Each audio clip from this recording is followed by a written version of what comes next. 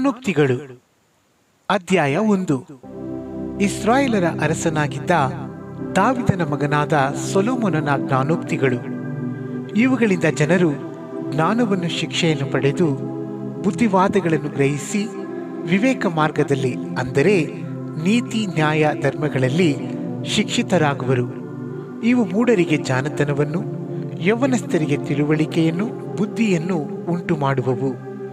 ಜ್ಞಾನಿಯು ಇವುಗಳನ್ನು ಕೇಳಿ ಹೆಚ್ಚಾದ ಪಾಂಡಿತ್ಯವನ್ನು ಹೊಂದುವನು. ವಿವೇಕಿಯು ಮತ್ತಷ್ಟು ಉಚಿತಾಲೋಚನೆಯುಳ್ಳವನಾಗುವನು. ಇವು ಗಾದೆ, ಸಾಮ, ಜ್ಞಾನಿಗಳ ನುಡಿ, ಒಗ್ಗಟ್ಟು ಇವುಗಳನ್ನು ತಿಳಿಯಲು ಸಾಧನವಾಗಿವೆ. ಯೆಹೋವನ ಭಯವೇ ತಿಳುವಳಿಕೆಗೆ ಮೂಲವು.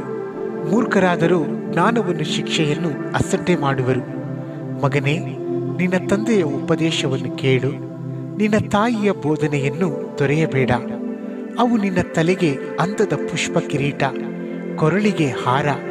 ಮಗನೇ, ಪಾಪಿಗಳು ದುಷ್ಪ್ರೇರಣೆಯನ್ನು ಮಾಡಿದರೆ ನೀನು ಒಪ್ಪಲೇಬೇಡ. ಅವರು ನಮ್ಮೊಂದಿಗೆ ಬಾ, ರಕ್ತಕ್ಕಾಗಿ ಹೊಂಚು ಹಾಕೋಣ, ನಿರಪರಾಧಿಯನ್ನು ಕಾರಣವಿಲ್ಲದೆಯೇ ಹಿಡಿಯುವುದಕ್ಕೆ ಕಾದಿರೋಣ. ಪಾತಾಳವು ತನ್ನೊಳಗೆ ಇಳಿಯುವವರನ್ನು ಸಂಪೂರ್ಣವಾಗಿ ನುಂಗುವಂತೆ ನಾವು ಇವರನ್ನು ಜೀವದೊಡನೆ ನುಂಗಿಬಿಡುವ. ಸಕಲ ವಿಧವಾದ ಅಮೂಲ್ಯ ಸಂಪತ್ತನ್ನು ಕಂಡುಹಿಡಿದು ಕೊಳ್ಳೆ ಮಾಡಿ ನಮ್ಮ ಮನೆಗಳಲ್ಲಿ ತುಂಬುವೆವು. ನಮ್ಮ ಸಂಗಡ ಪಾಲುಗಾರನಾಗು, ನಮ್ಮೆಲ್ಲರಿಗೂ ಹುದುವಾದ ಒಂದೇ ಹಮ್ಮಿನಿ ಇರುವುದು ಎಂದು ಹೇಳಿದರೆ, ಮಗನೇ, ಅವರೊಡನೆ ದಾರಿಯಲ್ಲಿ ನಡೆಯಬಾರದು. ಅವರ ಮಾರ್ಗದಲ್ಲಿ ನೀನು ಹೆಜ್ಜೆ ಇಡಬೇಡ. ಅವರ ಕಾಲುಗಳು ಕೇಡನ್ನು ಹಿಂಬಾಲಿಸಿ ಓಡುವವು. ಅವರು ರಕ್ತವನ್ನು ಸುರಿಸಲು ಆತುರ ಪಡುವರು. ಪಕ್ಷಿಗಳ ಕಣ್ಣೆದುರಿಗೆ ಬಲೆಯನ್ನೊಡ್ಡುವುದು ವ್ಯರ್ಥ. ಇವರಾದರೂ ಸ್ವರಕ್ತವನ್ನು ಸುರಿಸಿಕೊಳ್ಳುವುದಕ್ಕೆ ಹೊಂಚು ಹಾಕುತ್ತಾರೆ, ಸ್ವಜೀವವನ್ನು ತೆಗೆದುಕೊಳ್ಳುವುದಕ್ಕೆ ಕಾದಿರುತ್ತಾರೆ. ಸೂರೆ ಮಾಡುವವರೆಲ್ಲರ ದಾರಿಯು ಹೀಗೆಯೇ ಸರಿ. ಕೊಳ್ಳೆಯು ಕೊಳ್ಳೆಗಾರರ ಜೀವವನ್ನೇ ಕೊಳ್ಳೆ ಮಾಡುವುದು. ಜ್ಞಾನವೆಂಬಾಕೆಯು ಬೀದಿಗಳಲ್ಲಿ ಕೂಗುತ್ತಾಳೆ, ಚೌಕಗಳಲ್ಲಿ ದನಿಗೈಯುತ್ತಾಳೆ. ಪೇಟೆಯ ಅಗ್ರಸ್ಥಾನದಲ್ಲಿಯೂ ಊರು ಬಾಗಿಲಿನಲ್ಲಿಯೂ ಆಕೆಯು ನುಡಿಯುವುದೇನೆಂದರೆ, ಮೂಢರೇ, ಮೂಢತನವನ್ನು ಎಂದಿನ ತನಕ ಪ್ರೀತಿಸುವಿರಿ? ಧರ್ಮನಿಂದಕರು ನಿಂದಿಸುವುದಕ್ಕೆ ಎಷ್ಟು ಕಾಲ ಇಷ್ಟಪಡುವರು? ಜ್ಞಾನಹೀನರು ತಿಳುವಳಿಕೆಯನ್ನು ಎಷ್ಟರವರೆಗೆ ಹಗೆ ಮಾಡುವರು? ನನ್ನ ಗದರಿಕೆಯನ್ನು ಕೇಳಿ ತಿರುಗಿಕೊಳ್ಳಿರಿ. ಇಗೋ, ನಿಮ್ಮ ಮೇಲೆ ನನ್ನ ಆತ್ಮವನ್ನು ಸುರಿಸಿ ನನ್ನ ಮಾತುಗಳನ್ನು ನಿಮಗೆ ತಿಳಿಯಪಡಿಸುವೆನು. ನಾನು ಕರೆದಾಗ ನೀವು ತಿರಸ್ಕರಿಸಿದ್ದೀರಿ, ಕೈ ಚಾಚಿದರೂ ಯಾರು ಗಮನಿಸಲಿಲ್ಲ. ನನ್ನ ಬುದ್ಧಿವಾದವನ್ನು ಲಕ್ಷ್ಯಕ್ಕೆ ತಾರದೆ ನನ್ನ ತಿದ್ದುಪಾಟನ್ನು ಬೇಡವೆಂದು ತಳ್ಳಿಬಿಟ್ಟಿದ್ದೀರಿ. ಆದ ಕಾರಣ ಬಿರುಗಾಳಿಯಂತೆ ಅಪಾಯವು, ತುಫಾನಿನಂತೆ ಆಪತ್ತು ಬಂದು ನಿಮಗೆ ಶ್ರಮ ಸಂಕಟಗಳು ಸಂಭವಿಸುವಾಗ ನಿಮ್ಮ ಅಪಾಯದಲ್ಲಿ ನಾನೂ ನಗುವೆನು, ನಿಮ್ಮ ಆಪತ್ತಿನಲ್ಲಿ ಪರಿಹಾಸ್ಯ ಮಾಡುವೆನು. ಆಗ ಅವರು ನನಗೆ ಮೊರೆಯಿಟ್ಟರೂ ನಾನು ಉತ್ತರ ಕೊಡೆನು. ನನ್ನನ್ನು ಆತುರದಿಂದ ಹುಡುಕಿದರೂ ನಾನು ಕಾಣಿಸೇನು. ಯಾಕಂದರೆ ಯೆಹೋವನ ಭಯಭಕ್ತಿಗೆ ಮನಸ್ಸಿಲ್ಲದೆ ತಿಳುವಳಿಕೆಯನ್ನು ಹಗೆ ಮಾಡಿದರೂ ನನ್ನ ಆಲೋಚನೆಯನ್ನು ಕೇಳಲೊಲ್ಲದೆ ನನ್ನ ಗದರಿಕೆಯನ್ನೆಲ್ಲ ತಾತ್ಸಾರ ಮಾಡಿದರು. ಆದುದರಿಂದ ಅವರು ತಮ್ಮ ನಡತೆಯ ಫಲವನ್ನು ಅನುಭವಿಸಿ ಸ್ವಂತ ಕುಯುಕ್ತಿಗಳನ್ನೇ ಹೊಟ್ಟೆ ತುಂಬ ಉಣ್ಣಬೇಕಾಗುವುದು. ಮೂಢರು ತಮ್ಮ ಉದಾಸೀನತೆಯಿಂದಲೇ ಹತರಾಗುವರು. ಜ್ಞಾನಹೀನರು ತಮ್ಮ ನಿಶ್ಚಿಂತೆಯಿಂದಲೇ ನಾಶವಾಗುವರು. ನನ್ನ ಮಾತಿಗೆ ಕಿವಿಗೊಡುವವನಾದರೂ ಸ್ವಸ್ಥವಾಗಿರುತ್ತಾ ಯಾವ ಕೇಡಿಗೂ ಭಯಪಡದೆ ಸುರಕ್ಷಿತನಾಗಿರುವನು ಎಂಬುದೇ. ಅಧ್ಯಾಯ 2. ಕಂದ, ನನ್ನ ಮಾತುಗಳನ್ನು ಅಂಗೀಕರಿಸಿ ನನ್ನ ವಿಧಿಗಳನ್ನು ನಿಧಿಯಂತೆ ಕಾಪಾಡಿಕೋ. ನಿನ್ನ ಕಿವಿಯನ್ನು ಜ್ಞಾನದ ಕಡೆಗೂ ಹೃದಯವನ್ನು ವಿವೇಕದ ಕಡೆಗೂ ತಿರುಗಿಸು. ಬುದ್ಧಿಗಾಗಿ ಮೊರೆಯಿಟ್ಟು ವಿವೇಕಕ್ಕಾಗಿ ಕೂಗಿಕೊಂಡು ಅದನ್ನು ಬೆಳ್ಳಿಯಂತೆಯೂ ನಿಕ್ಷೇಪದಂತೆಯೂ ಹುಡುಕು. ಆಗ ನೀನು ಯೆಹೋವನ ಭಯವನ್ನು ಅರಿತು ದೈವ ಜ್ಞಾನವನ್ನು ಪಡೆದುಕೊಳ್ಳುವಿ. ಯೆಹೋವನೇ ಜ್ಞಾನವನ್ನು ಕೊಡುವಾತನು. ಆತನ ಬಾಯಿಂದಲೇ ತಿಳುವಳಿಕೆಯೂ ವಿವೇಕವೂ ಹೊರಟು ಬರುತ್ತವೆ. ಆತನು ಯಥಾರ್ಥ ಚಿತ್ತರಿಗಾಗಿ ಸುಜ್ಞಾನವನ್ನು ಕೂಡಿಸಿಡುವನು. ದೋಷವಿಲ್ಲದೆ ನಡೆಯುವವರಿಗೆ ಗುರಾಣಿಯಾಗಿದ್ದು ನ್ಯಾಯ ಮಾರ್ಗವನ್ನು ರಕ್ಷಿಸುತ್ತಾ ತನ್ನ ಭಕ್ತರ ದಾರಿಯನ್ನು ನೋಡಿಕೊಳ್ಳುವನು. ಹೀಗಿರಲು ನೀನು ನೀತಿ ನ್ಯಾಯಗಳನ್ನು, ಧರ್ಮವನ್ನು, ಅಂದರೆ ಸಕಲ ಸನ್ಮಾರ್ಗಗಳನ್ನು ತಿಳಿದುಕೊಳ್ಳುವಿ. ಜ್ಞಾನವು ನಿನ್ನ ಹೃದಯದೊಳಗೆ ಪ್ರವೇಶಿಸುವುದು, ತಿಳುವಳಿಕೆಯು ನಿನ್ನ ಆತ್ಮಕ್ಕೆ ಅಂದವಾಗಿರುವುದು. ಬುದ್ಧಿಯು ನಿನಗೆ ಕಾವಲಾಗಿರುವುದು, ವಿವೇಕವು ನಿನ್ನನ್ನು ಕಾಪಾಡುವುದು. ಇದರಿಂದ ನೀನು ದುರ್ಮಾರ್ಗದಿಂದಲೂ ಕೆಟ್ಟ ಮಾತನಾಡುವುದರಿಂದಲೂ ತಪ್ಪಿಸಿಕೊಳ್ಳುವೆ. ಅವರಾದರೂ ಕತ್ತಲ ಹಾದಿಗಳನ್ನು ಹಿಡಿಯಬೇಕೆಂದು ಧರ್ಮ ಮಾರ್ಗಗಳನ್ನು ತೊರೆದು ಬಿಡುವರು. ಅವರು ಕೆಟ್ಟದನ್ನು ಮಾಡುವುದರಲ್ಲಿ ಸಂತೋಷಿಸಿ ಕೆಟ್ಟವರ ದುಷ್ಟತನಕ್ಕೆ ಒಲಿಯುವರು. ಅವರ ಮಾರ್ಗಗಳು ವಕ್ರವಾಗಿವೆ, ಅವರ ನಡತೆಗಳು ದುರ್ನಡತೆಗಳೇ. ವಿವೇಕವು ನಿನ್ನನ್ನು ಜಾರಲಿಂದ ಎಂದರೆ ಸವಿ ಮಾತಾಡುವ ಪರಸ್ತ್ರೀಯಿಂದ ತಪ್ಪಿಸುವುದು. ಅವಳು ತನ್ನ ಯೌವನ ಕಾಲದ ಕಾಂತನನ್ನು ತ್ಯಜಿಸಿ ತನ್ನ ದೇವರ ಮುಂದೆ ಮಾಡಿಕೊಂಡ ಒಡಂಬಡಿಕೆಯನ್ನು ಮರೆತು ಬಿಟ್ಟಿದ್ದಾಳಷ್ಟೇ. ಅವಳ ಮನೆಯೇ ಪಾತಾಳಕ್ಕೆ ಇಳಿಯುವ ದಾರಿ, ಅವಳ ಮಾರ್ಗಗಳು ಪ್ರೇತಲೋಕಕ್ಕೆ ಹೋಗುತ್ತವೆ. ಅವಳ ಬಳಿಗೆ ಹೋಗುವವರು ಯಾರೂ ಹಿಂದಿರುಗುವುದಿಲ್ಲ, ಅವರಿಗೆ ಜೀವದ ಮಾರ್ಗವು ದೊರೆಯುವುದೇ ಇಲ್ಲ. ಒಳ್ಳೆಯವರ ನಡತೆಯನ್ನು ಅನುಸರಿಸುವಂತೆ ವಿವೇಕವು ನಿನ್ನನ್ನು ಪ್ರೇರಿಸಿ ನೀತಿವಂತರ ಹಾದಿಗಳನ್ನು ಹಿಡಿಯುವ ಹಾಗೆ ಮಾಡುವುದು. ಯಥಾರ್ಥವಂತರು ದೇಶದಲ್ಲಿ ಸ್ವತಂತ್ರರಾಗಿರುವರು, ನಿರ್ದೋಷಿಗಳು ಅದರಲ್ಲಿ ನೆಲೆಯಾಗಿರುವರು. ದುಷ್ಟರಾದರೂ ದೇಶದೊಳಗಿಂದ ಕೀಳಲ್ಪಡುವರು, ದ್ರೋಹಿಗಳು ನಿರ್ಮೂಲರಾಗುವರು. ಅಧ್ಯಾಯ 3. ಕಂದ, ನನ್ನ ಉಪದೇಶವನ್ನು ಮರೆಯಬೇಡ, ನನ್ನ ಆಜ್ಞೆಗಳನ್ನು ಮನಪೂರ್ವಕವಾಗಿ ನಡೆಸು. ಅವು ನಿನ್ನ ದಿನಗಳನ್ನು ಹೆಚ್ಚಿಸಿ ನಿನ್ನ ಆಯುಷ್ಯವನ್ನು ವೃದ್ಧಿಗೊಳಿಸಿ ನಿನಗೆ ಸುಕ್ಷೇಮವನ್ನುಂಟು ಮಾಡುವವು. ಪ್ರೀತಿ ಸತ್ಯತೆಗಳು ನಿನ್ನನ್ನು ಬಿಡದಿರಲಿ, ಅವುಗಳನ್ನು ನಿನ್ನ ಕೊರಳಿಗೆ ಕಟ್ಟು, ನಿನ್ನ ಹೃದಯದ ಹಲಗೆಯಲ್ಲಿ ಅವುಗಳನ್ನು ಬರೆ. ಇದರಿಂದ ನೀನು ದೇವರ ಮತ್ತು ಮನುಷ್ಯರ ದಯೆಯನ್ನು ಸಮ್ಮತಿಯನ್ನು ಪಡೆದುಕೊಳ್ಳುವಿ. ಸ್ವಬುದ್ಧಿಯನ್ನೇ ಆಧಾರ ಮಾಡಿಕೊಳ್ಳದೆ ಪೂರ್ಣ ಮನಸ್ಸಿನಿಂದ ಯೆಹೋವನಲ್ಲಿ ಭರವಸವಿಡು. ನಿನ್ನ ಎಲ್ಲಾ ನಡವಳಿಯಲ್ಲಿ ಆತನ ಚಿತ್ತಕ್ಕೆ ವಿಧೇಯನಾಗಿರು. ಆತನೇ ನಿನ್ನ ಮಾರ್ಗಗಳನ್ನು ಸರಾಗ ಮಾಡುವನು. ನೀನೇ ಬುದ್ಧಿವಂತನು ಎಂದೆನಿಸದೆ ಯೆಹೋವನಿಗೆ ಭಯಪಟ್ಟು ಕೆಟ್ಟದ್ದನ್ನು ತೊರೆದು ಬಿಡು. ಇದರಿಂದ ನಿನ್ನ ದೇಹಕ್ಕೆ ಆರೋಗ್ಯವೂ ಎಲುಬುಗಳಿಗೆ ಸಾರವೂ ಉಂಟಾಗುವವು. ನಿನ್ನ ಆದಾಯದಿಂದಲೂ ಬೆಳೆಯ ಪ್ರಥಮ ಫಲದಿಂದಲೂ ಯೆಹೋವನನ್ನು ಸನ್ಮಾನಿಸು. ಹೀಗೆ ಮಾಡಿದರೆ ನಿನ್ನ ಕಣಜಗಳು ಸಮೃದ್ಧಿಯಿಂದ ತುಂಬುವವು, ತೊಟ್ಟಿಗಳಲ್ಲಿ ದ್ರಾಕ್ಷರಸವು ತುಂಬಿ ತುಳುಕುವುದು. ಮಗನೇ, ಯೆಹೋವನ ಶಿಕ್ಷೆಯನ್ನು ತಾತ್ಸಾರ ಮಾಡಬೇಡ. ಆತನು ನಿನ್ನನ್ನು ಗದರಿಸುವಾಗ ಬೇಸರಗೊಳ್ಳಬೇಡ. ತಂದೆಯು ತನ್ನ ಮುದ್ದು ಮಗನನ್ನು ಗದರಿಸುವಂತೆ ಯೆಹೋವನು ತಾನು ಪ್ರೀತಿಸುವವನನ್ನೇ ಗದರಿಸುತ್ತಾನೆ. ಜ್ಞಾನವನ್ನು ಪಡೆಯುವವನು ಧನ್ಯನು, ವಿವೇಕವನ್ನು ಸಂಪಾದಿಸುವವನು ಭಾಗ್ಯವಂತನು. ಅದರ ಲಾಭವು ಬೆಳ್ಳಿಯ ಲಾಭಕ್ಕಿಂತಲೂ ಅದರಿಂದಾಗುವ ಆದಾಯವು ಬಂಗಾರಕ್ಕಿಂತಲೂ ಅಮೂಲ್ಯವೇ ಸರಿ. ಅದರ ಬೆಲೆಯು ಹವಳಕ್ಕಿಂತಲೂ ಹೆಚ್ಚು. ನಿನ್ನ ಇಷ್ಟ ವಸ್ತುಗಳೆಲ್ಲವೂ ಅದಕ್ಕೆ ಸಮವಲ್ಲ. ಜ್ಞಾನವೆಂಬಾಕೆಯ ಬಲಗೈಯಲ್ಲಿ ದೀರ್ಘಾಯುಷ್ಯವು, ಎಡಗೈಯಲ್ಲಿ ಧನವು ಘನತೆಯೂ ಉಂಟು. ಆಕೆಯ ದಾರಿಗಳು ಸುಖಕರವಾಗಿವೆ, ಆಕೆಯ ಮಾರ್ಗಗಳೆಲ್ಲ ಸಮಾಧಾನವೇ. ಜ್ಞಾನವು ತನ್ನನ್ನು ಹಿಡಿದುಕೊಳ್ಳುವವರಿಗೆ ಜೀವದ ಮರವಾಗಿದೆ, ಅದನ್ನು ಅವಲಂಬಿಸುವ ಪ್ರತಿಯೊಬ್ಬನು ಧನ್ಯನು. ಯೆಹೋವನು ಜ್ಞಾನದ ಮೂಲಕ ಭೂಮಿಯನ್ನು ಸ್ಥಾಪಿಸಿ ವಿವೇಕದ ಮುಖಾಂತರ ಆಕಾಶ ಮಂಡಲವನ್ನು ಸ್ಥಿರಪಡಿಸಿದನು. ಭೂಮಿಯ ಕೆಳಗನ ಸಾಗರವು ಒಡೆದದ್ದಕ್ಕೂ ಆಕಾಶವು ಇಬ್ಬನಿಯನ್ನು ಸುರಿಸುವುದಕ್ಕೂ ಆತನ ತಿಳುವಳಿಕೆಯೇ ಸಾಧನವು. ಮಗನೇ, ಸುಜ್ಞಾನವನ್ನು ಬುದ್ಧಿಯನ್ನು ಭದ್ರವಾಗಿ ಇಟ್ಟುಕೋ. ನಿನ್ನ ದೃಷ್ಟಿಯು ಅವುಗಳ ಮೇಲೆ ತಪ್ಪದೇ ಇರಲಿ. ಅವು ನಿನಗೆ ಜೀವವು, ನಿನ್ನ ಕೊರಳಿಗೆ ಭೂಷಣವೂ ಆಗಿರುವವು. ಆಗ ನೀನು ಎಡವದೆ ನಿನ್ನ ಮಾರ್ಗದಲ್ಲಿ ನಿರ್ಭಯವಾಗಿ ನಡೆಯುವಿ. ನೀನು ಮಲಗುವಾಗ ಹೆದರಿಕೆ ಇರುವುದಿಲ್ಲ, ಮಲಗಿದ ಮೇಲೆ ಸುಖವಾಗಿ ನಿದ್ರೆ ಮಾಡುವಿ. ಫಕ್ಕನೆ ಬರುವ ಅಪಾಯಕ್ಕಾಗಲಿ ದುಷ್ಟರಿಗೆ ಸಂಭವಿಸುವ ನಾಶನಕ್ಕಾಗಲಿ ನೀನು ಅಂಜುವುದೇ ಇಲ್ಲ. ಯೆಹೋವನು ನಿನ್ನ ಭರವಸಕ್ಕೆ ಆಧಾರನಾಗಿದ್ದು ನಿನ್ನ ಕಾಲು ಪಾಶಕ್ಕೆ ಸಿಕ್ಕದಂತೆ ನಿನ್ನನ್ನು ಕಾಪಾಡುವನು. ಉಪಕಾರ ಮಾಡುವುದಕ್ಕೆ ನಿನ್ನ ಕೈಲಾದಾಗ ಹೊಂದತಕ್ಕವರಿಗೆ ಅದನ್ನು ತಪ್ಪಿಸಬೇಡ.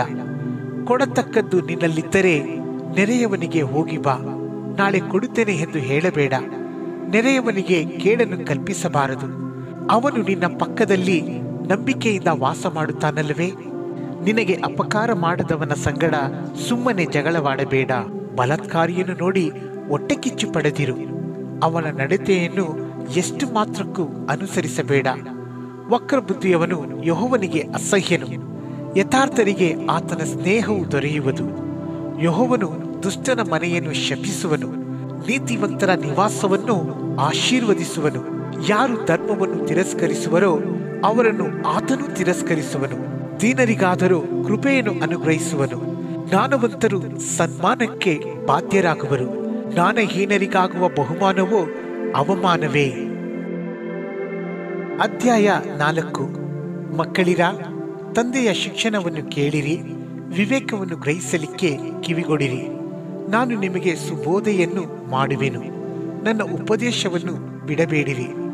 ನಾನು ನನ್ನ ತಂದೆಗೆ ಅಧೀನನಾದ ಮಗನು, ತಾಯಿಯ ದೃಷ್ಟಿಗೆ ಕೋಮಲನಾದ ಏಕಪುತ್ರನೂ ಆಗಿದ್ದೆನು. ತಂದೆಯು ನನಗೆ ಬೋಧಕನಾಗಿ ಹೀಗೆಂದನು, ನಿನ್ನ ಮನಸ್ಸು ನನ್ನ ಮಾತುಗಳನ್ನು ಹಿಡಿದುಕೊಳ್ಳಲಿ, ನನ್ನ ಆಜ್ಞೆಯನ್ನು ಕೈಕೊಂಡು ಸುಖವಾಗಿ ಬಾಳು. ಜ್ಞಾನವನ್ನು ಪಡೆ, ವಿವೇಕವನ್ನು ಸಂಪಾದಿಸು. ಮರೆಯಬೇಡ, ನನ್ನ ಮಾತುಗಳಿಗೆ ಓರೆಯಾಗಬೇಡ. ಜ್ಞಾನವನ್ನು ಬಿಡದಿದ್ದರೆ ಅದು ನಿನ್ನನ್ನು ಕಾಪಾಡುವುದು, ಪ್ರೀತಿಸಿದರೆ ನಿನ್ನನ್ನು ಕಾಯುವುದು. ಜ್ಞಾನವನ್ನು ಪಡೆಯಬೇಕೆಂಬುದೇ ಜ್ಞಾನಬೋಧೆಯ ಪ್ರಥಮ ಪಾಠ. ನಿನ್ನ ಎಲ್ಲಾ ಸಂಪತ್ತಿನಿಂದಲೂ ವಿವೇಕವನ್ನು ಪಡೆ. ಜ್ಞಾನವೆಂಬಾಕೆಯು ಶ್ರೇಷ್ಠಳು ಎಂದು ನೀನು ಭಾವಿಸಿದರೆ ಆಕೆಯು ನಿನ್ನನ್ನು ಉನ್ನತಿಗೆ ತರುವಳು. ಆಕೆಯನ್ನು ಅಪ್ಪಿಕೊಂಡರೆ ನಿನ್ನನ್ನು ಘನಪಡಿಸುವಳು. ಆಕೆಯು ನಿನ್ನ ತಲೆಗೆ ಅಂದದ ಪುಷ್ಪಮಾಲೆಯನ್ನಿಟ್ಟು ಸುಂದರ ಕಿರೀಟವನ್ನು ನಿನಗೆ ಒಪ್ಪಿಸುವಳು. ಕಂದ, ಆಲಿಸಿ ನನ್ನ ಮಾತುಗಳನ್ನು ಕೇಳು. ಕೇಳಿದರೆ ನಿನ್ನ ಜೀವಮಾನದ ವರ್ಷಗಳು ಹೆಚ್ಚುವವು. ನಾನು ಜ್ಞಾನ ಮಾರ್ಗವನ್ನು ಉಪದೇಶಿಸಿ ಧರ್ಮ ಮಾರ್ಗದಲ್ಲಿ ನಿನ್ನನ್ನು ನಡೆಸುವೆನು. ನೀನು ನಡೆಯುವಾಗ ನಿನ್ನ ಹೆಜ್ಜೆಗೆ ಇಕ್ಕಟ್ಟಾಗದು, ಓಡಿದರೆ ಮುಗ್ಗರಿಸುವುದಿಲ್ಲ. ಸದುಪದೇಶವನ್ನು ಹಿಡಿ, ಸಡಿಲ ಬಿಡಬೇಡ, ಅದನ್ನು ಕಾಪಾಡಿಕೋ, ಅದೇ ನಿನ್ನ ಜೀವವು. ದುಷ್ಟರ ಮಾರ್ಗದಲ್ಲಿ ಸೇರದಿರು, ಕೆಟ್ಟವರ ದಾರಿಯಲ್ಲಿ ನಡೆಯಬೇಡ, ಅದಕ್ಕೆ ದೂರವಾಗಿರು. ಅದರಲ್ಲಿ ನಡೆಯದೆ ಓರೆಯಾಗು, ಮುಂದೆ ಮುಂದೆ ನಡೆ. ಕೇಡು ಮಾಡದಿದ್ದರೆ ಅವರಿಗೆ ನಿದ್ರೆ ಹತ್ತದು. ಯಾರನ್ನಾದರೂ ಎಡವಿ ಬೀಳಿಸದಿದ್ದರೆ ಅವರ ನಿದ್ರೆಗೆ ಭಂಗವಾಗುವುದು. ದುಷ್ಟತನವೇ ಅವರ ಅನ್ನ, ಬಲಾತ್ಕಾರವೇ ಅವರ ದ್ರಾಕ್ಷರಸ ಪಾನ. ನೀತಿವಂತರ ಮಾರ್ಗವು ಮಧ್ಯಾಹ್ನದವರೆಗೂ ಹೆಚ್ಚುತ್ತಾ ಬರುವ ಬೆಳಗಿನ ಬೆಳಕಿನಂತಿದೆ. ದುಷ್ಟರ ಮಾರ್ಗವು ಕತ್ತಲಿನಂತಿದೆ. ತಾವು ಯಾವುದಕ್ಕೆ ಎಡವಿ ಬಿದ್ದೆವೆಂದು ಅವರಿಗೆ ಗೊತ್ತಾಗದು. ಕಂದ, ನನ್ನ ಮಾತುಗಳನ್ನು ಆಲಿಸು, ನನ್ನ ನುಡಿಗಳಿಗೆ ಕಿವಿಗೊಡು. ನಿನ್ನ ದೃಷ್ಟಿಯು ಅವುಗಳ ಮೇಲೆ ತಪ್ಪದಿರಲಿ. ಅವುಗಳನ್ನು ನಿನ್ನ ಹೃದಯದೊಳಗೆ ಇಟ್ಟುಕೋ. ಅವುಗಳನ್ನು ಹೊಂದುವವರಿಗೆ ಅವು ಜೀವವು, ದೇಹಕ್ಕೆಲ್ಲ ಅವೇ ಆರೋಗ್ಯವು. ನಿನ್ನ ಹೃದಯವನ್ನು ಬಹು ಜಾಗರೂಕತೆಯಿಂದ ಕಾಪಾಡಿಕೊ, ಅದರೊಳಗಿಂದ ಜೀವಧಾರೆಗಳು ಹೊರಡುವವು. ಸೊಟ್ಟ ಮಾತುಗಳನ್ನು ನಿನ್ನಿಂದ ತೊಲಗಿಸಿಬಿಡು. ತುಟಿಗಳ ವಕ್ರತೆಯನ್ನು ದೂರ ಮಾಡು. ನೆಟ್ಟಿಗೆ ದೃಷ್ಟಿಸು. ನಿನ್ನ ಕಣ್ಣುಗಳು ನಿನ್ನ ಮುಂದೆಯೇ ಇರಲಿ. ನೀನು ನಡೆಯುವ ದಾರಿಯನ್ನು ಸಮ ಮಾಡು. ನಿನ್ನ ಮಾರ್ಗಗಳೆಲ್ಲ ದೃಢವಾಗಿರಲಿ. ಎಡಕ್ಕಾಗಲಿ ಬಲಕ್ಕಾಗಲಿ ತಿರುಗಬೇಡ. ನಿನ್ನ ಕಾಲನ್ನು ಕೇಡಿಗೆ ದೂರ ಮಾಡು. ಅಧ್ಯಾಯ 5. ಕಂದ, ನನ್ನ ಜ್ಞಾನೋಪದೇಶವನ್ನು ಆಲಿಸು, ನನ್ನ ವಿವೇಕ ಬೋಧೆಗೆ ಕಿವಿಗೊಡು. ಹೀಗಾದರೆ ನೀನು ಸುಬುದ್ಧಿಯನ್ನು ಕೈಗೊಳ್ಳುವಿ. ನಿನ್ನ ತುಟಿಗಳು ತಿಳುವಳಿಕೆಯನ್ನು ಕಾಪಾಡುವವು. ಜಾರ ಸ್ತ್ರೀಯ ತುಟಿಗಳಾದರೂ ಜೇನುಗರೆಯುವುದು. ಅವಳ ಮಾತು ಎಣ್ಣೆಗಿಂತಲೂ ನಯವಾಗಿದೆ. ಅವಳು ಕಡೆಯಲ್ಲಿ ವಿಷದಂತೆ ಕಹಿಯೂ ಇಬ್ಬಾಯಿ ಕತ್ತಿಯಂತೆ ತೀಕ್ಷ್ಣವೂ ಆಗುವಳು. ಅವಳು ಮರಣದ ಕಡೆಗೆ ನಡೆಯುತ್ತಾ ಇಳಿದು ಹೋಗುವಳು. ಅವಳ ಹೆಜ್ಜೆಗಳು ಪಾತಾಳದ ದಾರಿಯನ್ನು ಹಿಡಿಯುವವು. ಅವಳ ನಡತೆಯು ಚಂಚಲವಾಗಿರುವುದರಿಂದ ಅವಳು ಜೀವದ ಮಾರ್ಗವನ್ನು ವಿವೇಚಿಸಲಾರಳು. ಅದು ಅವಳಿಗೆ ಗೊತ್ತೇ ಇಲ್ಲ. ಹೀಗಿರಲು ಮಗನೇ, ನನ್ನ ಕಡೆಗೆ ಕಿವಿಗೊಡು. ನನ್ನ ಮಾತುಗಳಿಂದ ತೊಲಗಬಾರದು. ನಿನ್ನ ಮಾರ್ಗವು ಅವಳಿಗೆ ದೂರವಾಗಿರಲಿ. ಅವಳ ಮನೆ ಬಾಗಿಲ ಹತ್ತಿರ ಹೋದಿಯೇ ನೋಡಿಕೊ. ನಿನ್ನ ಪುರುಷತ್ವವು ಪರಧೀನವಾದಿತ್ತು. ನಿನ್ನ ಆಯುಷ್ಯವು ಕ್ರೂರರ ವಶವಾದಿತ್ತು. ನಿನ್ನ ಸಂಪತ್ತನ್ನು ಪರರು ತುಂಬಿಕೊಳ್ಳುವರು. ನೀನು ಅನ್ಯನ ಮನೆಯಲ್ಲಿ ದುಡಿಯುವಿ. ಕಟ್ಟ ಕಡೆಗೆ ನಿನ್ನ ದೇಹವೆಲ್ಲ ಕ್ಷೀಣವಾಗಿ ನೀನು ಅಂಗಲಾಚಿಕೊಂಡು, ಅಯ್ಯೋ, ನಾನು ಸದುಪದೇಶವನ್ನು ಎಷ್ಟು ದ್ವೇಷಿಸಿದೆ. ನನ್ನ ಹೃದಯವು ಬುದ್ಧಿವಾದವನ್ನು ಎಷ್ಟು ತಾತ್ಸಾರ ಮಾಡಿತು. ನನ್ನ ಬೋಧಕರ ಮಾತನ್ನು ಕೇಳದೇ ಹೋದೆನಲ್ಲ. ನನ್ನ ಉಪದೇಶಕರ ಕಡೆಗೆ ಕಿವಿಗೊಡಲಿಲ್ಲವಲ್ಲ. ನಾನು ಮಹಾಜನಸಭೆಯ ನಡುವೆ ಎಲ್ಲಾ ಕೇಡಿಗೂ ಸಿಕ್ಕಿಕೊಳ್ಳುವ ಹಾಗೆ ಆದೆನು ಎಂದು ಅಂದುಕೊಳ್ಳುವಿ. ಸ್ವಂತ ಕೊಲದ ನೀರನ್ನು ಸ್ವಂತ ಬಾವಿಯಲ್ಲಿ ಉಕ್ಕುವ ಜಲವನ್ನು ಮಾತ್ರ ಕುಡಿ. ನಿನ್ನ ಹೊರತೆಗಳು ಬಯಲಿನಲ್ಲಿಯೂ ನಿನ್ನ ಕಾಲುವೆಗಳು ಚೌಕದಲ್ಲಿಯೂ ಹರಡಿ ಹರಿಯುವುದು ವಿಹಿತವೇ? ಅವು ನಿನಗೊಬ್ಬನಿಗೋಸ್ಕರವೇ ಹರಿಯಲಿ, ಪರರು ನಿನ್ನೊಂದಿಗೆ ಸೇರಿ ಕುಡಿಯಬಾರದು. ನಿನ್ನ ಬುಗ್ಗೆಯು ದೇವರ ಆಶೀರ್ವಾದವನ್ನು ಹೊಂದಲಿ. ನಿನ್ನ ಯೌವನ ಕಾಲದ ಪತ್ನಿಯಲ್ಲಿ ಆನಂದಿಸು. ಆಕೆ ಮನೋಹರವಾದ ಜಿಂಕೆಯಂತೆಯೂ ಅಂದವಾದ ದುಪ್ಪಿಯ ಹಾಗೂ ಇರುವಳಲ್ಲ. ಆಕೆಯ ಸ್ತನಗಳು ನಿನ್ನನ್ನು ಸರ್ವದಾ ತೃಪ್ತಿಪಡಿಸಲಿ. ಆಕೆಯ ಪ್ರೀತಿಯಲ್ಲೇ ನಿರಂತರ ಲೀನವಾಗಿರು. ಮಗನೇ, ಏಕೆ ಪರಸ್ತ್ರೀಯಲ್ಲಿ ಭ್ರಮೆಗೊಳ್ಳುವಿ? ಅನ್ಯಳ ಎದೆಯನ್ನು ತಬ್ಬಿಕೊಳ್ಳುವುದೇಕೆ? ಮನುಷ್ಯನ ಮಾರ್ಗಗಳು ಯೆಹೋವನಿಗೆ ಕಾಣುತ್ತಲೇ ಇವೆ. ಆತನು ಮನುಷ್ಯನ ನಡತೆಯನ್ನೆಲ್ಲ ಪರೀಕ್ಷಿಸುವವನಾಗಿದ್ದಾನೆ. ದುಷ್ಟನ ದುಷ್ಕೃತ್ಯಗಳೇ ಅವನನ್ನು ಆಕ್ರಮಿಸುವವು, ಅವನ ಪಾಪ ಪಾಶಗಳೇ ಅವನನ್ನು ಬಂಧಿಸುವವು. ಸದುಪದೇಶದ ಕೊರತೆಯಿಂದಲೇ ಸಾಯುವನು, ತನ್ನ ಅತಿ ಮೂರ್ಖತನದಿಂದ ಭ್ರಾಂತನಾಗುವನು. ಅಧ್ಯಾಯ 6. ಮಗನೇ, ನೀನು ನೆರೆಯವನಿಗೆ ಹೊಣೆಯಾಗಿದ್ದರೆ, ಪರನಿಗಾಗಿ ಕೈ ಮೇಲೆ ಕೈ ಹಾಕಿದ್ದರೆ, ನೀನು ಮಾತು ಕೊಟ್ಟು ಪಾಶಕ್ಕೆ ಸಿಕ್ಕಿದ್ದಿ.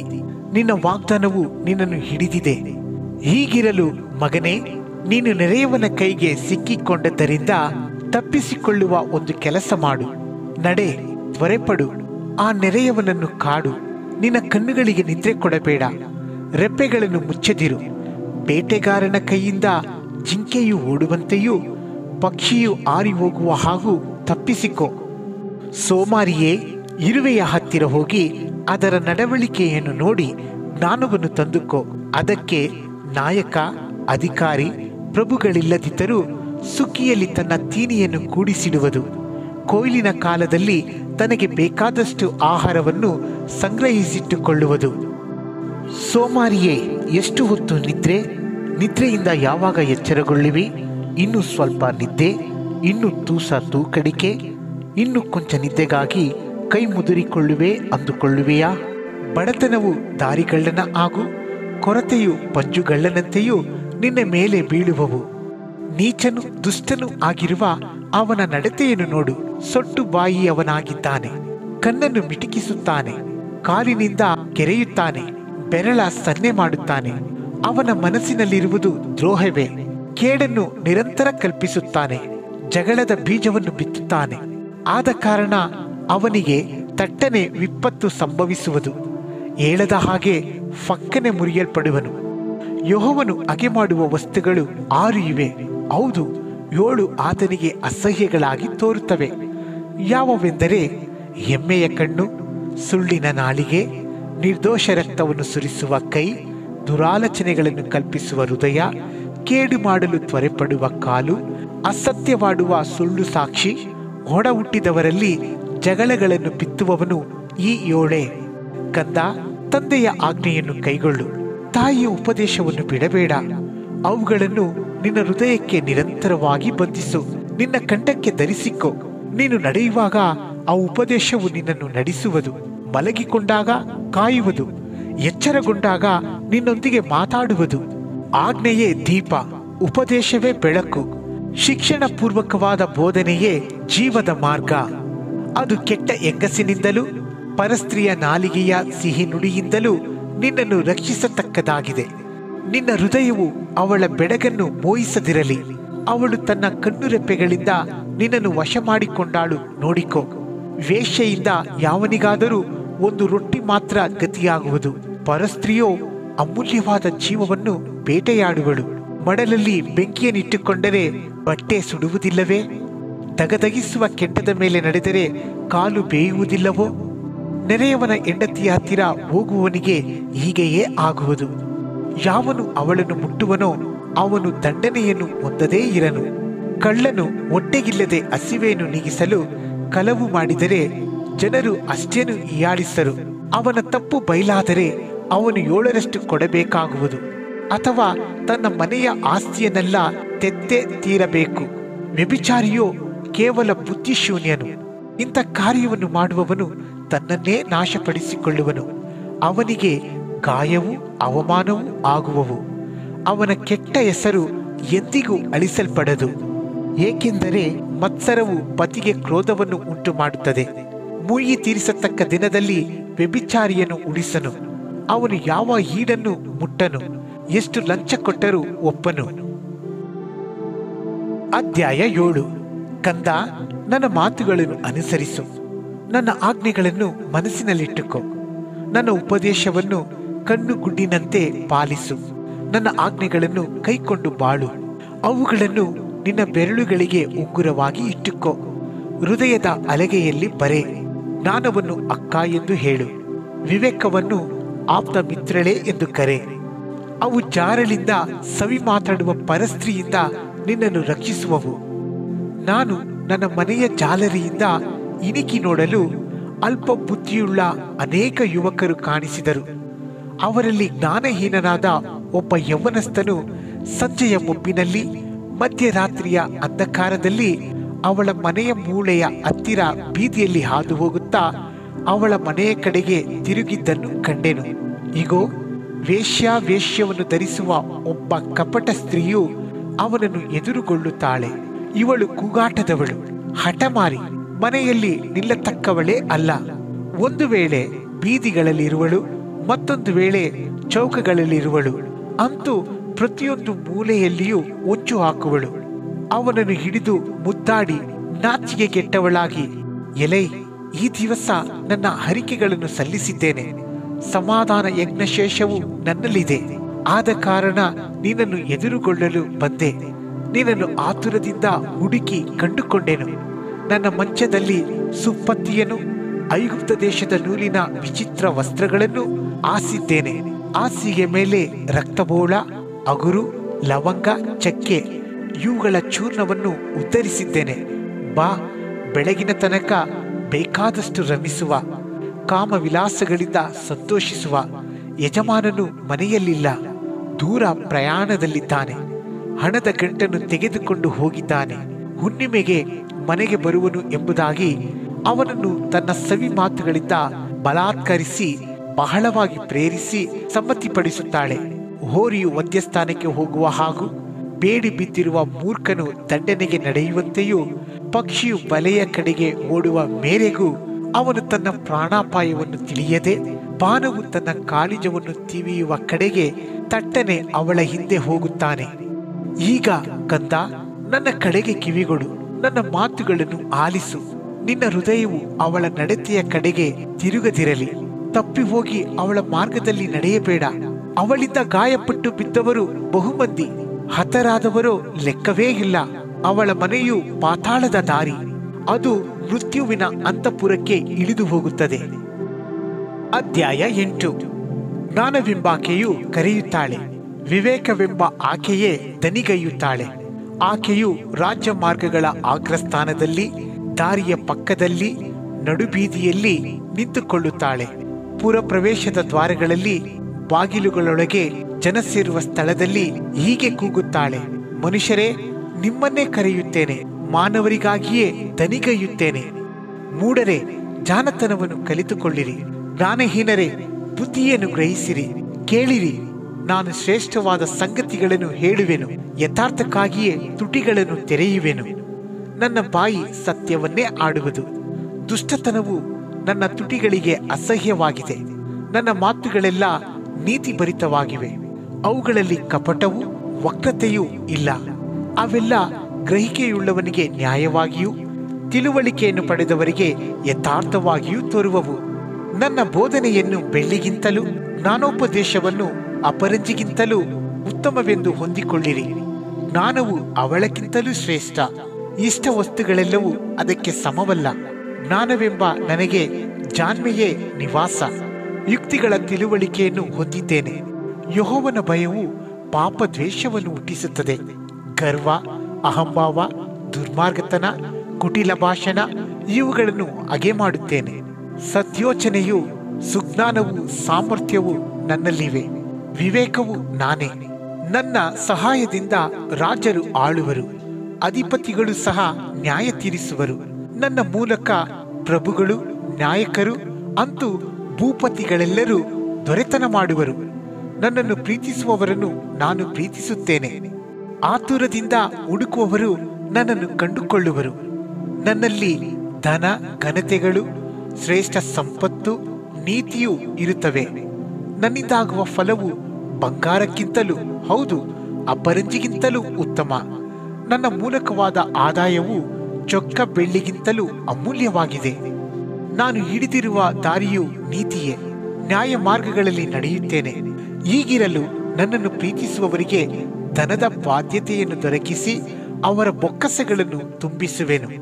ಯೆಹೋವನು ತನ್ನ ಸೃಷ್ಟಿಕ್ರಮದಲ್ಲಿ ಮೊದಲು ನನ್ನನ್ನು ನಿರ್ಮಿಸಿದನು. ಆತನ ಪುರಾತನ ಕಾರ್ಯಗಳಲ್ಲಿ ನಾನೇ ಪ್ರಥಮ. ಪ್ರಾರಂಭದಲ್ಲಿ ಭೂಮಿಯು ಹುಟ್ಟುವುದಕ್ಕಿಂತ ಮುಂಚೆ ಅನಾದಿ ಕಾಲದಲ್ಲಿ ಸ್ಥಾಪಿಸಲ್ಪಟ್ಟೆನು. ಜಲನಿಧಿಗಳಾಗಲಿ ನೀರು ತುಂಬಿದ ಬುಗೆಗಳಾಗಲಿ ಇಲ್ಲದಿರುವಾಗ ನಾನು ಹುಟ್ಟಿದ್ದೆನು. ಬೆಟ್ಟ ಗುಡ್ಡಗಳು ಬೇರೂರಿ ನಿಲ್ಲುವುದಕ್ಕೆ ಮುಂಚೆ ಆತನು ಭೂಲೋಕವನ್ನಾಗಲಿ ಬಯಲನಾಗಲಿ ಭೂಮಿಯ ಮೊದಲನೆಯ ಅನುರೇನನ್ನಾಗಲಿ ನಿರ್ಮಿಸದೆ ಇರುವಾಗ ನಾನು ಹುಟ್ಟಿದೆನು. ಆತನು ಸಾಗರದ ಮೇಲೆ ಚಕ್ರಾಕಾರವಾದ ಈಟನ್ನು ಎಳೆದು ಆಕಾಶ ಮಂಡಲವನ್ನು ಸ್ಥಾಪಿಸುವಾಗ ಅಲ್ಲಿದ್ದೇನು. ಆತನು ಗಗನವನ್ನು ಮೇಲೆ ಸ್ಥಿರಪಡಿಸಿ ಸಾಗರದ ಸೆಲೆಗಳನ್ನು ನೆಲೆಗೊಳಿಸಿ ಪ್ರವಾಹಗಳು ತನ್ನ ಅಪ್ಪಣೆಯನ್ನು ಮೀರದ ಹಾಗೆ ಸಮುದ್ರಕ್ಕೆ ಎಲ್ಲೆ ಕಟ್ಟನ್ನು ನೇಮಿಸಿ ಭೂಮಿಯ ಅಸ್ಥಿವಾರಗಳನ್ನು ಗೊತ್ತು ಮಾಡುವಾಗ ನಾನು ಆತನ ಹತ್ತಿರ ಶಿಲ್ಪಿಯಾಗಿದ್ದುಕೊಂಡು ಪ್ರತಿದಿನವೂ ಆನಂದಿಸುತ್ತಾ ಯಾವಾಗಲೂ ಆತನ ಮುಂದೆ ವಿನೋದಿಸುತ್ತಾ ಆತನ ಭೂಲೋಕದಲ್ಲಿ ಉಲ್ಲಾಸಿಸುತ್ತಾ ಮಾನವ ಸಂತಾನದಲ್ಲಿ ಹರ್ಷಿಸುತ್ತಾ ಇದ್ದೇನು. ಮಕ್ಕಳಿರ, ಈಗ ನನ್ನ ಕಡೆಗೆ ಕಿವಿಗೊಡಿರಿ. ನನ್ನ ಮಾರ್ಗಗಳನ್ನು ಅನುಸರಿಸುವವರು ಧನ್ಯರೇ ಸರಿ. ಉಪದೇಶವನ್ನು ಕೇಳಿರಿ, ಅದನ್ನು ಬಿಡದೆ ಜ್ಞಾನವಂತರಾಗಿರಿ. ನನ್ನ ದ್ವಾರಗಳ ಬಳಿಯಲ್ಲಿ ಪ್ರತಿದಿನವೂ ಕಾಯುತ್ತಾ ಬಾಗಿಲಿನ ನಿಲುವುಗಳ ಹತ್ತಿರ ಜಾಗರೂಕನಾಗಿ ನನ್ನ ಮಾತುಗಳನ್ನು ಕೇಳುವವನು ಭಾಗ್ಯವಂತನು. ಯಾವನು ನನ್ನನ್ನು ಹೊಂದುತ್ತಾನೋ ಅವನು ಜೀವವನ್ನು ಹೊಂದುತ್ತಾನೆ, ಯೆಹೋವನ ಕಟಾಕ್ಷಕ್ಕೆ ಗುರಿಯಾಗುವನು.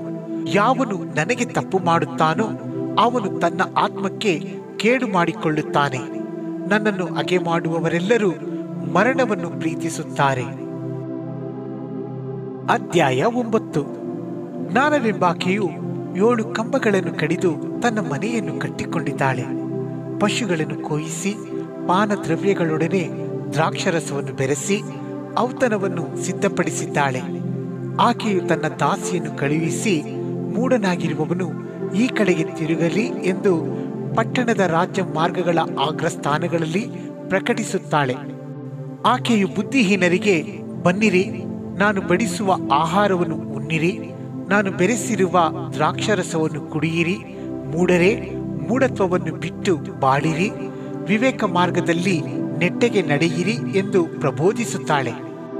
ಧರ್ಮ ನಿಂದಕನನ್ನು ಶಿಕ್ಷಿಸುವವನು ತನ್ನನ್ನು ಅವಮಾನಕ್ಕೆ ಗುರಿ ಮಾಡಿಕೊಳ್ಳುವನು. ಕೆಟ್ಟವನನ್ನು ಗದರಿಸುವವನಿಗೆ ಕಳಂಕವಾಗುವುದು. ಧರ್ಮ ನಿಂದಕನನ್ನು ಗದರಿಸಬೇಡ, ನಿನ್ನನ್ನು ಹಗೆ ಮಾಡುವನು. ಜ್ಞಾನವಂತನನ್ನು ಗದರಿಸಿದರೆ ನಿನ್ನನ್ನು ಪ್ರೀತಿಸುವನು. ಜ್ಞಾನಿಗೆ ಉಪದೇಶಿಸಿದರೆ ಹೆಚ್ಚು ಜ್ಞಾನವನ್ನು ಹೊಂದುವನು. ನೀತಿವಂತನಿಗೆ ಪ್ರಬೋಧಿಸಿದರೆ ಹೆಚ್ಚು ತಿಳುವಳಿಕೆಯನ್ನು ಪಡೆಯುವನು. ಯೆಹೋವನ ಭಯವೇ ಜ್ಞಾನಕ್ಕೆ ಮೂಲವು, ಪರಿಶುದ್ಧನ ತಿಳುವಳಿಕೆಯೇ ವಿವೇಕವು. ನನ್ನಿಂದ ನಿನ್ನ ದಿನಗಳು ಹೆಚ್ಚುವವು, ನಿನ್ನ ಆಯುಸ್ಸಿನ ವರ್ಷಗಳು ವೃದ್ಧಿಯಾಗುವವು. ನೀನು ಜ್ಞಾನವಂತನಾದರೆ ನಿನ್ನ ಜ್ಞಾನವು ನಿನಗೆ ಲಾಭಕರ. ಧರ್ಮನಿಂದಕನಾದರೆ ನೀನೇ ಅದರ ಫಲವನ್ನು ಅನುಭವಿಸುವೆ. ಅಜ್ಞಾನವೆಂಬುವಳಾದರೂ ಕೂಗಾಟದವಳು, ಮೂಢಳು, ಏನು ತಿಳಿಯದವಳು. ಅವಳು ತನ್ನ ಮನೆಯ ಬಾಗಿಲಿನಲ್ಲಿ ಪಟ್ಟಣದ ರಾಜ್ಯ ಮಾರ್ಗಗಳಲ್ಲಿ ಗದುಗೆಯ ಮೇಲೆ ಕೂತಕೊಂಡವಳಾಗಿ ತಮ್ಮ ಮಾರ್ಗವನ್ನು ಹಿಡಿದು ಹೋಗಿ ಬರುವವರನ್ನು ನೋಡಿ, ಮೂಢನಾಗಿರುವವನು ಈ ಕಡೆಗೆ ತಿರುಗಲಿ ಎಂದು ಕೂಗಿ, ಕದ್ದ ನೀರು ಸಿಹಿಯಾಗಿದೆ, ಗುಟ್ಟಾಗಿ ತಿನ್ನುವ ತಿಂಡಿಯು ರುಚಿಯಾಗಿದೆ ಎಂದು ಬುದ್ಧಿಹೀನನಿಗೆ ಹೇಳುತ್ತಾಳೆ. ಆ ಮನೆಯು ಪ್ರೇತ ನಿವಾಸವೆಂದು, ಅವಳ ಅತಿಥಿಗಳು ಅಗಾಧ ಪಾತಾಳದಲ್ಲಿ ಬಿದ್ದಿರುವವರೆಂದು ಅವನಿಗೆ ತಿಳಿಯದು. ಅಧ್ಯಾಯ 10. ಸೊಲೊಮೋನನ ಜ್ಞಾನೋಕ್ತಿಗಳು. ಮಗನು ಜ್ಞಾನಿಯಾದರೆ ತಂದೆಗೆ ಸುಖ, ಅಜ್ಞಾನಿಯಾದರೆ ತಾಯಿಗೆ ದುಃಖ. ದುರ್ದ್ರವ್ಯವು ವ್ಯರ್ಥ, ಧರ್ಮವು ಮೃತ್ಯುವಿನಿಂದ ರಕ್ಷಕ. ಯೆಹೋವನು ನೀತಿವಂತನನ್ನು ಹಸಿವೆಗೊಳಿಸನು, ದುಷ್ಟನ ಆಶೆಯನ್ನು ಭಂಗಪಡಿಸುತ್ತಾನೆ. ಜೋಲುಗೈ ದಾರಿದ್ರ್ಯ, ಚುರುಕುಗೈ ಐಶ್ವರ್ಯ. ಸುಗ್ಗಿಯಲ್ಲಿ ಕೂಡಿಸುವವನು ಬುದ್ಧಿವಂತನು, ಕೊಯ್ಲಿನಲ್ಲಿ ತೂಕಡಿಸುವವನು ನಾಚಿಕೆಗೆಟ್ಟವನು. ಶಿಷ್ಟನ ತಲೆ ಆಶೀರ್ವಾದದ ನೆಲೆ, ದುಷ್ಟನ ಬಾಯಿಗೆ ಬಲಾತ್ಕಾರವೇ ಮುಚ್ಚಲ. ಶಿಷ್ಟನ ಸ್ಮರಣೆಯು ಆಶೀರ್ವಾದಕ್ಕಾಸ್ಪದ, ದುಷ್ಟರ ನಾಮವು ನಿರ್ನಾಮ. ನಾನು ಹೃದಯನು ಆಜ್ಞೆಗಳನ್ನು ವಹಿಸುವನು, ಹರಟೆಯ ಮೂರ್ಖನು ಕೆಡವಲ್ಪಡುವನು. ನಿರ್ದೋಷದ ನಡತೆಯವನು ನಿರ್ಭಯವಾಗಿ ನಡೆಯುವನು, ವಕ್ರಮಾರ್ಗಿಯು ಬಯಲಿಗೆ ಬೀಳುವನು. ಕಣ್ಣು ಮಿಟಕಿಸುವವನು ಕಷ್ಟಕರನು, ಧೈರ್ಯದಿಂದ ಗದರಿಸುವವನು ಸಮಾಧಾನಕರನು. ಶಿಷ್ಟನ ಬಾಯಿ ಜೀವದ ಬುಗ್ಗೆ, ದುಷ್ಟನ ಬಾಯಿಯಲ್ಲಿ ಬಲಾತ್ಕಾರವು ತುಂಬಿ ತುಳುಕುತ್ತದೆ. ದ್ವೇಷವು ಜಗಳಗಳನ್ನೆಬ್ಬಿಸುತ್ತದೆ, ಪ್ರೀತಿಯು ಪಾಪಗಳನ್ನೆಲ್ಲ ಮುಚ್ಚುತ್ತದೆ. ವಿವೇಕಿಯ ತುಟಿಗಳಿಂದ ಜ್ಞಾನ, ಬುದ್ಧಿಹೀನನ ಬೆನ್ನಿಗೆ ಬೆತ್ತ. ಜ್ಞಾನಿಗಳು ತಿಳಿದ ಸಂಗತಿಯನ್ನು ಹೊರಪಡಿಸುವುದಿಲ್ಲ, ಮೂರ್ಖನ ಭಾಷಣ ಸಮೀಪ ನಾಶನ. ಐಶ್ವರ್ಯವಂತನಿಗೆ ಐಶ್ವರ್ಯವು ಬಲವಾದ ಕೋಟೆ, ಬಡವನಿಗೆ ಬಡತನವು ಅಳಿವು. ಶಿಷ್ಟನ ದುಡಿತ ಜೀವಾಸ್ಪದ, ದುಷ್ಟನ ಆದಾಯ ಪಾಪಾಸ್ಪದ. ಶಿಕ್ಷೆಯನ್ನು ಕೈಕೊಳ್ಳುವವನು ಜೀವದ ಮಾರ್ಗವನ್ನು ತೋರಿಸುವನು, ಗದರಿಕೆಯನ್ನು ಕೈಕೊಳ್ಳದವನು ಸನ್ಮಾರ್ಗದಿಂದ ತಪ್ಪಿಸುವನು. ಹೊಟ್ಟೆಯಲ್ಲಿ ಅಗೆಯನಿಟ್ಟುಕೊಂಡವನು ಸುಳ್ಳುಗಾರ, ಚಾಡಿಗಾರನು ಜ್ಞಾನಹೀನ. ಮಾತಾಳಿಗೆ ಪಾಪ ತಪ್ಪದು, ಮೌನಿಯು ಮತಿವಂತ. ಶಿಷ್ಟರ ನಾಲಿಗೆ ಚೊಕ್ಕ ಬೆಳ್ಳಿ, ದುಷ್ಟನ ಹೃದಯ ಹುಲ್ಕಡ್ಡಿ. ಶಿಷ್ಟರ ಭಾಷಣ ಬಹುಜನ ಪೋಷಣ, ಬುದ್ಧಿಯ ಕೊರತೆ ಮೂರ್ಖರ ನಾಶನ. ಯೆಹೋವನ ಆಶೀರ್ವಾದವು ಭಾಗ್ಯದಾಯಕವು, ಅದು ವ್ಯಸನವನ್ನು ಸೇರಿಸದು. ಅವಿವೇಕಿಗೆ ಕುಯುಕ್ತಿ ವಿನೋದ, ವಿವೇಕಿಗೆ ಜ್ಞಾನ ವಿನೋದ. ದುಷ್ಟನಿಗೆ ಶಂಕಿಸಿದ್ದೇ ಸಂಭವಿಸುವುದು, ಶಿಷ್ಟನಿಗೆ ಇಷ್ಟವು ಲಭಿಸುವುದು. ಬಿರುಗಾಳಿ ಬೀಸಿದರೆ ದುಷ್ಟನು ಎಲ್ಲೋ, ಶಿಷ್ಟನು ಶಾಶ್ವತವಾದ ಕಟ್ಟಡ. ಹಲ್ಲುಗಳಿಗೆ ಹುಳಿಯೂ ಕಣ್ಣುಗಳಿಗೆ ಹೊಗೆಯೂ ಹೇಗೋ, ಯಜಮಾನನಿಗೆ ಸೋಮಾರಿಯೂ ಹಾಗೆ. ಯೆಹೋವನಿಗೆ ಭಯಪಡುವವರ ದಿನಗಳಿಗೆ ವೃದ್ಧಿ, ದುಷ್ಟರ ವರ್ಷಗಳಿಗೆ ಕ್ಷಯ. ಶಿಷ್ಟನ ನಂಬಿಕೆಗೆ ಆನಂದವು ಫಲ, ದುಷ್ಟನ ನಿರೀಕ್ಷೆ ನಿಷ್ಫಲ. ಯೆಹೋವನು ಸನ್ಮಾರ್ಗಿಗೆ ಆಶ್ರಯ, ಕೆಡುಕನಿಗೆ ನಾಶನ. ಶಿಷ್ಟರು ಎಂದಿಗೂ ಕದಲರು, ದುಷ್ಟರು ದೇಶದಲ್ಲಿ ನಿಲ್ಲರು. ಶಿಷ್ಟನ ಬಾಯಲ್ಲಿ ಜ್ಞಾನವು ಮೊಳೆಯುವುದು, ನೀಚನ ನಾಲಿಗೆ ಕತ್ತರಿಸಲ್ಪಡುವುದು. ಶಿಷ್ಟನ ತುಟಿಯಲ್ಲಿ ಉಚಿತ ವಚನ, ದುಷ್ಟನ ಬಾಯಲ್ಲಿ ನೀಚ ವಚನ. ಅಧ್ಯಾಯ 11. ಮೋಸದ ತ್ರಾಸು ಯೆಹೋವನಿಗೆ ಅಸಹ್ಯ, ನ್ಯಾಯದ ತೂಕ ಆತನಿಗೆ ಸಂತೋಷ. ಎಲ್ಲಿ ಹೆಮ್ಮೆಯೋ ಅಲ್ಲಿ ನಾಚಿಕೆ, ದೀನರಲ್ಲಿ ಜ್ಞಾನ, ಯಥಾರ್ಥವಂತರಿಗೆ ಸರಳತೆಯು ಮಾರ್ಗದರ್ಶಕ, ವಂಚಕರಿಗೆ ವಕ್ರತೆಯು ನಾಶಕ. ಧನವು ಕೋಪದ ದಿನದಲ್ಲಿ ವ್ಯರ್ಥ, ಧರ್ಮವು ಮರಣ ವಿಮೋಚಕ. ನಿರ್ದೋಷಿಯ ಧರ್ಮವು ಅವನ ಮಾರ್ಗವನ್ನು ಸರಾಗ ಮಾಡುವುದು, ದೋಷಿಯು ತನ್ನ ದೋಷದಿಂದಲೇ ಬಿದ್ದು ಹೋಗುವನು. ಧರ್ಮವು ಯಥಾರ್ಥವಂತರನ್ನು ಉದ್ಧರಿಸುವುದು, ವಂಚಕರು ತಮ್ಮ ಆಶಾಪಾಶಕ್ಕೆ ಸಿಕ್ಕಿ ಬೀಳುವರು. ದುಷ್ಟನು ಸಾಯುವಾಗ ಅವನ ನಿರೀಕ್ಷೆಯು ಹಾಳಾಗುವುದು, ಬಲದ ಮೇಲಿನ ನಂಬಿಕೆಯು ಬಿದ್ದು ಹೋಗುವುದು. ಶಿಷ್ಟನು ಇಕ್ಕಟ್ಟಿನಿಂದ ಪಾರಾಗುವನು, ದುಷ್ಟನು ಅವನಿಗೆ ಬದಲಾಗಿ ಅದರಲ್ಲಿ ಬೀಳುವನು. ಧರ್ಮಭ್ರಷ್ಟನು ಬಾಯಿಯಿಂದ ನೆರೆಯವನನ್ನು ಹಾಳು ಮಾಡುವನು, ಶಿಷ್ಟನು ತಿಳುವಳಿಕೆಯಿಂದ ಉದ್ಧಾರವಾಗುವನು. ಸಜ್ಜನರು ಸುಖಿಗಳಾದರೆ ಪಟ್ಟಣಕ್ಕೆ ಉಲ್ಲಾಸ, ದುರ್ಜನರು ಹಾಳಾದರೆ ಜಯಘೋಷ. ಯಥಾರ್ಥವಂತರ ಆಶೀರ್ವಾದದಿಂದ ಪಟ್ಟಣವು ಉನ್ನತಿಗೆ ಬರುವುದು, ಕೆಟ್ಟವರ ಬಾಯಿಯಿಂದ ಕೆಡವಲ್ಪಡುವುದು. ನೆರೆಯವನನ್ನು ಹೀನೈಸುವವನು ಬುದ್ಧಿಹೀನನು, ವಿವೇಕಿಯು ಬಾಯಿ ಬಿಡನು. ಚಾಡಿಕೊರನು ಗುಟ್ಟು ರಟ್ಟು ಮಾಡುವನು, ನಂಬಿಗಸ್ತನು ಸಂಗತಿಯನ್ನು ಗುಪ್ತಪಡಿಸುವನು. ಉಚಿತಾಲೋಚನೆ ಇಲ್ಲದ ಕಡೆ ಪ್ರಜೆಯು ಬಿದ್ದು ಹೋಗುವರು, ಬಹು ಸುಮಂತ್ರಿಗಳು ಇರುವಲ್ಲಿ ಸುರಕ್ಷಣೆ ಇರುವುದು. ಹೇರರಿಗೆ ಹೊಣೆಯಾದರೆ ಹಾನಿ, ಹೊನೆಗೆ ಅಸಹ್ಯಪಟ್ಟರೆ ನಿರ್ಭಯ. ದಯಾಳುವಾದ ಹೆಂಗಸು ಮಾನವನ್ನು ಪಡೆಯುವಳು, ಬಲಾತ್ಕಾರಿಗಳು ಧನವನ್ನು ಮಾತ್ರ ಆರ್ಜಿಸುವರು. ಪರೋಪಕಾರವು ತನಗೂ ಉಪಕಾರ, ಕ್ರೂರನು ತನ್ನ ಶರೀರವನ್ನು ಹಿಂಸಿಸುವನು. ಅಧರ್ಮಿಯ ಸಂಬಳವು ಜೊಲ್ಲು, ಧರ್ಮವನ್ನು ಬಿತ್ತುವವನ ಲಾಭವು ಗಟ್ಟಿ. ಧರ್ಮನಿರತನಿಗೆ ಜೀವ, ಅಧರ್ಮಾಸಕ್ತನಿಗೆ ಮರಣ. ವಕ್ರ ಹೃದಯರು ಯೆಹೋವನಿಗೆ ಅಸಹ್ಯರು, ಸನ್ಮಾರ್ಗಿಗಳು ಆತನ ದಯೆಗೆ ಆಸ್ಪದರು. ದುಷ್ಟನಿಗೆ ದಂಡನೆ ಖಂಡಿತ, ಶಿಷ್ಟವಂಶಕ್ಕೆ ರಕ್ಷಣೆ. ಹಂದಿಯ ಮೂತಿಗೆ ಚಿನ್ನದ ಮೂಗುತಿಯು ಹೇಗೋ, ಅವಿವೇಕಳಿಗೆ ಸೌಂದರ್ಯವು ಹಾಗೆ. ಸಜ್ಜನರ ಆಶೆಯು ಮಂಗಳಾಸ್ಪದ, ದುರ್ಜನರ ನಿರೀಕ್ಷೆಯು ರೋಷಾಸ್ಪದ. ಒಬ್ಬನು ತನ್ನ ಧನವನ್ನು ಚೆಲ್ಲಿದರೂ ಅವನಿಗೆ ವೃದ್ಧಿ, ಮತ್ತೊಬ್ಬನು ನ್ಯಾಯವಾದುದನ್ನು ಬಿಗಿ ಹಿಡಿದರೂ ಅವನಿಗೆ ಬಡತನ. ಉದ್ಧಾರಿಯು ಪುಷ್ಟನಾಗುವನು, ನೀರು ಹಾಯಿಸುವವನಿಗೆ ನೀರು ಸಿಕ್ಕುವುದು. ಧಾನ್ಯವನ್ನು ಬಿಗಿ ಹಿಡಿಯುವವನ ಮೇಲೆ ಜನರ ಶಾಪ, ಮಾರುವವನ ತಲೆಯ ಮೇಲೆ ಆಶೀರ್ವಾದ. ಧರ್ಮಕ್ಕೆ ಆತುರ ಪಡುವವನಿಗೆ ದಯೆ, ಕೇಡನ್ನು ಹುಡುಕುವವನಿಗೆ ಕೇಡೆ. ಧನವನ್ನೇ ನಂಬಿದವನು ಬಿದ್ದು ಹೋಗುವನು, ಸಧರ್ಮಿಯು ಕುಡಿಯ ಹಾಗೆ ಚಿಗುರುವನು. ತನ್ನ ಕುಟುಂಬವನ್ನು ಬಾಧಿಸುವವನಿಗೆ ಗಾಳಿಯೇ ಗಂಟು. ಮೂರ್ಖನು ಜ್ಞಾನವಂತನ ಅಧೀನದಲ್ಲಿ ಬಿದ್ದಿರುವನು. ಧರ್ಮಾತ್ಮನ ಫಲ ಜೀವವೃಕ್ಷ, ಜ್ಞಾನಿಯು ಆತ್ಮಗಳನ್ನು ಆಕರ್ಷಿಸುವನು. ಶಿಷ್ಟನೇ ಭೂಮಿಯಲ್ಲಿ ತನ್ನ ಕ್ರಿಯಾಫಲವನ್ನು ಅನುಭವಿಸುವಲ್ಲಿ ದುಷ್ಟನು ಪಾಪಿಯು ಅನುಭವಿಸುವರು ಎಂದು ಹೇಳಬೇಕಾಗಿಲ್ಲ. ಅಧ್ಯಾಯ 12.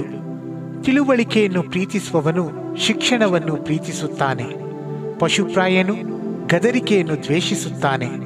ಯೆಹೋವನು ಒಳ್ಳೆಯವನಿಗೆ ದಯಮಾಡುವನು, ಕುಯುಕ್ತಿಯುಳ್ಳವನನ್ನು ಕೆಟ್ಟವನೆಂದು ನಿರ್ಣಯಿಸುವನು. ಯಾವನು ದುಷ್ಟತನದಿಂದ ಸ್ಥಿರನಾಗನು, ಶಿಷ್ಟನು ಯಾವಾಗಲೂ ದೃಢಮೂಲನೇ. ಗುಣವಂತೆಯು ಪತಿಯ ತಲೆಗೆ ಕಿರೀಟ, ಮಾನ ಕಳೆಯುವವಳು ಪತಿಯ ಎಲುಬಿಗೆ ಕ್ಷಯ. ಶಿಷ್ಟರ ಉದ್ದೇಶ ನ್ಯಾಯ, ದುಷ್ಟರ ಆಲೋಚನೆ ಮೋಸ. ಕೆಟ್ಟವರ ಮಾತು ರಕ್ತಕ್ಕೆ ಹೊಂಚು, ಯಥಾರ್ಥವಂತರ ನುಡಿ ರಕ್ಷಣೆ. ದುರ್ಜನರು ಕೆಡವಲ್ಪಟ್ಟು ನಿರ್ಮೂಲರಾಗುವರು, ಸಜ್ಜನರ ಮನೆಯು ಸ್ಥಿರವಾಗಿ ನಿಲ್ಲುವುದು. ಬುದ್ಧಿವಂತನನ್ನು ಅವನ ಬುದ್ಧಿಗೆ ತಕ್ಕಂತೆ ಹೊಗಳುವರು, ವಕ್ರಬುದ್ಧಿಯುಳ್ಳವನನ್ನು ತಿರಸ್ಕರಿಸುವರು. ಹೊಟ್ಟೆಗಿಲ್ಲದ ಡಾಂಬಿಕನಿಗಿಂತಲೂ ಸೇವಕನುಳ್ಳ ಸಾಧಾರಣ ಮನುಷ್ಯನ ಸ್ಥಿತಿಯು ಲೇಸು. ಶಿಷ್ಟನು ತನ್ನ ಧನದ ಕ್ಷೇಮವನ್ನು ಲಕ್ಷಿಸುತ್ತಾನೆ, ದುಷ್ಟನ ವಾತ್ಸಲ್ಯವೋ ಕ್ರೂರತನವೇ. ದುಡಿದು ಹೊಲಗೇಯುವವನು ಹೊಟ್ಟೆ ತುಂಬ ಉಣ್ಣುವನು, ವ್ಯರ್ಥ ಕಾರ್ಯಾಸಕ್ತನು ಬುದ್ಧಿಹೀನನೇ. ಕೆಡುಕರ ಕೊಳ್ಳೆ ದುಷ್ಟರಿಗೆ ಇಷ್ಟ, ಶಿಷ್ಟರ ಬುಡ ಫಲದಾಯಕ. ದುಷ್ಟನು ತುಟಿಗಳ ದೋಷದಿಂದ ಬೋನಿಗೆ ಬೀಳುವನು, ಶಿಷ್ಟನು ಇಕ್ಕಟ್ಟಿನಿಂದ ಪಾರಾಗುವನು. ಬಾಯ ಫಲವಾಗಿ ಮನುಷ್ಯನು ಬೇಕಾದಷ್ಟು ಸುಖವನ್ನು ಅನುಭವಿಸುವನು, ಅವನ ಕೈಕೆಲಸದ ಫಲವು ಅವನಿಗೆ ಪ್ರಾಪ್ತವಾಗುವುದು. ಮೂರ್ಖನ ನಡತೆ ಅವನ ಗಣನೆಗೆ ಸರಿ, ಜ್ಞಾನಿಯು ಉಚಿತಾಲೋಚನೆಯನ್ನು ಗಮನಿಸುವನು. ಮೂರ್ಖನ ಸಿಟ್ಟು ತಟ್ಟನೆ ರಟ್ಟಾಗುವುದು, ಜಾಣನು ಅವಮಾನವನ್ನು ಮರೆಮಾಡುವನು. ಸತ್ಯವನ್ನಾಡುವವನು ನ್ಯಾಯವನ್ನು ತೋರ್ಪಡಿಸುವನು, ಸುಳ್ಳು ಸಾಕ್ಷಿಯು ಅಸತ್ಯ ಮಾಡುವನು. ಕತ್ತಿ ತಿವಿದ ಹಾಗೆ ದುಡುಕಿ ಮಾತಾಡುವವರುಂಟು, ಮತಿವಂತರ ಮಾತೆ ಮದ್ದು. ಸತ್ಯದ ತುಟಿ ಶಾಶ್ವತ, ಸುಳ್ಳಿನ ನಾಲಿಗೆ ಕ್ಷಣಿಕ. ಕೇಡನ್ನು ಕಲ್ಪಿಸುವವರ ಹೃದಯದಲ್ಲಿ ಮೋಸ, ಹಿತೋಪದೇಶಕರ ಮನಸ್ಸಿನಲ್ಲಿ ಉಲ್ಲಾಸ. ಸಜ್ಜನರಿಗೆ ಯಾವ ಹಾನಿಯೂ ಸಂಭವಿಸದು, ದುರ್ಜನರಿಗೆ ಕೇಡು ತುಂಬಿ ತುಳುಕುವುದು. ಸುಳ್ಳು ತುಟಿ ಯೆಹೋವನಿಗೆ ಹೇಸು, ಸತ್ಯವಂತರು ಆತನಿಗೆ ಲೇಸು. ಜಾಣನು ತಿಳಿದದ್ದನ್ನು ಗುಪ್ತಪಡಿಸುವನು, ಮೂಢರ ಮನಸ್ಸು ಮೂರ್ಖತನವನ್ನು ಪ್ರಕಟಿಸುವುದು. ಚುರುಕುಗೈಯವನಿಗೆ ರಾಜ್ಯಾಧಿಕಾರ, ಮೈಗಳ್ಳನಿಗೆ ಬಿಟ್ಟಿಯ ಬದುಕು. ಕಳವಳವು ಮನಸ್ಸನ್ನು ಕುಗ್ಗಿಸುವುದು, ಕನಿಕರದ ಮಾತು ಅದನ್ನು ಹಿಗ್ಗಿಸುವುದು. ಸನ್ಮಾರ್ಗಿಯು ನೆರೆಯವನಿಗೆ ಮಾರ್ಗ ತೋರಿಸುವನು, ದುರ್ಮಾರ್ಗಿಯು ಮಾರ್ಗ ತಪ್ಪಿಸುವನು. ಮೈಗಳ್ಳನು ಹಿಡಿದ ಬೇಟೆಯನ್ನು ಬೇಯಿಸನು, ಚಟುವಟಿಕೆಯವನಿಗೆ ಅಮೂಲ್ಯ ಸಂಪತ್ತು ದೊರಕುವುದು. ಧರ್ಮ ಮಾರ್ಗದಿಂದ ಜೀವಲಾಭವು, ಆ ಸುಪಥ ಮಾರ್ಗವು ಅಮರಣವೇ. ಅಧ್ಯಾಯ 13. ಜ್ಞಾನಿಯಾದ ಮಗನು ತಂದೆಯ ಶಿಕ್ಷೆಯನ್ನು ಕೇಳುವನು, ಧರ್ಮನಿಂದಕನೋ ಗದರಿಕೆಯನ್ನು ಕೇಳನು. ಬಾಯಿಯ ಫಲವಾಗಿ ಮನುಷ್ಯನು ಸುಖವನ್ನು ಅನುಭವಿಸುವನು, ಬಲಾತ್ಕಾರವೇ ದ್ರೋಹಿಗಳ ಕೋರಿಕೆ. ಬಾಯನ್ನು ಕಾಯುವವನು ಜೀವವನ್ನು ಕಾಯುತ್ತಾನೆ, ತುಟಿಗಳನ್ನು ತೆರೆದು ಬಿಡುವವನು ನಾಶವಾಗುವನು. ಸೋಮಾರಿಯ ಆಶೆಯು ವ್ಯರ್ಥ, ಉದ್ಯೋಗಿಯ ಆತ್ಮಕ್ಕೆ ಪುಷ್ಟಿ. ಶಿಷ್ಟನು ಮೋಸಕ್ಕೆ ಅಸಹ್ಯಪಟ್ಟು ಮಾಡಲೊಲ್ಲನು, ದುಷ್ಟನ ನಡತೆಯು ಹೇಸಿಕೆಗೂ ನಾಚಿಕೆಗೂ ಆಸ್ಪದ. ಧರ್ಮವು ನಿರ್ದೋಷಿಯನ್ನು ಕಾಯುವುದು, ಅಧರ್ಮವು ದೋಷಿಯನ್ನು ಕೆಡವಿ ಬಿಡುವುದು. ಒಬ್ಬನು ಧನವನ್ನು ಸಂಗ್ರಹಿಸಿದರೂ ಏನೂ ಇಲ್ಲದ ದರಿದ್ರನೇ, ಮತ್ತೊಬ್ಬನು ಧನವನ್ನೆಲ್ಲ ವ್ಯಯ ಮಾಡಿ ಬಡವನಾದರೂ ಬಹು ಐಶ್ವರ್ಯವಂತನೇ. ಧನವಂತನ ಪ್ರಾಣ ರಕ್ಷಣೆಗೆ ಅವನ ಧನವೇ ಈಡು, ಬಡವನಿಗೆ ಯಾವ ಬೆದರಿಕೆಯೂ ಇಲ್ಲ. ಶಿಷ್ಟರ ಬೆಳಕು ಬೆಳಗುವುದು, ದುಷ್ಟರ ದೀಪವು ಆರುವುದು. ಹೆಮ್ಮೆಯ ಫಲವು ಕಲಹವೇ, ಬುದ್ಧಿವಾದಕ್ಕೆ ಕಿವಿಗೊಡುವವರಲ್ಲಿ ಜ್ಞಾನ. ಸುಮ್ಮನೆ ಸಿಕ್ಕಿದ ಸಂಪತ್ತು ಕ್ಷಯಿಸುವುದು, ದುಡಿದು ಕೂಡಿಸಿಕೊಂಡವನಿಗೆ ಅಭಿವೃದ್ಧಿಯಾಗುವುದು.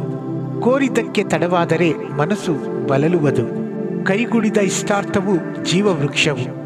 ದೇವರ ವಾಕ್ಯವನ್ನು ಉಲ್ಲಂಘಿಸುವವನು ನಾಶವಾಗುವನು. ಆಜ್ಞೆಯನ್ನು ಭಯಭಕ್ತಿಯಿಂದ ಕೈಕೊಳ್ಳುವವನು ಸುಫಲವನ್ನು ಹೊಂದುವನು. ಜ್ಞಾನಿಯ ಬೋಧೆ ಜೀವದ ಬುಗ್ಗೆ, ಅದನ್ನಾಲಿಸುವವನು ಮೃತ್ಯುಪಾಶದಿಂದ ತಪ್ಪಿಸಿಕೊಳ್ಳುವನು. ಸುಬುದ್ಧಿಯು ದಯಾಸ್ಪದವು, ದ್ರೋಹಿಯ ಮಾರ್ಗವು ನಾಶಕರ. ಪ್ರತಿಯೊಬ್ಬ ಜಾನನು ತನ್ನ ಕೆಲಸವನ್ನು ತಿಳುವಳಿಕೆಯಿಂದ ನಡೆಸುವನು. ಮೂಢನು ತನ್ನ ಮೂರ್ಖತನವನ್ನು ಡಂಬವಾಗಿ ತೋರ್ಪಡಿಸುವನು. ಕೆಟ್ಟ ದೂತನು ಕೇಡಿಗೆ ಬೀಳುವನು, ನಂಬಿಕೆಯಾದ ರಾಯಭಾರಿಯು ಕ್ಷೇಮಕರನು. ಶಿಕ್ಷೆಯನ್ನು ತ್ಯಜಿಸುವವನಿಗೆ ಬಡತನ ಮತ್ತು ಅವಮಾನ, ಗದರಿಕೆಯನ್ನು ಗಮನಿಸುವವನಿಗೆ ಮಾನ. ಇಷ್ಟಸಿದ್ಧಿ ಮನಸ್ಸಿಗೆ ಸಿಹಿ, ಕೆಟ್ಟದ್ದನ್ನು ಬಿಡುವುದು ಮೂಢರಿಗೆ ಕಹಿ. ಜ್ಞಾನಿಗಳ ಸಹವಾಸಿ ಜ್ಞಾನಿಯಾಗುವನು, ಜ್ಞಾನಹೀನರ ಒಡನಾಡಿ ಸಂಕಟ ಪಡುವನು. ಅಮಂಗಳವು ಪಾಪಿಗಳನ್ನು ಹಿಂಬಾಲಿಸುವುದು, ಮಂಗಳವು ಸಜ್ಜನರಿಗೆ ಪ್ರತಿಫಲವಾಗುವುದು. ಒಳ್ಳೆಯವನ ಆಸ್ತಿ ಸಂತತಿಯವರಿಗೆ ಬಾಧ್ಯ, ಪಾಪಿಯ ಸೊತ್ತು ಸಜ್ಜನರಿಗೆ ಗಂಟು. ಬಡವರಿಗೆ ಬಂಜರು ಭೂಮಿಯು ಬಹು ಬೆಳೆಯ ನನೆಯುವುದು, ಅನ್ಯಾಯದಿಂದ ಹಾಳಾದ ಸುದ್ದಿಯೂ ಉಂಟು. ಬೆತ್ತ ಹಿಡಿಯದ ಪಿತ ಪುತ್ರನಿಗೆ ಶತ್ರು, ಚೆನ್ನಾಗಿ ಶಿಕ್ಷಿಸುವ ಪಿತ ಪುತ್ರನಿಗೆ ಮಿತ್ರ. ಶಿಷ್ಟನು ಹೊಟ್ಟೆ ತುಂಬ ಉಣ್ಣುವನು, ದುಷ್ಟನ ಹೊಟ್ಟೆ ಹಸಿದಿರುವುದು. ಅಧ್ಯಾಯ 14. ಜ್ಞಾನವಂತೆಯು ತನ್ನ ಮನೆಯನ್ನು ಕಟ್ಟಿಕೊಳ್ಳುವಳು, ಜ್ಞಾನಹೀನಳು ಅದನ್ನು ಸ್ವಂತ ಕೈಯಿಂದ ಮುರಿದು ಬಿಡುವಳು. ಸರಳ ಮಾರ್ಗಿಯು ಯೆಹೋವನಿಗೆ ಭಯಪಡುವನು, ವಕ್ರಮಾರ್ಗಿಯು ಆತನನ್ನು ಅಸಡ್ಡೆ ಮಾಡುವನು. ಮೂರ್ಖನ ಬಾಯಲ್ಲಿ ಗರ್ವವು ಅಂಕುರಿಸುವುದು, ಜ್ಞಾನಿಗಳ ತುಟಿಗಳು ಅವರನ್ನು ಕಾಯುವವು. ಎತ್ತುಗಳಿಲ್ಲದಿರುವಾಗ ಗೋದಲಿಯು ಶುದ್ಧ, ಆದರೆ ಎತ್ತಿನ ಶಕ್ತಿಯಿಂದಲೇ ಬೆಳೆಯ ವೃದ್ಧಿಯಲ್ಲವೇ? ಸತ್ಯ ಸಾಕ್ಷಿಯು ಸುಳ್ಳಾಡನು, ಸುಳ್ಳು ಸಾಕ್ಷಿಯು ಅಸತ್ಯವನ್ನೇ ಆಡುವನು. ಧರ್ಮನಿಂದಕನಿಗೆ ಹುಡುಕಿದರೂ ಜ್ಞಾನವು ಸಿಕ್ಕದ್ದು, ವಿವೇಕಿಗೆ ತಿಳುವಳಿಕೆಯು ಸುಲಭವಾಗಿ ದೊರೆಯುವುದು. ನೀನು ಜ್ಞಾನಹೀನನ ಬಳಿಗೆ ಹೋದರೆ ಅವನ ತುಟಿಗಳಲ್ಲಿ ಯಾವ ತಿಳುವಳಿಕೆಯನ್ನು ಕಾಣಲಾರೆ. ಮಾರ್ಗವನ್ನು ಗ್ರಹಿಸಿಕೊಳ್ಳುವುದೇ ಜಾನನ ಜ್ಞಾನ, ಮೂಢರ ಮೂರ್ಖತನ ಮೋಸಕರ. ಮೂರ್ಖರನ್ನು ಅವರ ದೋಷವೇ ಹಾಸ್ಯ ಮಾಡುವುದು, ಯಥಾರ್ಥವಂತರಲ್ಲಿ ದೇವರ ದಯೆ ಇರುವುದು. ಪ್ರತಿಯೊಬ್ಬನು ತನ್ನ ಹೃದಯದ ವ್ಯಾಕುಲವನ್ನು ತಾನು ಗ್ರಹಿಸಿಕೊಳ್ಳುವನು, ಅವನ ಆನಂದದಲ್ಲಿಯೂ ಯಾರು ಪಾಲುಗಾರರಾಗುವುದಿಲ್ಲ. ದುಷ್ಟರ ಮನೆಗೆ ನಾಶನ, ಶಿಷ್ಟರ ಗುಡಾರಕ್ಕೆ ಏಳಿಗೆ. ಮನುಷ್ಯ ದೃಷ್ಟಿಗೆ ಸರಳವಾಗಿ ತೋರುವ ಒಂದು ದಾರಿಯುಂಟು, ಅದು ಕಟ್ಟ ಕಡೆಗೆ ಮರಣ ಮಾರ್ಗವೇ. ನಗುವವನಿಗೂ ಮನೋವ್ಯತೆಯುಂಟು, ಉಲ್ಲಾಸದ ಅಂತ್ಯವು ವ್ಯಾಕುಲವೇ. ಭ್ರಷ್ಟನು ಕರ್ಮ ಫಲವನ್ನು ತಿಂದು ತಿಂದು ದಣಿಯುವನು, ಶಿಷ್ಟನು ತನ್ನಲ್ಲಿ ತಾನೇ ತೃಪ್ತನಾಗುವನು. ಮೂಢನು ಯಾವ ಮಾತನಾದರೂ ನಂಬುವನು, ಜಾನನು ತನ್ನ ನಡತೆಯನ್ನು ಚೆನ್ನಾಗಿ ಗಮನಿಸುವನು. ಜ್ಞಾನಿಯು ಕೇಡಿಗೆ ಭಯಪಟ್ಟು ಓರೆಯಾಗುವನು, ಜ್ಞಾನಹೀನನು ಸೊಕ್ಕೇರಿ ಭಯವನ್ನು ಲಕ್ಷಿಸನು. ಮುಂಗೋಪಿಯು ಬುದ್ಧಿಗೆಡುವನು, ಕುಯುಕ್ತಿಯುಳ್ಳವನು ದ್ವೇಷಕ್ಕೆ ಪಾತ್ರನು. ಮೂರ್ಖರಿಗೆ ಮೂರ್ಖತನವೇ ಸ್ವಾಸ್ಥ್ಯ, ಜಾನರಿಗೆ ಜ್ಞಾನವೇ ಮುಕ್ಕುಟ. ಕೆಟ್ಟವರು ಒಳ್ಳೆಯವರಿಗೆ ಬಾಗುವರು, ದುಷ್ಟರು ಶಿಷ್ಟರ ಬಾಗಿಲಲ್ಲಿ ಅಡ್ಡ ಬೀಳುವರು. ಬಡವನು ನೆರೆಯವನಿಗೂ ಅಸಹ್ಯ, ಧನವಂತನಿಗೆ ಬಹುಜನ ಮಿತ್ರರು. ನೆರೆಯವನನ್ನು ತಿರಸ್ಕರಿಸುವವನು ದೋಷಿ, ದರಿದ್ರನನ್ನು ಕನಿಕರಿಸುವವನು ಧನ್ಯನು. ಕುಯುಕ್ತಿಯುಳ್ಳವರು ದಾರಿ ತಪ್ಪಿದವರೇ ಸರಿ, ಸುಯುಕ್ತಿಯುಳ್ಳವರು ಪ್ರೀತಿ ಸತ್ಯತೆಗಳಿಗೆ ಪಾತ್ರರು. ಶ್ರಮೆಯಿಂದ ಸಮೃದ್ಧಿ, ಹರಟೆಯಿಂದ ಕೊರತೆ. ಜ್ಞಾನಿಗಳ ಜ್ಞಾನ ಕಿರೀಟವೇ, ಅವರ ಶ್ರೇಷ್ಠ ಸಂಪತ್ತು. ಜ್ಞಾನಹೀನರ ಮೂರ್ಖತನವು ಬರೀ ಮೂರ್ಖತನವೇ. ಸತ್ಯ ಸಾಕ್ಷಿಯು ಪ್ರಾಣರಕ್ಷಕ, ಸುಳ್ಳ ಸಾಕ್ಷಿಯು ವಂಚಕ. ಯೆಹೋವನಿಗೆ ಭಯಪಡುವುದರಿಂದ ಕೇವಲ ನಿರ್ಭಯ, ಆತನ ಮಕ್ಕಳಿಗೆ ಆಶ್ರಯವಿದ್ದೇ ಇರುವುದು. ಯೆಹೋವನ ಭಯ ಜೀವದ ಬುಗ್ಗೆ, ಮೃತ್ಯುಪಾಶದಿಂದ ತಪ್ಪಿಸಿಕೊಳ್ಳಲು ಅದು ಸಾಧನ. ಪ್ರಜೆಗಳ ವೃದ್ಧಿ ರಾಜನ ಮಹಿಮೆ, ಪ್ರಜೆಗಳ ಕ್ಷಯ ಪ್ರಭುವಿಗೆ ಭಯ. ದೀರ್ಘಶಾಂತನು ಕೇವಲ ಬುದ್ಧಿವಂತನು, ಮುಂಗೋಪಿಯು ಮೂರ್ಖತನವನ್ನು ಧ್ವಜವಾಗಿ ಎತ್ತುವನು. ಶಾಂತಿ ಗುಣವು ದೇಹಕ್ಕೆ ಜೀವಾಧಾರವು, ಕ್ರೋಧವು ಎಲುಬಿಗೆ ಕ್ಷಯವು. ಬಡವರನ್ನು ಹಿಂಸಿಸುವವನು ಸೃಷ್ಟಿಕರ್ತನನ್ನು ಹೀನೈಸುವನು. ಗತಿ ಇಲ್ಲದವರನ್ನು ಕರುಣಿಸುವವನು ಆತನನ್ನು ಘನಪಡಿಸುವನು. ದುಷ್ಟನು ವಿಪತ್ತಿಗೊಳಗಾಗಿ ಹಾಳಾಗುವನು. ಶಿಷ್ಟನು ಮರಣಕಾಲದಲ್ಲಿಯೂ ಆಶ್ರಯ ಹೊಂದುವನು. ವಿವೇಕಿಯ ಹೃದಯ ಜ್ಞಾನಾಶ್ರಯ, ಜ್ಞಾನಹೀನನ ಒಳಗುಟ್ಟು ರೆಟ್ಟು. ಪ್ರಜೆಗೆ ಧರ್ಮವು ಉನ್ನತಿ, ಅಧರ್ಮವು ಅವಮಾನ. ಜಾನನಾದ ಸೇವಕನಿಗೆ ರಾಜನ ಕೃಪೆ, ಮಾನಗೇಡಿಗೆ ರಾಜನ ರೌದ್ರ. ಅಧ್ಯಾಯ 15. ಮೃದುವಾದ ಪ್ರತ್ಯುತ್ತರವು ಸಿಟ್ಟನ್ನಾರಿಸುವುದು, ಬಿರುನುಡಿಯು ಸಿಟ್ಟನ್ನೇರಿಸುವುದು. ಜ್ಞಾನಿಗಳ ನಾಲಿಗೆಯು ತಿಳುವಳಿಕೆಯನ್ನು ಸಾರ್ಥಕ ಮಾಡುವುದು.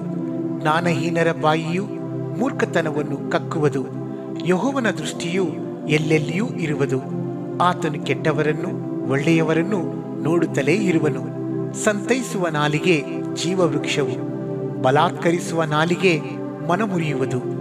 ಮೂರ್ಖನು ತಂದೆಯ ಶಿಕ್ಷೆಯನ್ನು ತಿರಸ್ಕರಿಸುವನು.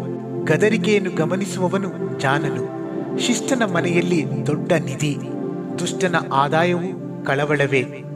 ಜ್ಞಾನಿಗಳ ತುಟಿಗಳು ತಿಳುವಳಿಕೆಯನ್ನು ಬಿತ್ತುವವು, ಜ್ಞಾನಹೀನರ ಹೃದಯವು ಅದನ್ನು ಬಿತ್ತುವುದೇ ಇಲ್ಲ. ದುಷ್ಟರ ಯಜ್ಞ ಯೆಹೋವನಿಗೆ ಅಸಹ್ಯ, ಶಿಷ್ಟರ ಬಿನ್ನಪ ಆತನಿಗೆ ಒಪ್ಪಿತ. ದುಷ್ಟನ ನಡತೆಯು ಯೆಹೋವನಿಗೆ ಅಸಹ್ಯ, ಧರ್ಮಾಸಕ್ತನು ಆತನಿಗೆ ಪ್ರಿಯ. ಧರ್ಮ ಮಾರ್ಗವನ್ನು ಬಿಟ್ಟವನಿಗೆ ತೀಕ್ಷ್ಣ ಶಿಕ್ಷಣ, ಗದರಿಕೆಯನ್ನು ಕೇಳಲೊಲ್ಲದವನಿಗೆ ಸಾವು. ಪಾತಾಳವು ನಾಶಲೋಕವು ಯೆಹೋವನಿಗೆ ಗೋಚರವಾಗಿರುವಲ್ಲಿ ನರವಂಶದವರ ಹೃದಯಗಳು ಮತ್ತೂ ಸ್ಪಷ್ಟ. ಧರ್ಮನಿಂದಕನು ಗದರಿಕೆಯ ನೊಲ್ಲನು, ಜ್ಞಾನಿಗಳ ಸಂಗಡ ಸೇರನು. ಹರ್ಷ ಹೃದಯದಿಂದ ಅಸನ್ಮುಖ, ಮನೋವ್ಯತೆಯಿಂದ ಆತ್ಮಭಂಗ. ವಿವೇಕಿಯ ಹೃದಯ ತಿಳುವಳಿಕೆಯನ್ನು ಹುಡುಕುವುದು, ಮೂಢರ ಬಾಯಿ ಮೂರ್ಖತನವನ್ನು ಮುಕ್ಕುವುದು. ದೀನನ ದಿನಗಳೆಲ್ಲ ದುಃಖಭರಿತ, ಹರ್ಷ ಹೃದಯನಿಗೆ ನಿತ್ಯವೂ ಔತಣ. ಕಳವಳದಿಂದ ಕೂಡಿದ ಬಹುಧನಕ್ಕಿಂತಲೂ ಯೆಹೋವನ ಭಯದಿಂದ ಕೂಡಿದ ಅಲ್ಪಧನವೇ ಲೇಸು. ದ್ವೇಷವಿರುವಲ್ಲಿ ಕೊಬ್ಬಿದ ದನದ ಮಾಂಸಕ್ಕಿಂತಲೂ ಪ್ರೇಮವಿರುವಲ್ಲಿ ಸೊಪ್ಪಿನ ಊಟವೇ ಉತ್ತಮ. ಕೋಪಿಷ್ಠನು ವ್ಯಾಜ್ಯವನ್ನೆಬ್ಬಿಸುವನು, ದೀರ್ಘಶಾಂತನು ಜಗಳವನ್ನು ಶಮನಪಡಿಸುವನು. ಸೋಮಾರಿಯ ದಾರಿ ಮುಳ್ಳು ಬೇಲಿ, ಯಥಾರ್ಥವಂತನ ಮಾರ್ಗ ರಾಜ್ಯ ಮಾರ್ಗ. ಜ್ಞಾನವಂತನಾದ ಮಗನು ತಂದೆಯನ್ನು ಉಲ್ಲಾಸಗೊಳಿಸುವನು, ಜ್ಞಾನಹೀನನು ತಾಯಿಯನ್ನು ತಿರಸ್ಕರಿಸುವನು. ಬುದ್ಧಿಹೀನನು ಮೂರ್ಖತನದಲ್ಲಿ ಆನಂದಿಸುವನು, ಬುದ್ಧಿವಂತನು ತನ್ನ ಮಾರ್ಗವನ್ನು ಸರಳ ಮಾಡಿಕೊಳ್ಳುವನು. ಯೋಚನೆ ಹೇಳುವವರಿಲ್ಲದೆ ಉದ್ದೇಶಗಳು ನೆರವೇರವು, ಬಹುಮಂದಿ ಆಲೋಚನಾ ಪರರಿರುವಲ್ಲಿ ಈಡೇರುವವು. ತಕ್ಕ ಉತ್ತರ ಕೊಡುವವನಿಗೆ ಎಷ್ಟೋ ಉಲ್ಲಾಸ, ಸಮಯೋಚಿತವಾದ ವಚನದಲ್ಲಿ ಎಷ್ಟೋ ಸ್ವಾರಸ್ಯ. ವಿವೇಕಿಗೆ ಜೀವದ ಮಾರ್ಗವು ಮೇಲು ಮೇಲಕ್ಕೆ ಹೋಗುತ್ತದೆ, ಅದನ್ನು ಹಿಡಿದವನು ಪಾತಾಳದಿಂದ ತಪ್ಪಿಸಿಕೊಳ್ಳುವನು. ಯೆಹೋವನು ಗರ್ವಿಷ್ಠನ ಮನೆಯನ್ನು ಕಿತ್ತು ಹಾಕುವನು, ವಿಧವೆಯ ಮೇರೆಯನ್ನು ನೆಲೆಗೊಳಿಸುವನು. ಕುಯುಕ್ತಿಯು ಯೆಹೋವನಿಗೆ ಅಸಹ್ಯ, ನಯನುಡಿಯು ನಿರ್ಮಲ. ಸೂರೆ ಮಾಡುವವನು ಸ್ವಂತ ಮನೆಯನ್ನು ಬಾಧಿಸುವನು, ಲಂಚವನ್ನೊಪ್ಪದವನು ಸುಖವಾಗಿ ಬಾಳುವನು. ಶಿಷ್ಟನ ಹೃದಯ ವಿವೇಚಿಸಿ ಉತ್ತರ ಕೊಡುತ್ತದೆ, ದುಷ್ಟನ ಬಾಯಿ ಕೆಟ್ಟದ್ದನ್ನು ಕಕ್ಕುತ್ತದೆ. ಯೆಹೋವನು ದುಷ್ಟರಿಗೆ ದೂರ, ಶಿಷ್ಟರ ಬಿನ್ನಹಕ್ಕೆ ಹತ್ತಿರ. ಕಣ್ಣಿಗೆ ಬಿದ್ದ ಬೆಳಕು ಹೃದಯಕ್ಕೆ ಆನಂದ, ಕಿವಿಗೆ ಬಿದ್ದ ಒಳ್ಳೆ ಸುದ್ದಿ ಎಲುಬಿಗೆ ಪುಷ್ಟಿ. ಜೀವಪ್ರದವಾದ ಗದರಿಕೆಗೆ ಕಿವಿಗೊಡುವವನು ಜ್ಞಾನಿಗಳ ನಡುವೆ ನೆಲೆಗೊಳ್ಳುವನು. ಶಿಕ್ಷೆಯನ್ನೊಲ್ಲದವನು ತನ್ನನ್ನೇ ನಿರಾಕರಿಸುವನು, ಗದರಿಕೆಯನ್ನು ಕೇಳುವವನು ಬುದ್ಧಿಯನ್ನು ಪಡೆಯುವನು. ಅಧ್ಯಾಯ 16. ಹೃದಯದ ಸಂಕಲ್ಪವು ಮನುಷ್ಯನ ವಶವು, ತಕ್ಕ ಉತ್ತರ ಕೊಡುವ ಶಕ್ತಿಯು ಯೆಹೋವನಿಂದಾಗುವುದು. ಮನುಷ್ಯನ ನಡತೆಯೆಲ್ಲ ಸ್ವಂತ ದೃಷ್ಟಿಗೆ ಶುದ್ಧ, ಯೆಹೋವನು ಅಂತರಂಗವನ್ನೇ ಪರೀಕ್ಷಿಸುವನು. ನಿನ್ನ ಕಾರ್ಯಭಾರವನ್ನು ಯೆಹೋವನಿಗೆ ವಹಿಸಿದರೆ ನಿನ್ನ ಉದ್ದೇಶಗಳು ಸಫಲವಾಗುವವು. ಯೆಹೋವನು ಒಂದೊಂದನ್ನು ತಕ್ಕ ಗುರಿಯಿಂದ ಸೃಷ್ಟಿಸಿದ್ದಾನೆ, ಹೌದು, ಕೇಡಿನ ದಿನಕ್ಕಾಗಿ ಕೆಡುಕರನ್ನುಂಟು ಮಾಡಿದ್ದಾನೆ. ಅಹಂಕಾರಿಗಳೆಲ್ಲ ಯೆಹೋವನಿಗೆ ಅಸಹ್ಯ, ಅವರಿಗೆ ದಂಡನೆ ಖಂಡಿತ. ಕೃಪಾಸತ್ಯತೆಗಳಿಂದ ಪಾಪ ನಿವಾರಣೆ, ಯೆಹೋವನ ಭಯಭಕ್ತಿಯಿಂದ ಹಾನಿ ನಿವಾರಣೆ. ಯೆಹೋವನು ಒಬ್ಬನ ನಡತೆಗೆ ಮೆಚ್ಚಿದರೆ ಅವನ ಶತ್ರುಗಳನ್ನು ಮಿತ್ರರನ್ನಾಗಿ ಮಾಡುವನು. ಅನ್ಯಾಯದಿಂದ ಗಳಿಸಿದ ಬಹುಧನಕ್ಕಿಂತಲೂ ನ್ಯಾಯದಿಂದ ಕೂಡಿಸಿದ ಅಲ್ಪಧನವೇ ಲೇಸು. ಮನುಷ್ಯನು ತನ್ನ ಮನದಂತೆ ದಾರಿಯನ್ನಾರಿಸಿಕೊಂಡರೂ ಯೆಹೋವನೇ ಅವನ ಗತಿಯನ್ನು ಏರ್ಪಡಿಸುವನು. ರಾಜನ ತುಟಿಗಳಲ್ಲಿ ದೈವೋಕ್ತಿ, ನ್ಯಾಯ ತೀರಿಸುವುದರಲ್ಲಿ ಅವನ ಬಾಯಿ ತಪ್ಪಿ ಹೋಗದು. ನ್ಯಾಯದ ತ್ರಾಸು ತಕ್ಕಡಿಗಳು ಯೆಹೋವನ ಏರ್ಪಾಡು. ಕಟ್ಲೆ ಚೀಲದ ಕಲ್ಲುಗಳೆಲ್ಲ ಆತನ ಕೈಕೆಲಸವೇ. ರಾಜರು ಸಿಂಹಾಸನಕ್ಕೆ ಧರ್ಮವೇ ಆಧಾರವೆಂದು ತಿಳಿದು ಅಧರ್ಮವನ್ನಾಚರಿಸಲು ಅಸಹ್ಯ ಪಡುವರು. ರಾಜರು ಸತ್ಯದ ತುಟಿಗಳನ್ನು ಮೆಚ್ಚುವರು, ಯಥಾರ್ಥವಾದಿಯನ್ನು ಪ್ರೀತಿಸುವರು. ಭೂಪನ ಕೋಪ ಮೃತ್ಯುವಿನ ದೂತ, ಜಾನನು ಅದನ್ನು ಶಮನಪಡಿಸುವನು. ಪ್ರಭುವಿನ ಮುಖಪ್ರಸನ್ನತೆ ಜೀವ, ಆತನ ದಯೆ ಮುಂಗಾರು ಮುಗಿಲು. ಬಂಗಾರಕ್ಕಿಂತಲೂ ಜ್ಞಾನವನ್ನು ಪಡೆಯುವುದು ಎಷ್ಟೋ ಮೇಲು, ಬೆಳ್ಳಿಗಿಂತಲೂ ವಿವೇಕವನ್ನು ಹೊಂದುವುದು ಲೇಸು. ಸತ್ಯವಂತನ ರಾಜ್ಯ ಮಾರ್ಗ ಹಾನಿಗೆ ದೂರ, ತನ್ನ ನಡತೆಯನ್ನು ಗಮನಿಸುವವನು ಆತ್ಮವನ್ನು ಕಾಯುವನು. ಗರ್ವದಿಂದ ಭಂಗ, ಉಬ್ಬಿನಿಂದ ದೊಬ್ಬು. ಸೊಕ್ಕಿನವರ ಸಂಗಡ ಸೂರೆಯನ್ನು ಹಂಚಿಕೊಳ್ಳುವುದಕ್ಕಿಂತಲೂ ದೀನರ ಸಂಗಡ ದೈನ್ಯದಿಂದಿರುವುದು ವಾಸಿ. ದೇವರ ವಾಕ್ಯವನ್ನು ಸ್ಮರಿಸುವವನು ಸುಕ್ಷೇಮವನ್ನು ಪಡೆಯುವನು. ಯೆಹೋವನಲ್ಲಿ ಭರವಸೆ ಬಿಡುವವನು ಭಾಗ್ಯವಂತನು. ಜ್ಞಾನ ಹೃದಯರಿಗೆ ಜಾಣರೆಂಬ ಬಿರುದು ಬರುವುದು. ಸವಿತುಟಿಯಿಂದ ಉಪದೇಶ ಶಕ್ತಿಯು ಹೆಚ್ಚುವುದು. ವಿವೇಕಿಗೆ ವಿವೇಕವೇ ಜೀವದ ಬುಗ್ಗೆ, ಮೂರ್ಖನಿಗೆ ಮೂರ್ಖತನವೇ ದಂಡನೆ. ಜ್ಞಾನಿಯ ಹೃದಯವು ಅವನ ಬಾಯಿಗೆ ಜಾಣತನವನ್ನು, ಅವನ ತುಟಿಗಳಿಗೆ ಉಪದೇಶ ಶಕ್ತಿಯನ್ನು ಹೆಚ್ಚಿಸುವುದು. ಸವಿನುಡಿಯು ಜೇನುಕೊಂಡ, ಅದು ಆತ್ಮಕ್ಕೆ ಸಿಹಿ, ಎಲುಬಿಗೆ ಕ್ಷೇಮ. ಮನುಷ್ಯ ದೃಷ್ಟಿಗೆ ಸರಳವಾಗಿ ತೋರುವ ಒಂದು ದಾರಿಯುಂಟು, ಕಟ್ಟ ಕಡೆಗೆ ಅದು ಮರಣ ಮಾರ್ಗವೇ. ದುಡಿಯುವವನಿಗೆ ಅವನ ಹೊಟ್ಟೆಯೇ ದುಡಿಯುವುದು, ಅವನನ್ನು ದುಡಿಯಲಿಕ್ಕೆ ಅವನ ಬಾಯೇ ಒತ್ತಾಯ ಮಾಡುವುದು. ನೀಚನು ಕೇಡೆಂಬ ಕುಣಿಯನ್ನು ತೋಡುತ್ತಾನೆ, ಅವನ ತುಟಿಗಳಲ್ಲಿ ಬೆಂಕಿಯುರಿಯುತ್ತದೆ. ತುಂಟನು ಜಗಳ ಬಿತ್ತುತ್ತಾನೆ, ಚಾಡಿಕೊರನು ಮಿತ್ರರನ್ನು ಅಗಲಿಸುತ್ತಾನೆ. ಬಲಾತ್ಕಾರಿಯು ನೆರೆಯವನನ್ನು ಮರಳುಗೊಳಿಸಿ ದುರ್ಮಾರ್ಗಕ್ಕೆ ಎಳೆಯುವನು. ಕಣ್ಣನ್ನು ಮುಚ್ಚಿಕೊಳ್ಳುವವನು ಕುಯುಕ್ತಿಗಳನ್ನು ಕಲ್ಪಿಸುವನು. ತುಟಿಯನ್ನು ಮಡಸಿಕೊಳ್ಳುವವನು ಕೇಡನ್ನು ಸಾಧಿಸುವನು. ನರೆಗೂದಲೇ ಸುಂದರ ಕಿರೀಟವು, ಅದು ಧರ್ಮ ಮಾರ್ಗದಲ್ಲಿ ದೊರಕುವುದು. ದೀರ್ಘಶಾಂತನು ಶೂರನಿಗಿಂತಲೂ ಶ್ರೇಷ್ಠ, ತನ್ನನ್ನು ಆಳುವವನು ಪಟ್ಟಣವನ್ನು ಗೆದ್ದವನಿಗಿಂತಲೂ ಬಲಿಷ್ಠ. ಉಡಿಯಲ್ಲಿ ಚೀಟು ಹಾಕಬಹುದು, ಅದರ ತೀರ್ಪು ಯೆಹೋವನದೇ. ಅಧ್ಯಾಯ 17. ವ್ಯಾಜ್ಯದ ಮನೆಯಲ್ಲಿ ತುಂಬಿದ ಔತಣಕ್ಕಿಂತಲೂ ಸಮಾಧಾನದ ಒಣತುತ್ತೇ ಮೇಲು. ಜಾಣನಾದ ಆಳು ಮಾನ ಕಳೆದ ಮನೆಮಗನ ಮೇಲೆ ಅಧಿಕಾರ ಮಾಡುವನು. ಮನೆ ಮಕ್ಕಳೊಂದಿಗೆ ಬಾಧ್ಯತೆಯನ್ನು ಹೊಂದುವನು. ಬೆಳ್ಳಿ ಬಂಗಾರಗಳನ್ನು ಪುಟ ಕುಲಿಮೆಗಳು ಶೋಧಿಸುವವು, ಹೃದಯಗಳನ್ನು ಶೋಧಿಸುವವನು ಯೆಹೋವನೇ. ಕೆಡುಕನು ಕೆಟ್ಟ ತುಟಿಗಳನ್ನು ಗಮನಿಸುವನು, ಸುಳ್ಳುಗಾರನು ನಾಶನದ ನಾಲಿಗೆಗೆ ಕಿವಿಗೊಡುವನು. ಬಡವರನ್ನು ಹಾಸ್ಯ ಮಾಡುವವನು ಸೃಷ್ಟಿಕರ್ತನನ್ನೇ ಹೀನೈಸುವನು. ಪರರ ವಿಪತ್ತಿಗೆ ಹಿಗ್ಗುವವನು ದಂಡನೆಯನ್ನು ಹೊಂದದಿರನು. ಮಕ್ಕಳ ಸಂತತಿಯವರು ವೃದ್ಧರಿಗೆ ಕಿರೀಟ, ಹೆತ್ತವರು ಮಕ್ಕಳಿಗೆ ಭೂಷಣ. ಉತ್ತಮವಾದ ಮಾತು ಮೂರ್ಖನಿಗೆ ಆಯುಕ್ತ, ಸುಳ್ಳು ಮಾತು ಉತ್ತಮನಿಗೆ ಮತ್ತು ಆಯುಕ್ತ. ಕೊಡುವವನ ದೃಷ್ಟಿಗೆ ಲಂಚವು ಚಿಂತಾಮಣಿಯಾಗಿದೆ, ಎಲ್ಲಿ ಹೋದರೂ ಅವನಿಗೆ ಅನುಕೂಲವೇ. ದೋಷವನ್ನು ಮುಚ್ಚಿಡುವವನು ಪ್ರೇಮವನ್ನು ಸೆಳೆಯುವನು, ಎತ್ತಿ ಆಡುವವನು ಸ್ನೇಹವನ್ನು ಕಳೆದುಕೊಳ್ಳುವನು. ಮಂದನಿಗೆ 100 ಪೆಟ್ಟು ಹೊಡೆಯುವುದಕ್ಕಿಂತಲೂ ಗದರಿಕೆಯೇ ವಿವೇಕಿಗೆ ಹೆಚ್ಚಾದ ಶಿಕ್ಷೆ. ದುರಾತ್ಮನಿಗೆ ದಂಗೆಯ ಮೇಲೆ ಮನಸ್ಸು, ಕ್ರೂರ ದೂತನು ಅವನ ಮೇಲೆ ಬರುವನು. ಮೂರ್ಖತನದಲ್ಲಿ ಮುಳುಗಿರುವ ಮೂಢನಿಗೆ ಎದುರಾಗುವುದಕ್ಕಿಂತಲೂ ಮರಿಗಳನ್ನು ಕಳೆದುಕೊಂಡ ಕರಡಿಗೆ ಎದುರಾಗುವುದು ಲೇಸು. ಉಪಕಾರಕ್ಕೆ ಅಪಕಾರ ಮಾಡುವವನ ಮನೆಗೆ ಕೇಡು ತಪ್ಪದ್ದು. ವ್ಯಾಜ್ಯದ ಆರಂಭವು ಏರಿಗೆ ಬೀಳಬಿದ್ದಂತೆ. ಸಿಟ್ಟೇರುವುದಕ್ಕೆ ಮುಂಚೆ ಜಗಳವನ್ನು ಬಿಟ್ಟುಬಿಡು. ದುಷ್ಟನನ್ನು ಶಿಷ್ಟನೆಂದು, ಶಿಷ್ಟನನ್ನು ದುಷ್ಟನೆಂದು ನಿರ್ಣಯಿಸುವವರಿಬ್ಬರು ಯೆಹೋವನಿಗೆ ಅಸಹ್ಯರು. ಜ್ಞಾನವನ್ನು ಕೊಲ್ಲಲು ಮೂಢನ ಕೈಯಲ್ಲಿ ಹಣವೇಕೆ? ಅವನಿಗೆ ಬುದ್ಧಿಯೇ ಇಲ್ಲವಲ್ಲ. ಮಿತ್ರನ ಪ್ರೀತಿಯು ನಿರಂತರ, ಸಹೋದರನ ಜನ್ಮವು ಆಪತ್ತಿನಲ್ಲಿ ಸಾರ್ಥಕ. ನೆರೆಯವನಿಗಾಗಿ ಕೈ ಮೇಲೆ ಕೈ ಹಾಕಿ ಹೊಣೆಯಾದವನು ಬುದ್ಧಿಹೀನನೇ ಸರಿ. ಪಾಪಪ್ರಿಯನು ಕಲಹಪ್ರಿಯ, ತನ್ನ ಬಾಗಿಲನ್ನು ಎತ್ತರಿಸುವವನು ಹಾಳಾಗುವನು. ವಕ್ರ ಹೃದಯನು ಶುಭವನ್ನು ಪಡೆಯನು, ಕೆಟ್ಟ ನಾಲಿಗೆಯವನು ವಿಪತ್ತಿಗೆ ಸಿಕ್ಕಿ ಬೀಳುವನು. ಹೆಡ್ಡನನ್ನು ಹೆತ್ತವನಿಗೆ ವ್ಯಥೆ, ಮೂರ್ಖನ ತಂದೆಗೆ ವ್ಯಸನ. ಹರ್ಷ ಹೃದಯವು ಒಳ್ಳೆ ಔಷಧ, ಕುಗ್ಗಿದ ಮನದಿಂದ ಒಣಮೈ. ದುಷ್ಟನು ಲಂಚವನ್ನು ಮಡಲಿನಿಂದ ತೆಗೆದುಕೊಂಡು ನ್ಯಾಯವನ್ನು ತಪ್ಪಿಸುವನು. ವಿವೇಕಿಗೆ ಜ್ಞಾನವೇ ಗುರಿಯಾಗಿರುವುದು. ಮೂಢನ ದೃಷ್ಟಿಯು ದಿಗಂತಗಳಲ್ಲಿಯೂ ಅಲೆಯುವುದು. ಜ್ಞಾನಹೀನನಾದ ಮಗನು ತಂದೆಗೆ ಕಿರಿಕಿರಿ, ತಾಯಿಗೆ ಕರೆ. ಶಿಷ್ಟನಿಗೆ ದಂಡ ಆಯುಕ್ತ, ಧರ್ಮಿಷ್ಠನಿಗೆ ಪೆಟ್ಟು ಅಧರ್ಮ. ಹಿಡಿದು ಮಾತಾಡುವವನು ಜ್ಞಾನಿ, ಶಾಂತಾತ್ಮನು ವಿವೇಕಿ. ಮೂಢನು ಕೂಡ ಸುಮ್ಮನಿದ್ದರೆ ಜ್ಞಾನಿಯಂತಲೂ, ತುಟಿಗಳನ್ನು ಬಿಗಿ ಹಿಡಿದರೆ ವಿವೇಕಿಯಂತಲೂ ಅನಿಸಿಕೊಳ್ಳುವನು. ಅಧ್ಯಾಯ 18. ಜನರಲ್ಲಿ ಸೇರದವನು ಸ್ವೇಚ್ಛಾನುಸಾರ ನಡೆಯುತ್ತಾ ಸಮಸ್ತ ಸುಜ್ಞಾನಕ್ಕೂ ರೇಗುವನು. ಮೂಢನಿಗೆ ವಿವೇಕವು ಅನಿಷ್ಟ, ಸ್ವಭಾವವನ್ನು ಹೊರಪಡಿಸಿಕೊಳ್ಳುವುದೇ ಅವನಿಗಿಷ್ಟ. ದುರಾಚಾರವಿದ್ದಲ್ಲಿ ತಾತ್ಸಾರ, ಅವಮಾನವಿದ್ದಲ್ಲಿ ಧಿಕಾರ. ಸತ್ಪುರುಷನ ನುಡಿಯು ಆಳವಾದ ನೀರು, ಜ್ಞಾನದ ಬುಗೆ ಅರಿಯುವ ತೊರೆ. ದುಷ್ಟನಿಗೆ ಪ್ರಸನ್ನನಾಗಿ ಶಿಷ್ಟನಿಗೆ ನ್ಯಾಯ ತಪ್ಪಿಸುವುದು ಅಧರ್ಮ. ಜ್ಞಾನಹೀನನ ತುಟಿಗಳು ಜಗಳವನ್ನು ಹೂಡುತ್ತವೆ, ಅವನ ಬಾಯಿ ಪೆಟ್ಟು ತಿನ್ನುವುದಕ್ಕೆ ಕೂಗಿಕೊಳ್ಳುತ್ತದೆ.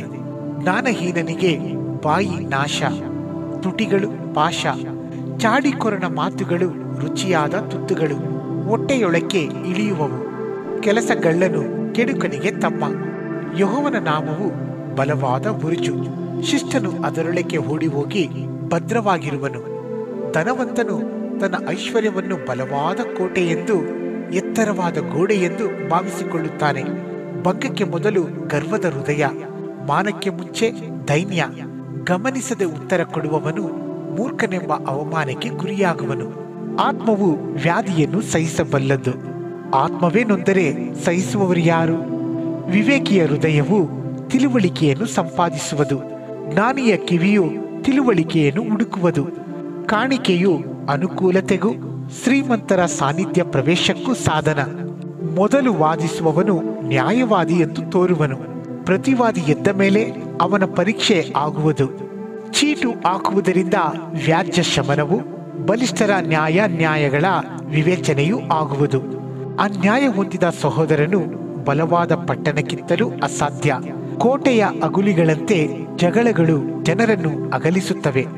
ಮನುಷ್ಯನು ತನ್ನ ಬಾಯ ಬೆಳೆಯನ್ನು ಹೊಟ್ಟೆ ತುಂಬ ಉಣ್ಣುವನು, ತನ್ನ ತುಟಿಗಳ ಫಲವನ್ನು ಸಾಕಾದಷ್ಟು ತಿನ್ನುವನು. ಜೀವನ ಮರಣಗಳು ನಾಲಿಗೆಯ ವಶ, ವಚನಪ್ರಿಯರು ಅದರ ಫಲವನ್ನು ಅನುಭವಿಸುವರು. ಪತ್ನಿ ಲಾಭವು ರತ್ನ ಲಾಭ, ಅದು ಯೆಹೋವನ ಅನುಗ್ರಹವೇ. ಬಡವನು ಭಿನ್ನಯಿಸುವನು, ಬಲ್ಲಿದವನು ಉತ್ತರವನ್ನು ಉಗ್ರವಾಗಿ ಕೊಡುವನು. ಬಹುಮಂದಿ ಗೆಳೆಯರನ್ನು ಸೇರಿಸಿಕೊಂಡವನಿಗೆ ನಾಶನ, ಸಹೋದರನಿಗಿಂತಲೂ ಹತ್ತಿರ ಹೊಂದಿಕೊಳ್ಳುವ ಮಿತ್ರನುಂಟು. ಅಧ್ಯಾಯ 19. ಕಪಟವಾಗಿ ಮಾತಾಡುವ ಮೂಢನಿಗಿಂತಲೂ ನಿರ್ದೋಷವಾಗಿ ನಡೆಯುವ ದರಿದ್ರನೇ ಶ್ರೇಷ್ಠ. ತಿಳುವಳಿಕೆ ಇಲ್ಲದೆ ಕೋರುವುದು ಅಯುಕ್ತ, ದುಡುಕುವ ಕಾಲು ದಾರಿ ತಪ್ಪುವುದು. ಮನುಷ್ಯನು ಮೂರ್ಖತನದಿಂದ ತನ್ನ ಗತಿಯನ್ನು ಕೆಡಿಸಿಕೊಂಡು ಯೆಹೋವನ ಮೇಲೆ ಕುದಿಯುವನು. ಭಾಗ್ಯವಂತನಿಗೆ ಬಹುಮಂದಿ ಸ್ನೇಹಿತರು, ಬಡವನಿಗೆ ಇದ್ದ ಸ್ನೇಹಿತನು ಅಗಲುವನು. ಕಳ್ಳಸಾಕ್ಷಿಯು ದಂಡನೆಯನ್ನು ಹೊಂದದಿರನು, ಸುಳ್ಳಾಡುವವನು ತಪ್ಪಿಸಿಕೊಳ್ಳನು. ಉದ್ದಾರಿಯ ಕಟಾಕ್ಷವನ್ನು ಅನೇಕರು ಕೋರುವರು, ದಾನಶೂರನಿಗೆ ಪ್ರತಿಯೊಬ್ಬನೂ ಸ್ನೇಹಿತನಲ್ಲವೇ?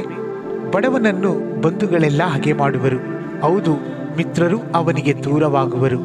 ಅವರ ಬರೀ ಮಾತುಗಳನ್ನು ನಂಬಿ ಹಿಂಬಾಲಿಸಿದರೆ ಏನೂ ಸಿಕ್ಕದು.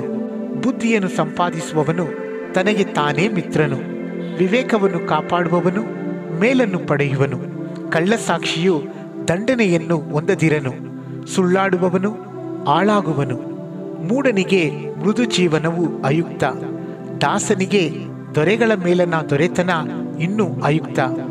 ಮನುಷ್ಯನ ವಿವೇಕವು ಅವನ ಸಿಟ್ಟಿಗೆ ಅಡ್ಡಿ, ಪರರ ದೋಷವನ್ನು ಲಕ್ಷಿಸದಿರುವುದು ಅವನಿಗೆ ಭೂಷಣ.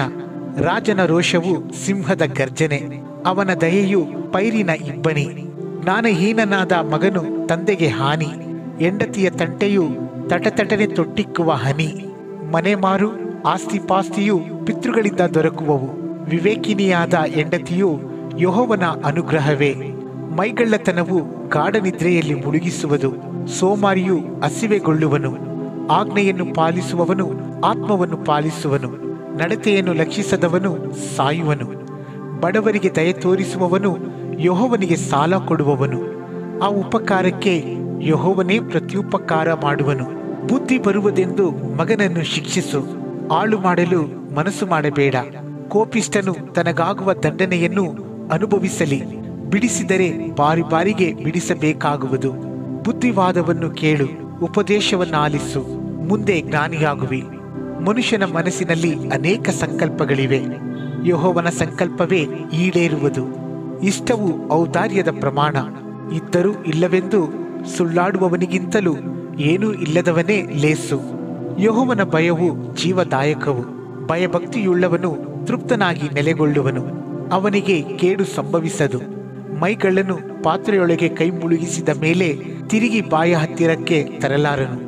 ಧರ್ಮನಿಂದಕನಿಗೆ ಪೆಟ್ಟು ಹೊಡೆ, ನೋಡಿದ ಮಂದಮತಿಯು ಜಾಣನಾಗುವನು. ವಿವೇಕಿಯನ್ನು ಗದರಿಸು, ತಾನೇ ತಿಳುವಳಿಕೆಯನ್ನು ಗ್ರಹಿಸುವನು. ತಂದೆಯನ್ನು ಹೊಡೆದು ತಾಯಿಯನ್ನು ಓಡಿಸುವ ಮಗನು ನಾಚಿಕೆಯನ್ನು ಅವಮಾನವನ್ನು ಉಂಟು ಮಾಡುವನು. ಮಗನೇ, ಬುದ್ಧಿವಾದಗಳನ್ನು ಅನುಸರಿಸಲಿಕ್ಕೆ ಮನಸ್ಸಿಲ್ಲದಿದ್ದರೆ ಉಪದೇಶ ಕೇಳುವುದನ್ನೇ ಬಿಟ್ಟು ಬಿಡು. ನೀಚ ಸಾಕ್ಷಿಯು ನ್ಯಾಯವನ್ನು ಗೇಲಿ ಮಾಡುವನು. ದುಷ್ಟರ ಬಾಯಿ ದ್ರೋಹವನ್ನು ಆತುರದಿಂದ ನುಂಗುವುದು.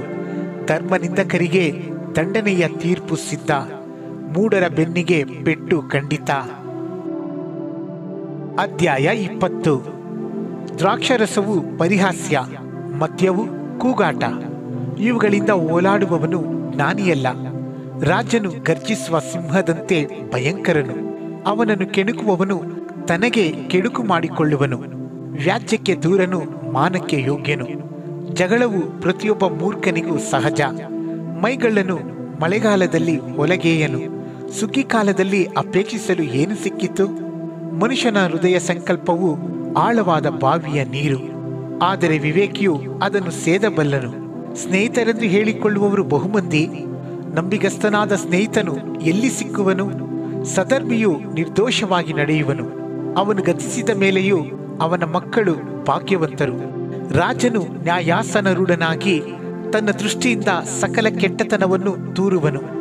ನನ್ನ ಹೃದಯವನ್ನು ಶುದ್ಧಿ ಮಾಡಿಕೊಂಡಿದ್ದೇನೆ, ನನ್ನ ಪಾಪವನ್ನು ಕಳೆದುಕೊಂಡು ನಿರ್ಮಲನಾಗಿದ್ದೇನೆ ಎಂದು ಯಾರು ಹೇಳಬಲ್ಲರು? ತೂಕದ ಕಲ್ಲನ್ನು ಅಳತೆಯ ಪಾತ್ರೆಯನ್ನು ಹೆಚ್ಚಿಸುವುದು ತಗ್ಗಿಸುವುದು ಇವೆರಡು ಯೆಹೋವನಿಗೆ ಅಸಹ್ಯ. ಒಬ್ಬ ಹುಡುಗನಾದರೂ ಶುದ್ಧವೂ ಸತ್ಯವೂ ಆದ ನಡತೆಯಿಂದಲೇ ತನ್ನ ಗುಣವನ್ನು ತೋರ್ಪಡಿಸಿಕೊಳ್ಳುವನು. ಕೇಳುವ ಕಿವಿ, ನೋಡುವ ಕಣ್ಣು, ಇವೆರಡನ್ನು ಯೆಹೋವನು ನಿರ್ಮಿಸಿದ್ದಾನೆ. ನಿದ್ರಾನಿರತನಾಗಿರಬೇಡ, ಬಡವನಾದಿಯೇ, ಕಣ್ಣು ತೆರೆ, ಆಹಾರದಿಂದ ತೃಪ್ತಿಗೊಳ್ಳುವಿ. ಕೊಳ್ಳುವವನು ಚೆನ್ನಾಗಿಲ್ಲ ಚೆನ್ನಾಗಿಲ್ಲ ಎಂದು ಹೇಳುತ್ತಾನೆ, ಕೊಂಡುಕೊಂಡು ಹೋಗಿ ಎಚ್ಚಲ ಪಡುತ್ತಾನೆ. ಹೊನ್ನು ಉಂಟು, ಹವಳದ ರಾಶಿ ಉಂಟು, ಆದರೆ ಜ್ಞಾನದ ತುಟಿಗಳೇ ಅಮೂಲ್ಯಾಭರಣ. ಮತ್ತೊಬ್ಬನಿಗೆ ಹೊಣೆಯಾದವನ ಬಟ್ಟೆಯನ್ನು ಕಿತ್ತುಕೋ, ಮತ್ತೊಬ್ಬಳಿಗೆ ಹೊಣೆಯಾದವನನ್ನೇ ಒತ್ತೆ ಮಾಡಿಕೊ. ಮೋಸದಿಂದ ಸಿಕ್ಕಿದ ಆಹಾರವು ಮನುಷ್ಯನಿಗೆ ರುಚಿ, ಆಮೇಲೆ ಅವನ ಬಾಯಿ ಮರಳಿನಿಂದ ತುಂಬುವುದು. ಉದ್ದೇಶಗಳು ಮಂತ್ರಾಲೋಚನೆಯಿಂದ ನೆರವೇರುವವು, ಮಂತ್ರಾಲೋಚನೆಯಿಂದಲೇ ಯುದ್ಧವನ್ನು ನಡೆಸು. ಚಾಡಿಕೊರನು ಗುಟ್ಟು ರಟ್ಟು ಮಾಡುವನು, ಆದುದರಿಂದ ತುಟಿ ಬಿಗಿ ಹಿಡಿಯದವನ ಗೋಡೆವೆಗೆ ಹೋಗಬೇಡ. ತಂದೆಯನ್ನಾಗಲಿ ತಾಯಿಯನ್ನಾಗಲಿ ಶಪಿಸುವವನ ದೀಪವು ಮಧ್ಯರಾತ್ರಿಯ ಅಂಧಕಾರದಲ್ಲಿ ಆರಿ ಹೋಗುವುದು. ಮೊದಲು ಬೇಗನೆ ಬಾಚಿಕೊಂಡ ಸ್ವಾಸ್ಥ್ಯವು ಕೊನೆಯಲ್ಲಿ ಶುಭವನ್ನು ಹೊಂದದು. ಕೇಡಿಗೆ ಮುಯಿ ತೀರಿಸುವೆನು ಅನ್ನಬೇಡ, ಯೆಹೋವನನ್ನು ನಿರೀಕ್ಷಿಸಿಕೊಂಡಿರು, ಆತನೇ ನಿನ್ನನ್ನು ಉದ್ಧರಿಸುವನು. ತೂಕದ ಕಲ್ಲನ್ನು ಹೆಚ್ಚಿಸುವುದು ತಗ್ಗಿಸುವುದು ಯೆಹೋವನಿಗೆ ಅಸಹ್ಯ. ಮೋಸದ ತ್ರಾಸು ಒಳ್ಳೆಯದಲ್ಲ. ಮನುಷ್ಯನಿಗೆ ಗತಿಯನ್ನು ಏರ್ಪಡಿಸುವವನು ಯೆಹೋವನೇ ಆಗಿರುವಲ್ಲಿ ಮನುಷ್ಯನು ತನ್ನ ಮಾರ್ಗವನ್ನು ಹೇಗೆ ತಿಳಿದುಕೊಂಡಾನು? ದುಡುಕಿ ಮುಡುಪು ಕಟ್ಟುವುದು ಮನುಷ್ಯನಿಗೆ ಉರುಳು. ಹರಕೆ ಹೊತ್ತ ಮೇಲೆ ವಿಚಾರ ಪಡಬೇಕಾಗುತ್ತದೆ. ಜ್ಞಾನಿಯಾದ ಅರಸನು ದುಷ್ಟರ ಮೇಲೆ ಕಣದ ಗುಂಡನ್ನು ಹುರುಳಿಸಿ ಅವರನ್ನು ತೂರಿ ಬಿಡುವನು. ಮನುಷ್ಯನ ಆತ್ಮವು ಯೆಹೋವನ ದೀಪವಾಗಿದೆ, ಅದು ಅಂತರಂಗವನ್ನೆಲ್ಲ ಶೋಧಿಸುತ್ತದೆ. ರಾಜನ ಕೃಪಾಸತ್ಯತೆಗಳು ಅವನನ್ನು ಕಾಯುವವು, ಅವನ ಕರುಣೆಯೇ ಅವನ ಸಿಂಹಾಸನಕ್ಕೆ ಆಧಾರ. ಯುವಕರಿಗೆ ಬಲವು ಭೂಷಣ, ಮುದುಕರಿಗೆ ನರೆಯು ಒಡವೆ. ಗಾಯ ಮಾಡುವ ಪೆಟ್ಟುಗಳು ಕೆಟ್ಟದ್ದನ್ನು ತೊಳೆದು ಬಿಡುವವು, ಏಟುಗಳು ಅಂತರಂಗಕ್ಕೂ ತಗಲುವವು. ಅಧ್ಯಾಯ 21. ರಾಜನ ಸಂಕಲ್ಪಗಳು ಯೆಹೋವನ ಕೈಯಲ್ಲಿ ನೀರಿನ ಕಾಲುವೆಗಳಂತೆ ಇವೆ. ತನಗೆ ಬೇಕಾದ ಕಡೆಗೆ ತಿರುಗಿಸುತ್ತಾನೆ. ನರನ ನಡತೆಯು ಸ್ವಂತ ದೃಷ್ಟಿಗೆ ನೆಟ್ಟಗೆ. ಯೆಹೋವನು ಹೃದಯಗಳನ್ನೇ ಪರೀಕ್ಷಿಸುವನು. ಯಜ್ಞಕ್ಕಿಂತಲೂ ನೀತಿ ನ್ಯಾಯಗಳು ಯೆಹೋವನಿಗೆ ಇಷ್ಟ.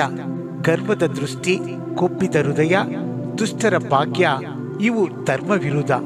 ಶ್ರಮಶೀಲರಿಗೆ ತಮ್ಮ ಯತ್ನಗಳಿಂದ ಸಮೃದ್ಧಿ, ಆತುರ ಪಡುವವರಿಗೆಲ್ಲ ಕೊರತೆಯೇ. ಸುಳ್ಳಿನಿಂದ ಸಿಕ್ಕಿದ ಸಂಪತ್ತು ಹಬೆಯಂತೆ ಅಸ್ಥಿರ, ಮೃತ್ಯುಪಾಶದಂತೆ ನಾಶಕರ. ದುಷ್ಟರು ನ್ಯಾಯವನ್ನು ನಿರಾಕರಿಸುವ ಕಾರಣ ಅವರ ಬಲಾತ್ಕಾರವು ಅವರನ್ನೇ ಎಳೆದುಕೊಂಡು ಹೋಗುವುದು. ದೋಷಿಯ ದಾರಿ ಡೊಂಕು, ಶುದ್ಧನ ನಡತೆ ಸರಳ. ಮನೆಯಲ್ಲಿ ಜಗಳಗಂಟಿಯ ಜೊತೆಯಲ್ಲಿರುವುದಕ್ಕಿಂತಲೂ ಮಾಳಿಗೆಯ ಒಂದು ಮೂಲೆಯಲ್ಲಿ ವಾಸಿಸುವುದೇ ಲೇಸು. ದುರಾತ್ಮನು ಕೇಡಿನ ಮೇಲೆ ಮನಸ್ಸಿಡುವನು, ನೆರೆಯವನಿಗೂ ದಯೆ ತೋರಿಸನು. ಧರ್ಮ ನಿಂದಕನಿಗೆ ದಂಡನೆಯಾದರೆ ನೋಡಿದ ಮಂದಮತಿಯು ಜ್ಞಾನವನ್ನು ಪಡೆಯುವನು. ಜ್ಞಾನಿಗೆ ಶಿಕ್ಷೆಯಾದರೆ ತಾನೇ ತಿಳುವಳಿಕೆಯನ್ನು ಹೊಂದುವನು. ಧರ್ಮ ಸ್ವರೂಪನು ಅಧರ್ಮಿಯ ಮನೆಯನ್ನು ಲಕ್ಷ್ಯಕ್ಕೆ ತಂದು ಅಧರ್ಮಿಗಳನ್ನು ಕೆಡವಿ ಕೇಡಿಗೆ ದೊಬ್ಬುವನು. ಬಡವನ ಮೊರೆಗೆ ಕಿವಿ ಮುಚ್ಚಿಕೊಳ್ಳುವವನು ತಾನೇ ಮೊರೆ ಇಡುವಾಗ ಯಾರೂ ಉತ್ತರ ಕೊಡರು. ಗುಪ್ತ ಬಹುಮಾನವು ಕೋಪವನ್ನಾರಿಸುವುದು, ಮಡಲಲ್ಲಿಟ್ಟ ಲಂಚವು ಬಲು ಸಿಟ್ಟನ್ನನಗಿಸುವುದು. ನ್ಯಾಯ ಮಾರ್ಗವು ಶಿಷ್ಟರಿಗೆ ಸಂತೋಷ, ಕೆಡುಕರಿಗೆ ಕೇಡು. ಜ್ಞಾನ ಮಾರ್ಗದಿಂದ ತಪ್ಪಿದವನಿಗೆ ಪ್ರೇತ ಸಮೂಹವೇ ವಿಶ್ರಾಂತಿ ಸ್ಥಾನ. ಭೋಗಾಸಕ್ತನು ಕೊರತೆ ಪಡುವನು. ದ್ರಾಕ್ಷಾರಸವನ್ನು ಸುಗಂಧ ತೈಲವನ್ನು ಆಶಿಸುವವನು ನಿರ್ಭಾಗ್ಯನಾಗುವನು. ಶಿಷ್ಟನಿಗೆ ಪ್ರತಿಯಾಗಿ ದುಷ್ಟನು, ಸತ್ಯವಂತರಿಗೆ ಬದಲಾಗಿ ದ್ರೋಹಿಯು ದಂಡನೆಗೆ ಈಡು. ಕಾಡುವ ಜಗಳಗಂಟಿಯ ಸಹವಾಸಕ್ಕಿಂತಲೂ ಕಾಡಿನ ವಾಸವೇ ಲೇಸು. ಜ್ಞಾನಿಯ ನಿವಾಸದಲ್ಲಿ ಎಣ್ಣೆಯು ಶ್ರೇಷ್ಠ ಸಂಪತ್ತು ಇರುವವು. ಜ್ಞಾನಹೀನನು ಇದ್ದದ್ದನ್ನೆಲ್ಲ ನುಂಗಿಬಿಡುವನು. ನೀತಿ ಕೃಪೆಗಳನ್ನು ಹುಡುಕುವವನು ನೀತಿ ಜೀವ ಕೀರ್ತಿಗಳನ್ನು ಪಡೆಯುವನು. ಜ್ಞಾನಿಯು ಬಲಿಷ್ಠರ ಪಟ್ಟಣವನ್ನು ಲಗ್ಗೆ ಹತ್ತಿ ಅವರು ನಂಬಿದ ಬಲವಾದ ಕೋಟೆಯನ್ನು ಕೆಡವಿ ಹಾಕುವನು. ತನ್ನ ಬಾಯನ್ನು ನಾಲಿಗೆಯನ್ನು ಕಾಯುವವನು ತೊಂದರೆಗಳಿಂದ ರಕ್ಷಿಸಿಕೊಳ್ಳುವನು. ಧರ್ಮ ನಿಂದಕನೆನಿಸಿಕೊಳ್ಳುವ ಸೊಕ್ಕೇರಿದ ಅಹಂಕಾರಿಯು ಗರ್ವಮದದಿಂದ ಪ್ರವರ್ತಿಸುವನು. ಸೋಮಾರಿಯ ಆಶೆಯು ಅವನನ್ನು ಕೊಲ್ಲುವುದು. ಅವನ ಕೈಗಳು ದುಡಿಯಲೊಲ್ಲವಷ್ಟೇ. ಧರ್ಮಿಯು ಹಿಂತೆಗೆಯದೆ ಕೊಡುವನು. ಲೋಭಿಯು ದಿನವೆಲ್ಲ ಆಶಿಸುತ್ತಲೇ ಇರುವನು. ದುಷ್ಟರ ಯಜ್ಞವೇ ಅಸಹ್ಯ, ಅದನ್ನು ದುರ್ಬುದ್ಧಿಯಿಂದ ಅರ್ಪಿಸುವುದು ಮತ್ತು ಅಸಹ್ಯ. ಸುಳ್ಳು ಸಾಕ್ಷಿಯು ಅಳಿದು ಹೋಗುವುದು, ಕೇಳಿದ್ದನ್ನೇ ಹೇಳುವವನ ಸಾಕ್ಷಿಯು ಶಾಶ್ವತವಾಗಿರುವುದು. ದುಷ್ಟನ ಮುಖದಲ್ಲಿ ಲಜ್ಜೆ ಇಲ್ಲ, ಸತ್ಯವಂತನು ತನ್ನ ನಡತೆಯನ್ನು ಸರಿಪಡಿಸಿಕೊಳ್ಳುತ್ತಿರುವನು. ಯಾವ ಜ್ಞಾನವು, ಯಾವ ವಿವೇಕವು, ಯಾವ ಆಲೋಚನೆಯೂ ಯೆಹೋವನೆದುರಿಗೆ ನಿಲ್ಲುವುದಿಲ್ಲ. ಅಶ್ವಬಲವು ಯುದ್ಧ ದಿನಕ್ಕಾಗಿ ಸನ್ನದ್ಧವಾಗಿದ್ದರೂ ಜಯವು ಯೆಹೋವನಿಂದಲೇ. ಅಧ್ಯಾಯ 22. ಬಹುಧನಕ್ಕಿಂತಲೂ ಒಳ್ಳೆಯ ಹೆಸರು ಉತ್ತಮ, ಬೆಳ್ಳಿ ಬಂಗಾರಕ್ಕಿಂತಲೂ ಸತ್ಕೀರ್ತಿಯು ಅಮೂಲ್ಯ. ಬಡವರು ಬಲ್ಲಿದರು ಸ್ಥಿತಿಯಲ್ಲಿ ಎದುರು ಬದುರಾಗಿದ್ದಾರೆ. ಯೆಹೋವನೇ ಅವರನ್ನೆಲ್ಲ ಸೃಷ್ಟಿಸಿದನು. ಜಾಣನು ಕೇಡನ್ನು ಕಂಡು ಅಡಗಿಕೊಳ್ಳುವನು, ಬುದ್ಧಿಹೀನನು ಮುಂದೆ ಹೋಗಿ ನಷ್ಟಪಡುವನು. ಧನಮಾನ ಜೀವಗಳು ದೀನ ಭಾವಕ್ಕೂ ಯೆಹೋವನ ಭಯಕ್ಕೂ ಫಲ. ವಕ್ರ ಬುದ್ಧಿಯುಳ್ಳವನ ಮಾರ್ಗದಲ್ಲಿ ಮುಳ್ಳುಗಳು ಉರುಳುಗಳು ತುಂಬಿವೆ. ತನ್ನನ್ನು ರಕ್ಷಿಸಿಕೊಳ್ಳುವವನು ಅವುಗಳಿಗೆ ದೂರವಾಗಿರುವನು. ನಡೆಯಬೇಕಾದ ಮಾರ್ಗಕ್ಕೆ ತಕ್ಕಂತೆ ಹುಡುಗನನ್ನು ಶಿಕ್ಷಿಸು, ಮುಪ್ಪಿನಲ್ಲಿಯೂ ಓರೆಯಾಗನು. ಬಲ್ಲಿದನು ಬಡವನಿಗೆ ಒಡೆಯ, ಸಾಲಗಾರನು ಸಾಲ ಕೊಟ್ಟವನಿಗೆ ಸೇವಕ. ಕೆಟ್ಟತನವನ್ನು ಬಿತ್ತುವವನು ಕೇಡನ್ನೇ ಕೊಯ್ಯುವನು. ಹೆಮ್ಮೆಯಿಂದ ಹಿಡಿದ ದಂಡವು ಅವನ ಕೈಯಿಂದ ಬಿದ್ದು ಹೋಗುವುದು. ದಯಾದೃಷ್ಟಿಯವನು ಆಶೀರ್ವಾದವನ್ನು ಪಡೆಯುವನು, ತನ್ನ ಅನ್ನವನ್ನು ಬಡವರಿಗೆ ಕೊಡುತ್ತಾನಲ್ಲವೇ. ಧರ್ಮ ನಿಂದಕನನ್ನು ಓಡಿಸಿಬಿಟ್ಟರೆ ಜಗಳವು ತೊಲಗುವುದು. ಹೌದು, ವ್ಯಾಜ್ಯವು ತೀರಿ ಅವಮಾನವು ಇಲ್ಲವಾಗುವುದು. ಹೃದಯ ಶುದ್ಧಿಯನ್ನಪೇಕ್ಷಿಸುವ ಸವಿ ಮಾತಾಡುವ ಮನುಷ್ಯನಿಗೆ ರಾಜನ ಸ್ನೇಹವು ದೊರೆಯುವುದು. ಯೆಹೋವನ ಕಣ್ಣು ತಿಳುವಳಿಕೆಗೆ ಕಾವಲು, ಆತನು ವಂಚಕನ ಮಾತುಗಳನ್ನು ಕೆಡವಿ ಬಿಡುವನು. ಹೊರಗೆ ಸಿಂಹವದೇ ನನ್ನನ್ನು ಬೀದಿಯಲ್ಲಿ ಕೊಂದಿತು ಎಂಬುದು ಸೋಮಾರಿಯ ನೆವ. ಜಾರ ಸ್ತ್ರೀಯ ಬಾಯಿ ಆಳವಾದ ಹಳ್ಳ. ಯೆಹೋವನಿಗೆ ಸಿಟ್ಟನ್ನೆಬ್ಬಿಸಿದವನು ಅದರಲ್ಲಿ ಬೀಳುವನು. ಮೂರ್ಖತನವು ಹುಡುಗನ ಮನಸ್ಸಿಗೆ ಸಹಜ, ಆದರೆ ಶಿಕ್ಷಕನ ಬೆತ್ತವು ಅದನ್ನು ತೊಲಗಿಸುವುದು. ಸ್ವಂತ ಲಾಭಕ್ಕಾಗಿ ಬಡವರನ್ನು ಹಿಂಸಿಸುವವನಿಗೂ ಬಲ್ಲಿದವರಿಗೆ ಲಂಚ ಕೊಡುವವನಿಗೂ ಕೊರತೆಯೇ ಗತಿ. ಕಿವಿಗೊಟ್ಟು ಜ್ಞಾನಿಗಳ ಮಾತುಗಳನ್ನು ಕೇಳು, ನನ್ನ ಜ್ಞಾನಬೋಧೆಗೆ ಮನಸ್ಸಿಡು. ನೀನು ಆ ಮಾತುಗಳನ್ನು ಅಂತರಂಗದಲ್ಲಿ ಕಾಪಾಡುತ್ತಾ ತುಟಿಗಳಲ್ಲಿ ಸಿದ್ಧಪಡಿಸಿಕೊಂಡಿದ್ದರೆ ಎಷ್ಟೋ ರಮ್ಯ. ನೀನು ಯೆಹೋವನಲ್ಲಿ ಭರವಸವಿಡಬೇಕೆಂದು ಅವುಗಳನ್ನು ಈ ದಿನ ನಿನಗೆ ತಿಳಿಯಪಡಿಸಿದ್ದೇನೆ.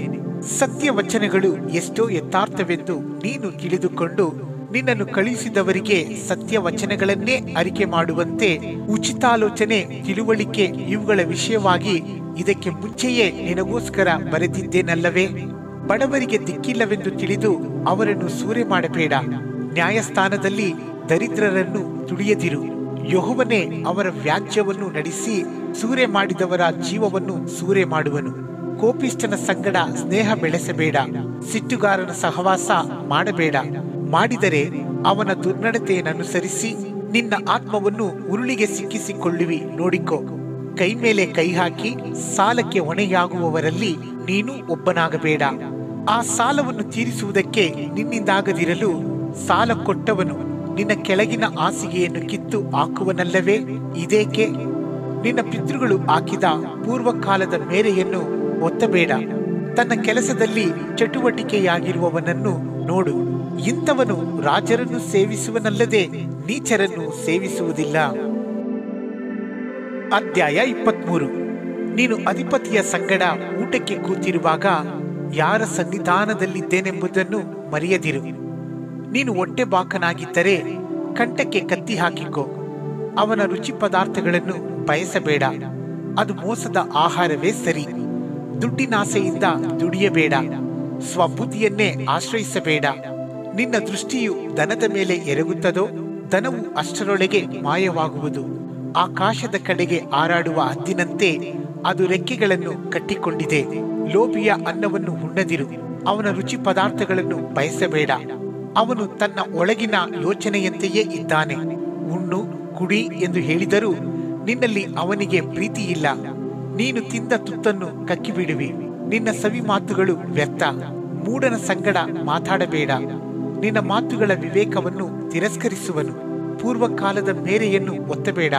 ಅನಾಥರ ಹೊಲಗಳಲ್ಲಿ ನುಗ್ಗದಿರು. ಅವರ ರಕ್ಷಕನು ಬಲಶಾಲಿಯಾಗಿದ್ದಾನೆ. ಅವರಿಗಾಗಿ ನಿನ್ನ ಸಂಗಡ ವ್ಯಾಜ್ಯವಾಡುವನು. ಉಪದೇಶವನ್ನು ಮನಸ್ಸಿಗೆ ತೆಗೆದುಕೋ. ತಿಳುವಳಿಕೆಯ ಮಾತುಗಳಿಗೆ ಕಿವಿಗೊಡು. ಹುಡುಗನ ಶಿಕ್ಷೆಗೆ ಹಿಂತೆಗೆಯಬೇಡ. ಬೆತ್ತದ ಏಟಿಗೆ ಸಾಯನು. ಬೆತ್ತದಿಂದ ಹೊಡೆ. ಅವನ ಆತ್ಮವನ್ನು ಪಾತಾಳಕ್ಕೆ ಬೀಳದಂತೆ ಕಾಪಾಡು. ಕಂದ, ನಿನ್ನ ಮನಸ್ಸಿಗೆ ಜ್ಞಾನ ಉಂಟಾದರೆ ನನ್ನ ಮನಸ್ಸಿಗೂ ಉಲ್ಲಾಸವಾಗುವುದು. ಹೌದು, ನಿನ್ನ ತುಟಿಗಳು ನೀತಿಯನ್ನಾಡಿದರೆ ನನ್ನ ಅಂತರಾತ್ಮವು ಹಿಗ್ಗುವುದು.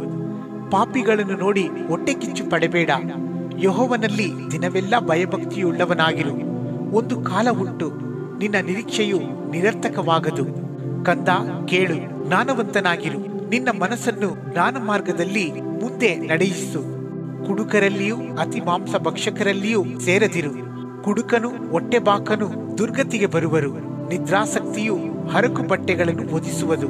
ಹೆತ್ತ ತಂದೆಯ ಮಾತಿಗೆ ಕಿವಿಗೊಡು. ಮುಪ್ಪಿನಲ್ಲಿಯೂ ತಾಯಿಯನ್ನು ಅಸಡ್ಡೆ ಮಾಡಬೇಡ. ಸತ್ಯವನ್ನು ಎಂದರೆ ಜ್ಞಾನ, ಸುಶಿಕ್ಷೆ, ವಿವೇಕಗಳನ್ನು ಕೊಂಡುಕೋ. ಮಾರಿಬಿಡಬೇಡ. ಧರ್ಮಿಯ ತಂದೆಯು ಅತಿ ಸಂತೋಷ ಪಡುವನು. ಜ್ಞಾನಿಯನ್ನು ಎತ್ತವನು ಅವನಲ್ಲಿ ಆನಂದಿಸುವನು. ನಿನ್ನ ತಂದೆ ತಾಯಿಗಳು ಉಲ್ಲಾಸಗೊಳ್ಳಲಿ. ನಿನ್ನನ್ನು ಹೆತ್ತವಳು ಆನಂದ ಪಡಲಿ. ಕಂದ, ನನ್ನ ಕಡೆಗೆ ಮನಸ್ಸು ಕೊಡು. ನಿನ್ನ ಕಣ್ಣುಗಳು ನನ್ನ ಮಾರ್ಗಗಳಲ್ಲಿ ಆನಂದಿಸಲಿ. ಸೂಳೆಯು ಆಳವಾದ ಹಳ್ಳ, ಜಾರಸ್ತ್ರೀಯು ಇಕ್ಕಟ್ಟಾದ ಗುಂಡಿ. ಹೌದು, ಕಳ್ಳನಂತೆ ಹೊಂಚು ಹಾಕುತ್ತಾಳೆ. ಜನರಲ್ಲಿ ದ್ರೋಹಿಗಳನ್ನು ಹೆಚ್ಚಿಸುತ್ತಾಳೆ. ಅಯ್ಯಯ್ಯೋ ಅನ್ನುವವರು ಯಾರು? ಅಕಟ ಎಂದು ಕೂಗಿಕೊಳ್ಳುವವರು ಯಾರು? ಯಾರು ಜಗಳವಾಡುತ್ತಾರೆ? ಯಾರು ಗೋಳಾಡುತ್ತಾರೆ? ಯಾರು ಸುಮ್ಮನೆ ಗಾಯಪಡುತ್ತಾರೆ? ಕೆಂಪೇರಿದ ಕಣ್ಣುಳ್ಳವರು ಯಾರು? ಮಿಶ್ರ ಮದ್ಯ ಪಾನಾಸಕ್ತರಾಗಿ ದ್ರಾಕ್ಷರಸವನ್ನು ಕುಡಿಯುತ್ತಾ ಕಾಲಹರಣ ಮಾಡುವವರೇ, ಪಾತ್ರೆಯಲ್ಲಿ ಕೆಂಪಗೆ ತಲತಲಿಸುವ ದ್ರಾಕ್ಷರಸದ ಮೇಲೆ ಕಣ್ಣಿಡಬೇಡ. ಅದು ಗಂಟಲಿನೊಳಗೆ ಮೆಲ್ಲಗೆ ಇಳಿದು ಹೋಗಿ ಆಮೇಲೆ ಹಾವಿನಂತೆ ಕಚ್ಚುತ್ತದೆ. ಹೌದು, ನಾಗದ ಹಾಗೆ ಕಡಿಯುತ್ತದೆ. ನಿನ್ನ ಕಣ್ಣು ಇಲ್ಲದನ್ನೇ ಕಾಣುವುದು, ಮನಸ್ಸು ವಿಪರೀತಗಳನ್ನು ಹೊರಪಡಿಸುವುದು. ನೀನು ಸಮುದ್ರದ ನಡುವೆಯಾಗಲಿ ಹಡಗಿನ ಕಂಬದ ತುದಿಯಲ್ಲಾಗಲಿ ಮಲಗಿರುವವನಂತೆ ಇರುವಿ. ಜನರು ನನ್ನನ್ನು ಹೊಡೆದರೂ ನೋವಾಗಲಿಲ್ಲ, ಬಡಿದರೂ ತಿಳಿಯಲಿಲ್ಲ. ಯಾವಾಗ ಎಚ್ಚೆತ್ತೇನು, ಪುನಃ ಅದನ್ನೇ ಹುಡುಕೇನು ಎಂದುಕೊಳ್ಳುವಿ. ಅಧ್ಯಾಯ 24. ಕೆಟ್ಟವರನ್ನು ನೋಡಿ ಹೊಟ್ಟೆ ಕಿಚ್ಚು ಪಡಬೇಡ. ಅವರ ಸಹವಾಸವನ್ನು ಬಯಸದಿರು.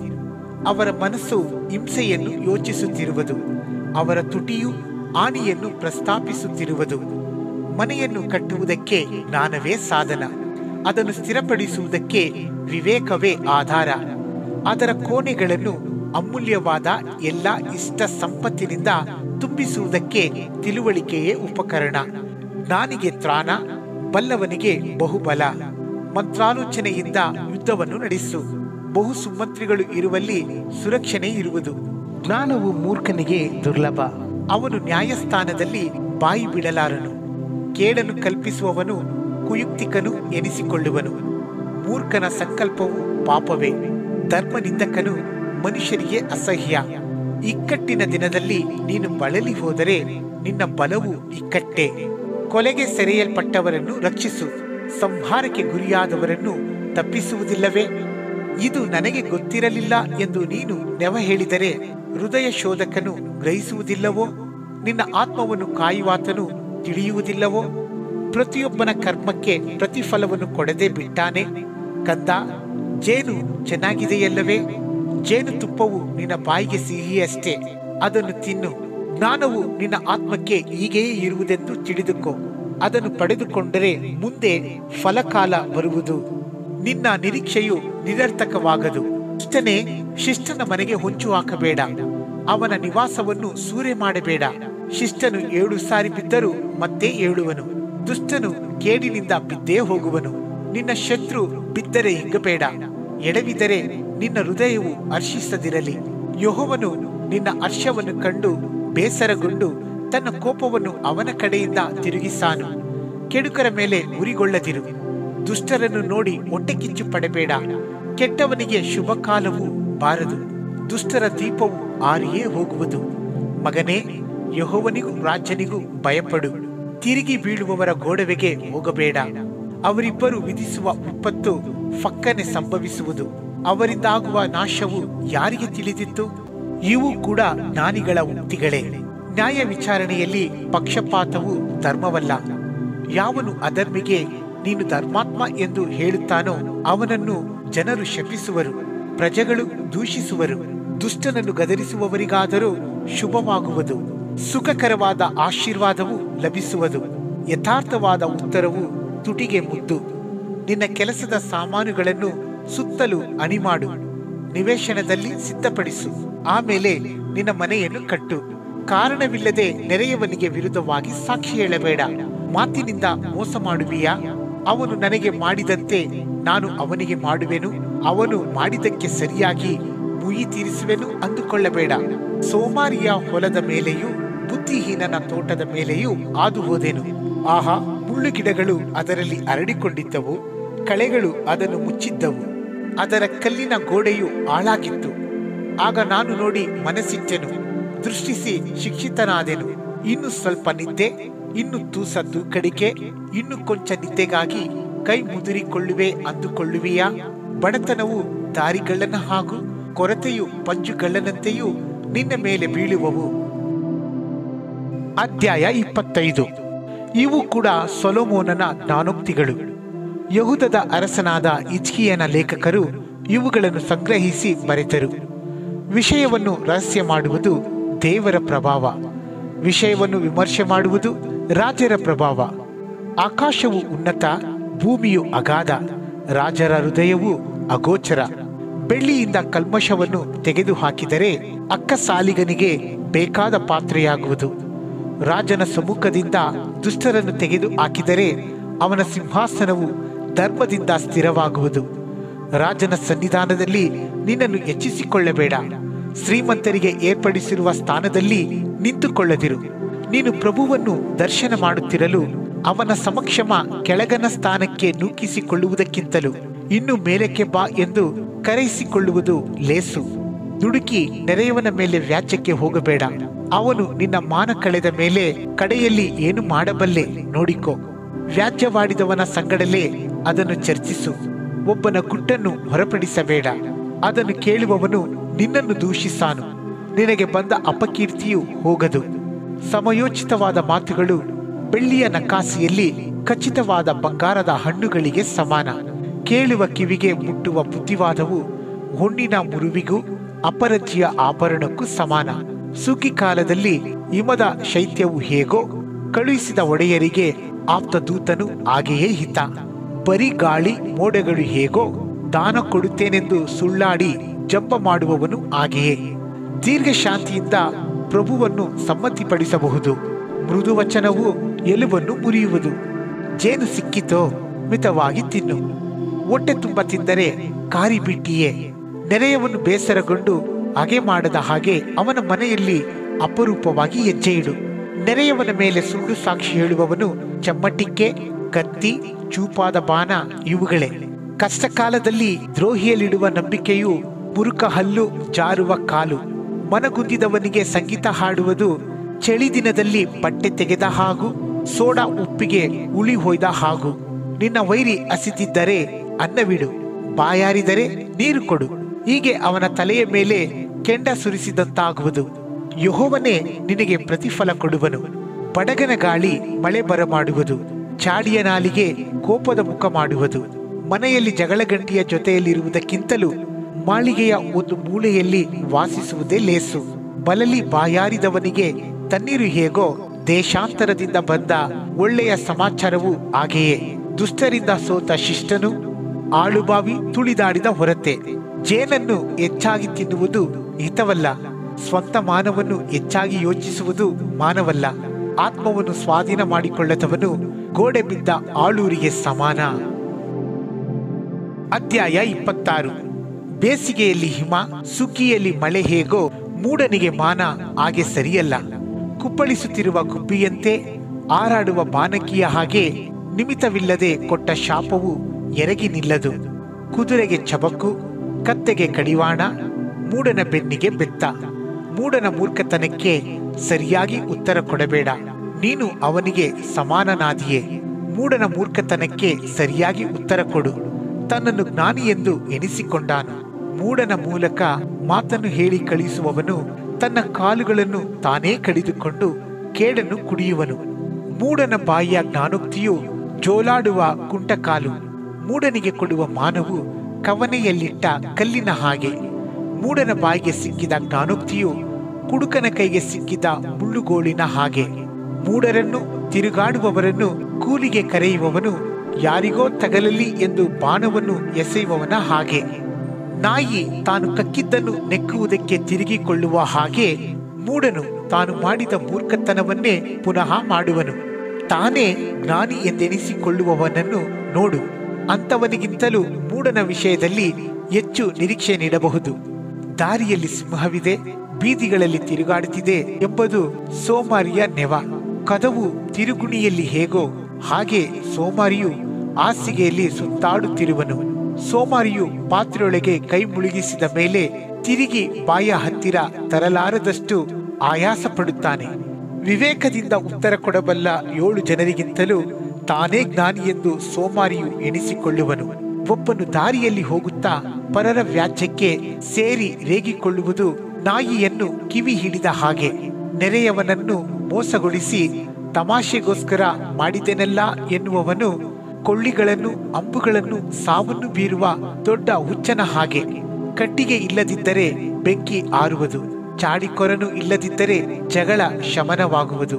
ಕೆಂಡಕ್ಕೆ ಹಿದ್ದಲು, ಉರಿಗೆ ಕಟ್ಟಿಗೆ, ವ್ಯಾಜ್ಯದ ಕಿಚ್ಚನೆಬ್ಬಿಸುವುದಕ್ಕೆ ಜಗಳ ಗಂಟಿಗ. ಚಾಡಿಕೊರನ ಮಾತುಗಳು ರುಚಿಯಾದ ತುತ್ತುಗಳು, ಇವು ಹೊಟ್ಟೆಯೊಳಕ್ಕೆ ಇಳಿಯುವವು. ಕೆಟ್ಟ ಹೃದಯದಿಂದ ಪ್ರೀತಿಯನ್ನಾಡುವ ತುಟಿಯು ಕೊಟ್ಟಿ ಬೆಳ್ಳಿ ಮುಲಾಮು ಮಾಡಿದ ಮಣ್ಣು ಮಡಿಕೆಯ ಹಾಗೆ.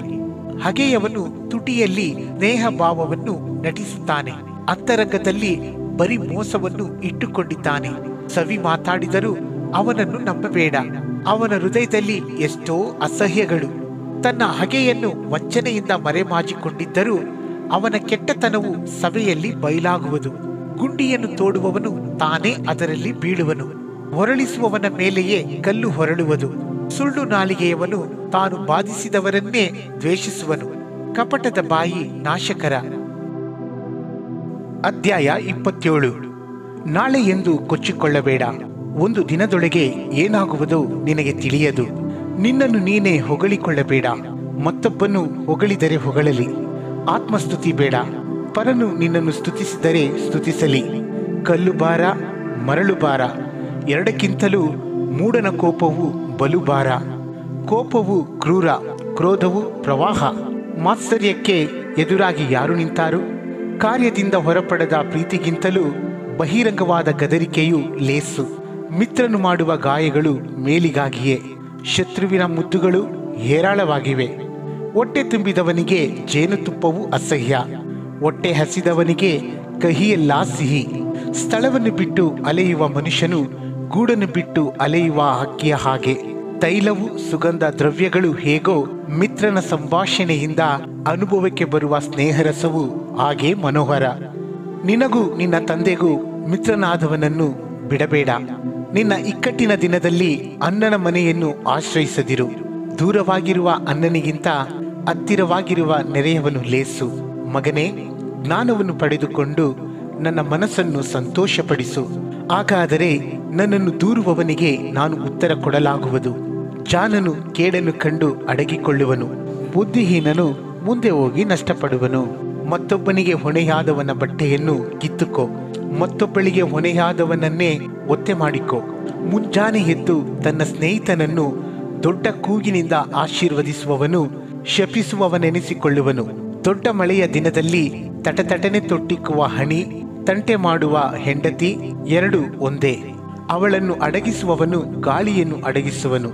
ಅವಳನ್ನು ಹಿಡಿಯುವ ಬಲಗೈ ಜಿಡ್ಡಿನ ವಸ್ತುವನ್ನು ಹಿಡಿಯುವುದು. ಕಬ್ಬಿಣವನ್ನು ಹೇಗೋ ಮಿತ್ರನು ಮಿತ್ರನ ಬುದ್ಧಿಯನ್ನು ಹಾಗೆ ಅರಿತ ಮಾಡುವನು. ಅಂಜುರದ ಮರವನ್ನು ಕಾಯುವವನು ಅದರ ಫಲವನ್ನು ತಿನ್ನುವನು. ಯಜಮಾನನ ಮಾತಿಗೆ ಕಾಯುವವನು ಮಾನವನ್ನು ಅನುಭವಿಸುವನು. ನೀರು ಮುಖಕ್ಕೆ ಮುಖವನ್ನು ಹೇಗೆ ಪ್ರತಿಬಿಂಬಗೊಳಿಸುತ್ತದೋ, ಮನುಷ್ಯನಿಗೆ ಮನುಷ್ಯನನ್ನು ಹೃದಯವು ಹಾಗೆ ತೋರ್ಪಡಿಸುತ್ತದೆ. ಪಾತಾಳಕ್ಕೂ ನಾಶಲೋಕಕ್ಕೂ ಹೇಗೆ ತೃಪ್ತಿ ಇಲ್ಲವೋ ಹಾಗೆ ಮನುಷ್ಯನ ಕಣ್ಣುಗಳಿಗೆ ತೃಪ್ತಿ ಇಲ್ಲ. ಪುಟ ಕುಳುಮೆಗಳಿಂದ ಬೆಳ್ಳಿ ಬಂಗಾರಗಳಿಗೆ ಶೋಧನೆಯು ಹೇಗೋ, ಹೊಗಳಿಕೆಯಿಂದ ಮನುಷ್ಯನಿಗೆ ಶೋಧನೆಯು ಹಾಗೆ. ಗೋಧಿ ರವೆಯ ಸಂಗಡ ಮೂರ್ಖನನ್ನು ಒರಳಿನಲ್ಲಿ ಒಣಕೆಯಿಂದ ಕುಟ್ಟಿದರೂ ಮೂರ್ಖತನವು ಅವನಿಂದ ತೊಲಗದು. ನಿನ್ನ ಹಿಂಡುಗಳ ಸ್ಥಿತಿಯನ್ನು ಚೆನ್ನಾಗಿ ತಿಳಿದುಕೊಂಡಿರು. ನಿನ್ನ ಮಂತೆಗಳ ಮೇಲೆ ಮನಸ್ಸಿಡು. ಸಂಪತ್ತು ಶಾಶ್ವತವಾಗಿರುವುದಿಲ್ಲವಷ್ಟೇ. ಕಿರೀಟವು ತಲತಲಾಂತರಗಳವರೆಗೆ ನಿಂತಿತೋ? ಹುಲ್ಲನ್ನು ಕೊಯ್ದು ಒತ್ತುಕೊಂಡು ಬಂದ ಮೇಲೆ ಹಸಿ ಹುಲ್ಲು ತಲೆದೋರುವುದು. ಬೆಟ್ಟಗಳ ಸೊಪ್ಪನ್ನು ಕೂಡಿಸಿಡುವರು. ಕುರಿಗಳಿಂದ ನಿನಗೆ ಉಡುಪಾಗುವುದು, ಆಡುಗಳಿಂದ ಹೊಲದ ಕ್ರಯವೇಳುವುದು. ನಿನ್ನ ಊಟಕ್ಕೂ ಮನೆಯವರ ಆಹಾರಕ್ಕೂ ಮೇಕೆಯ ಹಾಲು ಬೇಕಾದಷ್ಟಾಗುವುದು. ನಿನ್ನ ತೊತ್ತುಗಳಿಗೂ ಜೀವನವಾಗುವುದು. ಅಧ್ಯಾಯ 28. ಹಿಂದಟ್ಟದಿದ್ದರೂ ದುಷ್ಟನು ಎದರಿ ಓಡುವನು, ಶಿಷ್ಟನು ಸಿಂಹದಂತೆ ಧೈರ್ಯದಿಂದಿರುವನು. ದೇಶವು ಅಧರ್ಮದಿಂದ ಬಹುನಾಯಕವಾಗುವುದು. ಜ್ಞಾನಿಗಳು ವಿವೇಕಿಗಳು ಆದವರಿಂದ ಧರ್ಮವು ಶಾಶ್ವತವಾಗುವುದು. ಬಡವರನ್ನು ಹಿಂಸಿಸುವ ದರಿದ್ರನು ಒಂದು ಕಾಳು ಉಳಿಯದಂತೆ ಪೈರನ್ನು ಬಡಿಯುವ ಮಳೆಯ ಹಾಗೆ. ಧರ್ಮೋಪದೇಶವನ್ನು ಕೈಕೊಳ್ಳದವರು ದುಷ್ಟರನ್ನು ಹೊಗಳುವರು, ಕೈಕೊಳ್ಳುವವರು ಅವರನ್ನು ಎದುರಿಸುವರು. ಕೆಟ್ಟವರು ನ್ಯಾಯವನ್ನು ಗ್ರಹಿಸರು, ಯೆಹೋವನ ಭಕ್ತರು ಸಮಸ್ತವನ್ನು ಗ್ರಹಿಸುವರು. ವಕ್ರಮಾರ್ಗಿಯಾದ ಐಶ್ವರ್ಯವಂತನಿಗಿಂತ ನಿರ್ದೋಷವಾಗಿ ನಡೆಯುವ ದರಿದ್ರನು ಶ್ರೇಷ್ಠನು. ಧರ್ಮೋಪದೇಶವನ್ನು ಕೈಕೊಳ್ಳುವವನು ವಿವೇಕಿಯಾದ ಮಗನು. ಹೊಟ್ಟೆ ಬಾಕರ ಗೆಳೆಯನು ತಂದೆಯ ಮಾನವನ್ನು ಕಳೆಯುವನು. ಬಡ್ಡಿ ಬಾಚಿಗಳಿಂದ ವೃದ್ಧಿಯಾದ ಆಸ್ತಿಯು ಬಡವರಲ್ಲಿ ಕನಿಕರ ಪಡುವವನ ಪಾಲಾಗುವುದು. ಧರ್ಮೋಪದೇಶಕ್ಕೆ ಕಿವಿಗೊಡದವನು ಮಾಡುವ ದೇವ ಪ್ರಾರ್ಥನೆಯು ಅಸಹ್ಯ. ಯಥಾರ್ಥವಂತರನ್ನು ದುರ್ಮಾರ್ಗಕ್ಕೆ ಎಳೆಯುವವನು ತಾನು ತೋಡಿದ ಗುಂಡಿಯಲ್ಲಿ ತಾನೇ ಬೀಳುವನು. ನಿರ್ದೋಷಿಗಳಿಗೂ ಸುಖವು ಸೊತ್ತಾಗುವುದು. ಐಶ್ವರ್ಯವಂತನು ತಾನು ಜ್ಞಾನಿ ಎಂದೆನಿಸಿಕೊಳ್ಳುವನು. ವಿವೇಕಿಯಾದ ಬಡವನು ಅವನನ್ನು ಇಂಥವನೆಂದು ಗೊತ್ತು ಮಾಡುವನು. ಶಿಷ್ಟರಿಗೆ ಉಲ್ಲಾಸವಾದರೆ ದೊಡ್ಡ ಸಂಭ್ರಮವಾಗುವುದು. ದುಷ್ಟರಿಗೆ ಏಳಿಗೆಯಾದರೆ ಜನರು ಅಡಗಿಕೊಳ್ಳುವರು. ದೋಷಗಳನ್ನು ಮುಚ್ಚಿಕೊಳ್ಳುವವನಿಗೆ ಶುಭವಾಗದು. ಅವುಗಳನ್ನು ಒಪ್ಪಿಕೊಂಡು ಬಿಟ್ಟು ಬಿಡುವವನಿಗೆ ಕರುಣೆ ದೊರೆಯುವುದು. ಭಯದಿಂದ ನಡೆದುಕೊಳ್ಳುವವನು ಧನ್ಯನು. ಕಠಿಣ ಹೃದಯನು ಕೇಡಿಗೆ ಸಿಕ್ಕಿ ಬೀಳುವನು. ಬಡವರಾದ ಪ್ರಜೆಗಳನ್ನು ಆಳುವ ದುಷ್ಟರಾಜನು ಗರ್ಜಿಸುವ ಸಿಂಹ, ಹುಡುಕಾಡುವ ಕರಡಿ. ವಿವೇಕ ಶೂನ್ಯನಾದ ಒಡೆಯನು ಮಹಾಹಿಂಸಕನು. ದೋಚಿಕೊಳ್ಳಲೊಲ್ಲದವನು ದೀರ್ಘಾಯುಷ್ಯನು. ನರಪ್ರಾಣ ತೆಗೆದ ದೋಷವನ್ನು ಕಟ್ಟಿಕೊಂಡವನು ಸಮಾಧಿಯ ಕಡೆಗೆ ಓಡುವನು, ಅವನನ್ನು ಯಾರು ತಡೆಯಬಾರದು. ಸನ್ಮಾರ್ಗಿಗೆ ಉದ್ಧಾರ, ವಕ್ರಮಾರ್ಗಿಗೆ ತಟ್ಟನೆ ಪತನ. ದುಡಿದು ಒಲಗೇಯುವವನಿಗೆ ಹೊಟ್ಟೆ ತುಂಬ ಅನ್ನ, ವ್ಯರ್ಥ ಕಾರ್ಯಾಸಕ್ತನಿಗೆ ಹೊಟ್ಟೆ ತುಂಬ ಬಡತನ. ನಂಬಿಗಸ್ತನು ಆಶೀರ್ವಾದ ಪೂರ್ಣನಾಗುವನು, ಧನವಂತನಾಗಲು ಆತುರ ಪಡುವವನು ದಂಡನೆಯನ್ನು ಹೊಂದದಿರನು. ಪಕ್ಷಪಾತವು ಅಧರ್ಮ, ತುತ್ತನ್ನಕ್ಕಾಗಿ ಜನರು ದ್ರೋಹ ಮಾಡುವುದುಂಟು. ಲೋಭಿಯು ಆಸ್ತಿಯನ್ನು ಗಳಿಸಲು ಆತುರ ಪಡುವನು, ತನಗೆ ಕೊರತೆಯಾಗುವುದೆಂದು ಅರಿಯನು. ಮುಖಸ್ತುತಿ ಮಾಡುವವನಿಗಿಂತಲೂ ಗದರಿಸುವವನು ಬಳಿಕ ಹೆಚ್ಚು ದಯಪಾತ್ರನಾಗುವನು. ದೋಷವಲ್ಲವೆಂದು ತಾಯಿ ತಂದೆಗಳ ಧನವನ್ನು ಕದಿಯುವವನು ಕೇಡಿಗನಿಗೆ ಜೊತೆಗಾರನು. ಆಸೆ ಬಡುಕನು ಜಗಳವನ್ನೆಬ್ಬಿಸುವನು. ಯೆಹೋವನಲ್ಲಿ ಭರವಸವಿಡುವವನು ಪುಷ್ಟನಾಗುವನು, ತನ್ನಲ್ಲೇ ಭರವಸವಿಡುವವನು ಮೂಢನು. ಜ್ಞಾನದಿಂದ ನಡೆಯುವವನು ಉದ್ಧಾರವನ್ನು ಪಡೆಯುವನು, ಬಡವರಿಗೆ ದಾನ ಮಾಡುವವನು ಕೊರತೆ ಪಡನು. ಕಣ್ಣು ಮುಚ್ಚಿಕೊಳ್ಳುವವನು ಬಹುಶಾಪಕ್ಕೆ ಒಳಗಾಗುವನು. ದುಷ್ಟರು ಎದ್ದರೆ ಜನರು ಅಡಗಿಕೊಳ್ಳುವರು, ನಾಶವಾದರೆ ಶಿಷ್ಟರು ವೃದ್ಧಿಯಾಗುವರು. ಅಧ್ಯಾಯ 29. ಬಹಳವಾಗಿ ಗದರಿಸಿದರೂ ತಗ್ಗದವನು ಹೇಳದ ಹಾಗೆ ಫಕ್ಕನೆ ಮುರಿದು ಬೀಳುವನು. ಶಿಷ್ಟರ ವೃದ್ಧಿ ಜನರಿಗೆ ಉಲ್ಲಾಸ, ದುಷ್ಟನ ಆಳಿಕೆ ಜನರಿಗೆ ನರಳಾಟ. ಜ್ಞಾನಾಸಕ್ತನು ತಂದೆಯನ್ನು ಹರ್ಷಗೊಳಿಸುವನು, ವೇಶ್ಯಾಸಂಗಿಯು ಆಸ್ತಿಯನ್ನು ಹಾಳು ಮಾಡಿಕೊಳ್ಳುವನು. ನ್ಯಾಯಪಾಲಕನಾದ ರಾಜನು ದೇಶವನ್ನು ವೃದ್ಧಿಗೆ ತರುವನು, ಅನ್ಯಾಯವಾಗಿ ತೆರಿಗೆಯನ್ನು ಕಸಕೊಳ್ಳುವವನು ದೇಶವನ್ನು ನಾಶ ಮಾಡುವನು. ನೆರೆಯವನೊಂದಿಗೆ ವಂಚಿಸುವ ಸವಿನುಡಿಗಳಾಡುವವನು ಅವನ ಹೆಜ್ಜೆಗೆ ಬಲೆಯನ್ನುಡ್ಡುವನು. ಕೆಟ್ಟವನ ದುರ್ಮಾರ್ಗದಲ್ಲಿ ಉರುಳುಂಟು, ಒಳ್ಳೆಯವನು ಉಲ್ಲಾಸಗೊಂಡು ಹರ್ಷಧ್ವನಿಗೈಯುವನು. ಶಿಷ್ಟನು ಬಡವರ ನ್ಯಾಯವನ್ನು ತಿಳಿದಿರುವನು, ದುಷ್ಟನಿಗೆ ಅದನ್ನು ಗ್ರಹಿಸುವಷ್ಟು ವಿವೇಕವಿಲ್ಲ. ಧರ್ಮ ನಿಂದಕರು ಪಟ್ಟಣಕ್ಕೆ ಬೆಂಕಿಯನ್ನು ಹತ್ತಿಸುವರು, ಜ್ಞಾನಿಗಳು ರೋಷಾಗ್ನಿಯನ್ನಾರಿಸುವರು. ಮೂರ್ಖನ ಸಂಗಡ ಜ್ಞಾನಿಯು ವ್ಯಾಚ್ಯವಾಡುವಾಗ ರೇಗಿದರು ನಕ್ಕರೂ ಜಗಳವು ತೀರುವುದಿಲ್ಲ. ಕೊಲೆಪಾತಕರು ನಿರ್ದೋಷಿಯನ್ನು ದ್ವೇಷಿಸುವರು, ಯಥಾರ್ಥವಂತರ ಪ್ರಾಣಕ್ಕೂ ಹೊಂಚು ಹಾಕುವರು. ಮೂಢನು ತನ್ನ ಕೋಪವನ್ನೆಲ್ಲ ತೋರಿಸುವನು, ಜ್ಞಾನಿಯು ತನ್ನ ಕೋಪವನ್ನು ತಡೆದು ಶಮನಪಡಿಸಿಕೊಳ್ಳುವನು. ಸುಳ್ಳಿಗೆ ಕಿವಿಗೊಡುವ ಅಧಿಪತಿಯ ಸೇವಕರೆಲ್ಲ ದುಷ್ಟರೇ, ತಗ್ಗುವವನು ತಗ್ಗಿಸುವವನು ಸ್ಥಿತಿಯಲ್ಲಿ ಎದುರು ಬದುರಾಗಿದ್ದಾರೆ. ಯೆಹೋವನೇ ಅವರಿಬ್ಬರ ಕಣ್ಣುಗಳಿಗೆ ಕಲೆ ಕೊಟ್ಟವನು. ಬಡವರನ್ನು ನ್ಯಾಯವಾಗಿ ಆಳುವ ರಾಜನ ಸಿಂಹಾಸನವು ಶಾಶ್ವತವು. ಬೆತ್ತ ಬೆದರಿಕೆಗಳಿಂದ ಜ್ಞಾನ ಉಂಟಾಗುವುದು. ಶಿಕ್ಷಿಸದೆ ಬಿಟ್ಟ ಹುಡುಗನು ತಾಯಿಯ ಮಾನವನ್ನು ಕಳೆಯುವನು. ದುಷ್ಟರ ವೃತ್ತಿ ಪಾಪ ವೃತ್ತಿ, ಶಿಷ್ಟರು ಅವರ ಪತನವನ್ನು ಕಣ್ಣಾರಿ ನೋಡುವರು. ಮಗನನ್ನು ಶಿಕ್ಷಿಸು, ನಿನ್ನನ್ನು ಸುಧಾರಿಸುವನು, ಅವನೇ ನಿನ್ನ ಆತ್ಮಕ್ಕೆ ಮೃಷ್ಟಾನ್ನವಾಗುವನು. ದೇವದರ್ಶಕರಿಲ್ಲದಿರುವಲ್ಲಿ ಜನರು ಅಂಕೆ ಮೀರುವರು, ಧರ್ಮೋಪದೇಶವನ್ನು ಕೈಕೊಳ್ಳುವವನು ಧನ್ಯನಾಗುವನು. ಆಳು ಮಾತಿನಿಂದ ಮಾತ್ರ ಶಿಕ್ಷಿತನಾಗಲಾರನು, ಅವನು ತಿಳುಕೊಂಡರೂ ಗಮನಿಸನು. ದುಡುಕಿ ಮಾತಾಡುವವನನ್ನು ನೋಡು, ಅಂಥವನಿಗಿಂತಲೂ ಮೂಢನ ವಿಷಯದಲ್ಲಿ ಹೆಚ್ಚು ನಿರೀಕ್ಷೆ ನೀಡಬಹುದು. ಆಳನ್ನು ಚಿಕ್ಕತನದಿಂದ ಕೋಮಲವಾಗಿ ಸಾಕಿದರೆ ತರುವಾಯ ಅವನು ಎದುರು ಬೀಳುವನು. ಕೋಪಿಷ್ಠನು ಜಗಳವನ್ನೆಬ್ಬಿಸುವನು, ಕ್ರೋಧಶೀಲನು ದೋಷಭರಿತನು. ಗರ್ವವು ಮನುಷ್ಯನನ್ನು ದೀನಸ್ಥಿತಿಗೆ ತರುವುದು, ದೀನ ಮನಸ್ಸುಳ್ಳವನು ಮಾನವನ್ನು ಪಡೆಯುವನು. ಕಳ್ಳನೊಂದಿಗೆ ಪಾಲುಗಾರನಾದವನು ತನಗೆ ತಾನೇ ಶತ್ರು. ಆಣೆ ಇಡುವುದನ್ನು ಕೇಳಿದರೂ ಸುಮ್ಮನಿರುವನು. ಮನುಷ್ಯನ ಭಯ ಉರುಳು, ಯೆಹೋವನ ಭರವಸ ಉದ್ಧಾರ. ಅನೇಕರು ನ್ಯಾಯಾಧಿಪತಿಯ ಕಟಾಕ್ಷವನ್ನು ಕೋರುವರು, ನ್ಯಾಯ ತೀರ್ಪು ಯೆಹೋವನಿಂದಲೇ ಆಗುವುದು. ಶಿಷ್ಟರಿಗೆ ದುರ್ಮಾರ್ಗಿಯು ಅಸಹ್ಯನು, ದುಷ್ಟರಿಗೆ ಸರಳ ಮಾರ್ಗಿಯು ಅಸಹ್ಯನು. ಅಧ್ಯಾಯ 30. ದೈವೋಕ್ತಿ. ಯಾಕೆ ಎಂಬವನ ಮಗನಾದ ಆಗೂರನ ಮಾತುಗಳು. ಇವನು ಇತಿಯೇಲನಿಗೂ ಉಕಾಲನಿಗೂ ಹೀಗೆ ಹೇಳಿದನು, ಮನುಷ್ಯರಲ್ಲಿ ನನ್ನಂತ ಪಶುಪ್ರಾಯನು ಇಲ್ಲವಷ್ಟೇ. ಮಾನುಷ ವಿವೇಕವು ನನಗಿಲ್ಲ, ನಾನು ಜ್ಞಾನವನ್ನು ಪಡೆದುಕೊಂಡಿಲ್ಲ. ಪರಿಶುದ್ಧನ ವಿಷಯವಾದ ತಿಳುವಳಿಕೆಯನ್ನು ಹೊಂದಿಲ್ಲ. ಆಕಾಶಕ್ಕೆ ಏರಿ ಇಳಿದಿರುವವನಾರು? ಮುಷ್ಟಿಯಲ್ಲಿ ಗಾಳಿಯನ್ನು ಕೂಡಿಸಿರುವವರು ಯಾರು? ತನ್ನ ಬಟ್ಟೆಯಲ್ಲಿ ನೀರನ್ನು ಮೂಟೆ ಕಟ್ಟಿರುವವರು ಯಾರು? ಭೂಮಿಯ ಎಲ್ಲೆಗಳನ್ನೆಲ್ಲ ಸ್ಥಾಪಿಸಿರುವವರು ಯಾರು? ಅವನ ಹೆಸರೇನು? ಅವನ ಮಗನ ಹೆಸರೇನು? ನೀನೇ ಬಲ್ಲವನು. ದೇವರ ಪ್ರತಿಯೊಂದು ಮಾತು ಶುದ್ಧವಾದದ್ದು, ಆತನು ಶರಣಾಗತರಿಗೆ ಗುರಾಣಿಯಾಗಿದ್ದಾನೆ. ಆತನ ಮಾತುಗಳಿಗೆ ಯಾವುದನ್ನು ಸೇರಿಸಬೇಡ. ಆತನು ನಿನ್ನನ್ನು ಖಂಡಿಸುವಾಗ ನೀನು ಸುಳ್ಳುಗಾರನೆಂದು ತೋರಿ ಬಂದಿಯೇ. ನಿನ್ನಿಂದ 2 ವರಗಳನ್ನು ಬೇಡಿಕೊಂಡಿದ್ದೇನೆ, ಅನುಗ್ರಹಿಸದಿರಬೇಡ. ನಾನು ಸಾಯುವುದರೊಳಗಾಗಿ ಅವುಗಳನ್ನು ಕೈಗೂಡಿಸು.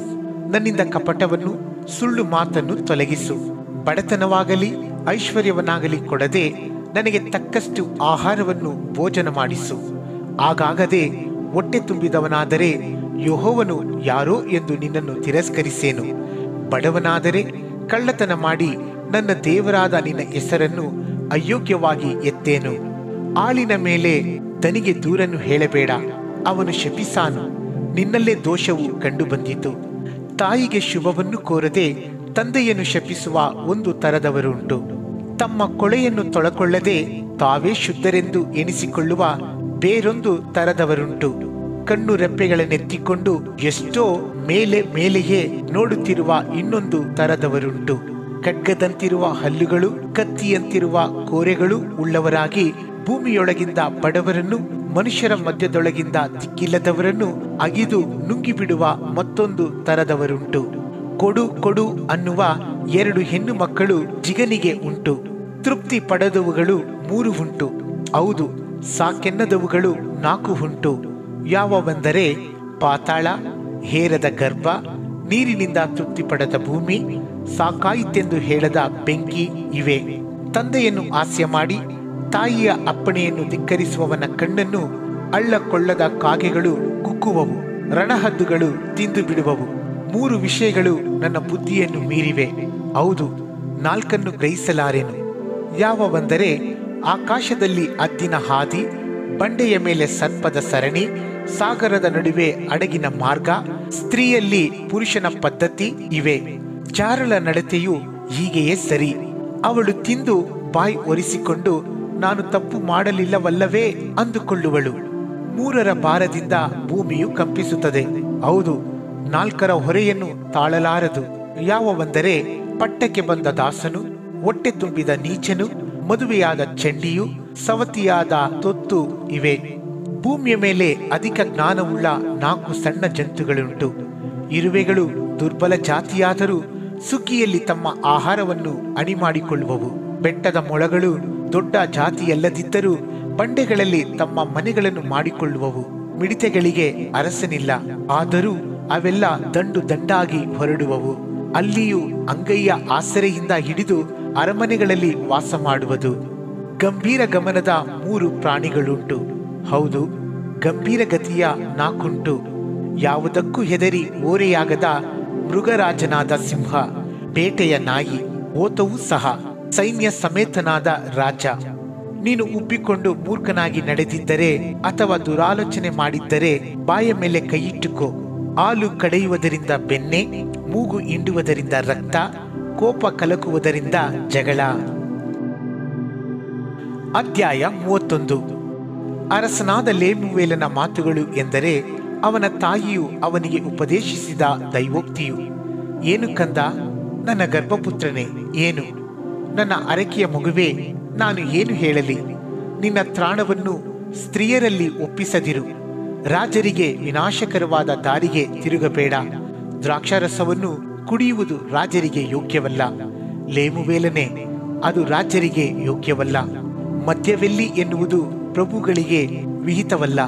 ಕುಡಿದರೆ ಅವರು ಧರ್ಮ ನಿಯಮಗಳನ್ನು ಮರೆತು ಬಿಟ್ಟು ಬಾಧೆ ಪಡುವವರೆಲ್ಲರ ನ್ಯಾಯವನ್ನು ವ್ಯತ್ಯಾಸ ಮಾಡುವರು. ಮದ್ಯವನ್ನು ಗತಿ ಇಲ್ಲದವನಿಗೂ ದ್ರಾಕ್ಷಾರಸವನ್ನು ಮನೋವ್ಯತ್ಯ ಪಡುವವನಿಗೂ ಕೊಟ್ಟರೆ ಕೊಡು. ಕುಡಿದು ಬಡತನವನ್ನು ಮರೆತು ಬಿಡಲಿ. ಶ್ರಮೆಯನ್ನು ಇನ್ನು ಜ್ಞಾಪಕಕ್ಕೆ ತಾರದಿರಲಿ. ಬಾಯಿಲ್ಲದವರಿಗೂ ಹಾಳಾಗಿ ಹೋಗುತ್ತಿರುವವರೆಲ್ಲರಿಗೂ ನ್ಯಾಯವಾಗುವಂತೆ ಬಾಯಿ ತೆರೆದು ಧರ್ಮವನ್ನು ನಡೆಸು. ದೀನ ದರಿದ್ರರಿಗೆ ನ್ಯಾಯವನ್ನು ತೀರಿಸು. ಗುಣವತಿಯಾದ ಸತಿಯು ಎಲ್ಲಿ ಸಿಕ್ಕಾಳು? ಆಕೆಯು ಅವಳಕ್ಕಿಂತಲೂ ಬಹು ಅಮೂಲ್ಯಳು. ಪತಿ ಹೃದಯವು ಆಕೆಯಲ್ಲಿ ಭರವಸವಿಡುವುದು.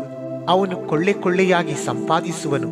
ಆಕೆಯು ಜೀವಮಾನದಲ್ಲೆಲ್ಲ ಅವನಿಗೆ ಅಹಿತವನ್ನು ಮಾಡದೆ ಹಿತವನ್ನೇ ಮಾಡುತ್ತಿರುವಳು.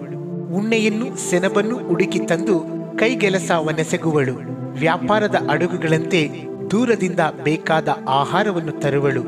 ಇನ್ನು ಕತ್ತಲಾಗಿರುವಾಗಲೇ ಎದ್ದು ಮನೆಯವರಿಗೆ ತೀನಿಯನ್ನಿಕ್ಕಿ ತೊತ್ತುಗಳಿಗೆ ದಿನದ ಭತ್ಯವನ್ನು ಹಂಚುವಳು. ಹೊಲವನ್ನು ನೋಡಿ ಯೋಚಿಸಿ ಕೊಂಡುಕೊಳ್ಳುವಳು. ತನ್ನ ಕೈಗೆಲಸದ ಲಾಭದಿಂದ ತೋಟ ಮಾಡಿಸುವಳು. ನಡುವಿಗೆ ಬಲವೆಂಬ ಪಟ್ಟಿಯನ್ನು ಕಟ್ಟಿಕೊಂಡು ತೋಲುಗಳನ್ನು ಶಕ್ತಿಗೊಳಿಸುವಳು. ವಿವೇಚಿಸಿ ಬಹು ಲಾಭವಾಯಿತೆಂದು ತಿಳುಕೊಳ್ಳುವಳು. ಆಕೆಯ ದೀಪವು ರಾತ್ರಿಯಲ್ಲೆಲ್ಲ ಆರದು. ರಾಟೆಯ ಮೇಲೆ ಕೈ ಹಾಕಿ ಕದರನ್ನು ಹಿಡಿಯುವಳು. ಬಡವರಿಗಾಗಿ ಕೈ ಬಿಚ್ಚಿ ದಿಕ್ಕಿಲ್ಲದವರಿಗೆ ಕೈ ನೀಡುವಳು. ಮನೆಯವರೆಲ್ಲರಿಗೂ ಸಕಲಾತಿಯನ್ನು ಒದಿಸಿರುವುದರಿಂದ ಅವರ ವಿಷಯವಾಗಿ ಆಕೆಗೆ ಹಿಮದ ಭಯವಿಲ್ಲ. ತನಗಾಗಿ ರತ್ನ ಗಂಬಳಿಗಳನ್ನು ಮಾಡುವಳು. ಆಕೆಯ ಉಡುಪು ನಾರುಮಡಿ ರಕ್ತಾಂಬರ. ಆಕೆಯ ಪತಿಯು ನ್ಯಾಯಸ್ಥಾನದಲ್ಲಿ ದೇಶದ ಹಿರಿಯರ ಮಧ್ಯೆ ಕೂತಿರುವಾಗ ಪ್ರಸಿದ್ಧನಾಗಿ ಕಾಣುವನು. ಹಚ್ಚಡೆಗಳನ್ನು ನೇಯ್ದು ಮಾರಾಟ ಮಾಡುವಳು. ನಡುಕಟ್ಟುಗಳನ್ನು ವರ್ತಕನಿಗೆ ಒದಗಿಸುವಳು. ಬಲವನ್ನು ತೇಜಸ್ಸನ್ನು ಒದ್ದುಕೊಂಡಿರುವಳು. ಭವಿಷ್ಯತ್ತಿನ ಭಯವಿಲ್ಲದೆ ನಗುತ್ತಿರುವಳು. ಬಾಯಿ ತೆರೆದು ಜ್ಞಾನವನ್ನು ತೋರ್ಪಡಿಸುವಳು. ಆಕೆಯ ನಾಲಿಗೆಯು ಬುದ್ಧಿಯನ್ನು ಪ್ರೀತಿಪೂರ್ವಕವಾಗಿ ಹೇಳುವುದು. ಸೋಮಾರಿತನದ ಅನ್ನವನ್ನು ತಿನ್ನದೆ ಗೃಹ ಕೃತ್ಯಗಳನ್ನೆಲ್ಲ ನೋಡಿಕೊಳ್ಳುವಳು. ಮಕ್ಕಳು ಎದ್ದು ನಿಂತು ಆಕೆಯನ್ನು ಧನ್ಯಳು ಎಂದು ಹೇಳುವರು. ಪತಿಯು ಸಹ ಬಹುಮಂದಿ ಸ್ತ್ರೀಯರು ಗುಣವತಿಯರಾಗಿ ನಡೆದಿದ್ದಾರೆ, ಅವರೆಲ್ಲರಿಗಿಂತಲೂ ನೀನೇ ಶ್ರೇಷ್ಠಳು ಎಂದು ಆಕೆಯನ್ನು ಕೊಂಡಾಡುವನು. ಸೌಂದರ್ಯವು ನೆಚ್ಚತಕ್ಕದ್ದಲ್ಲ, ಲಾವಣ್ಯವು ನೆಲೆಯಲ್ಲ. ಯೆಹೋವನಲ್ಲಿ ಭಯಭಕ್ತಿಯುಳ್ಳವಳೇ ಸ್ತೋತ್ರ ಪಾತ್ರಳು. ಆಕೆಯ ಕೈಗೆಲಸಕ್ಕೆ ಪ್ರತಿಫಲವನ್ನು ಸಲ್ಲಿಸಿರಿ. ಆಕೆಯ ಕಾರ್ಯಗಳೇ ಪುರದ್ವಾರಗಳಲ್ಲಿ ಆಕೆಯನ್ನು ಪ್ರಶಂಸಿಸಲಿ.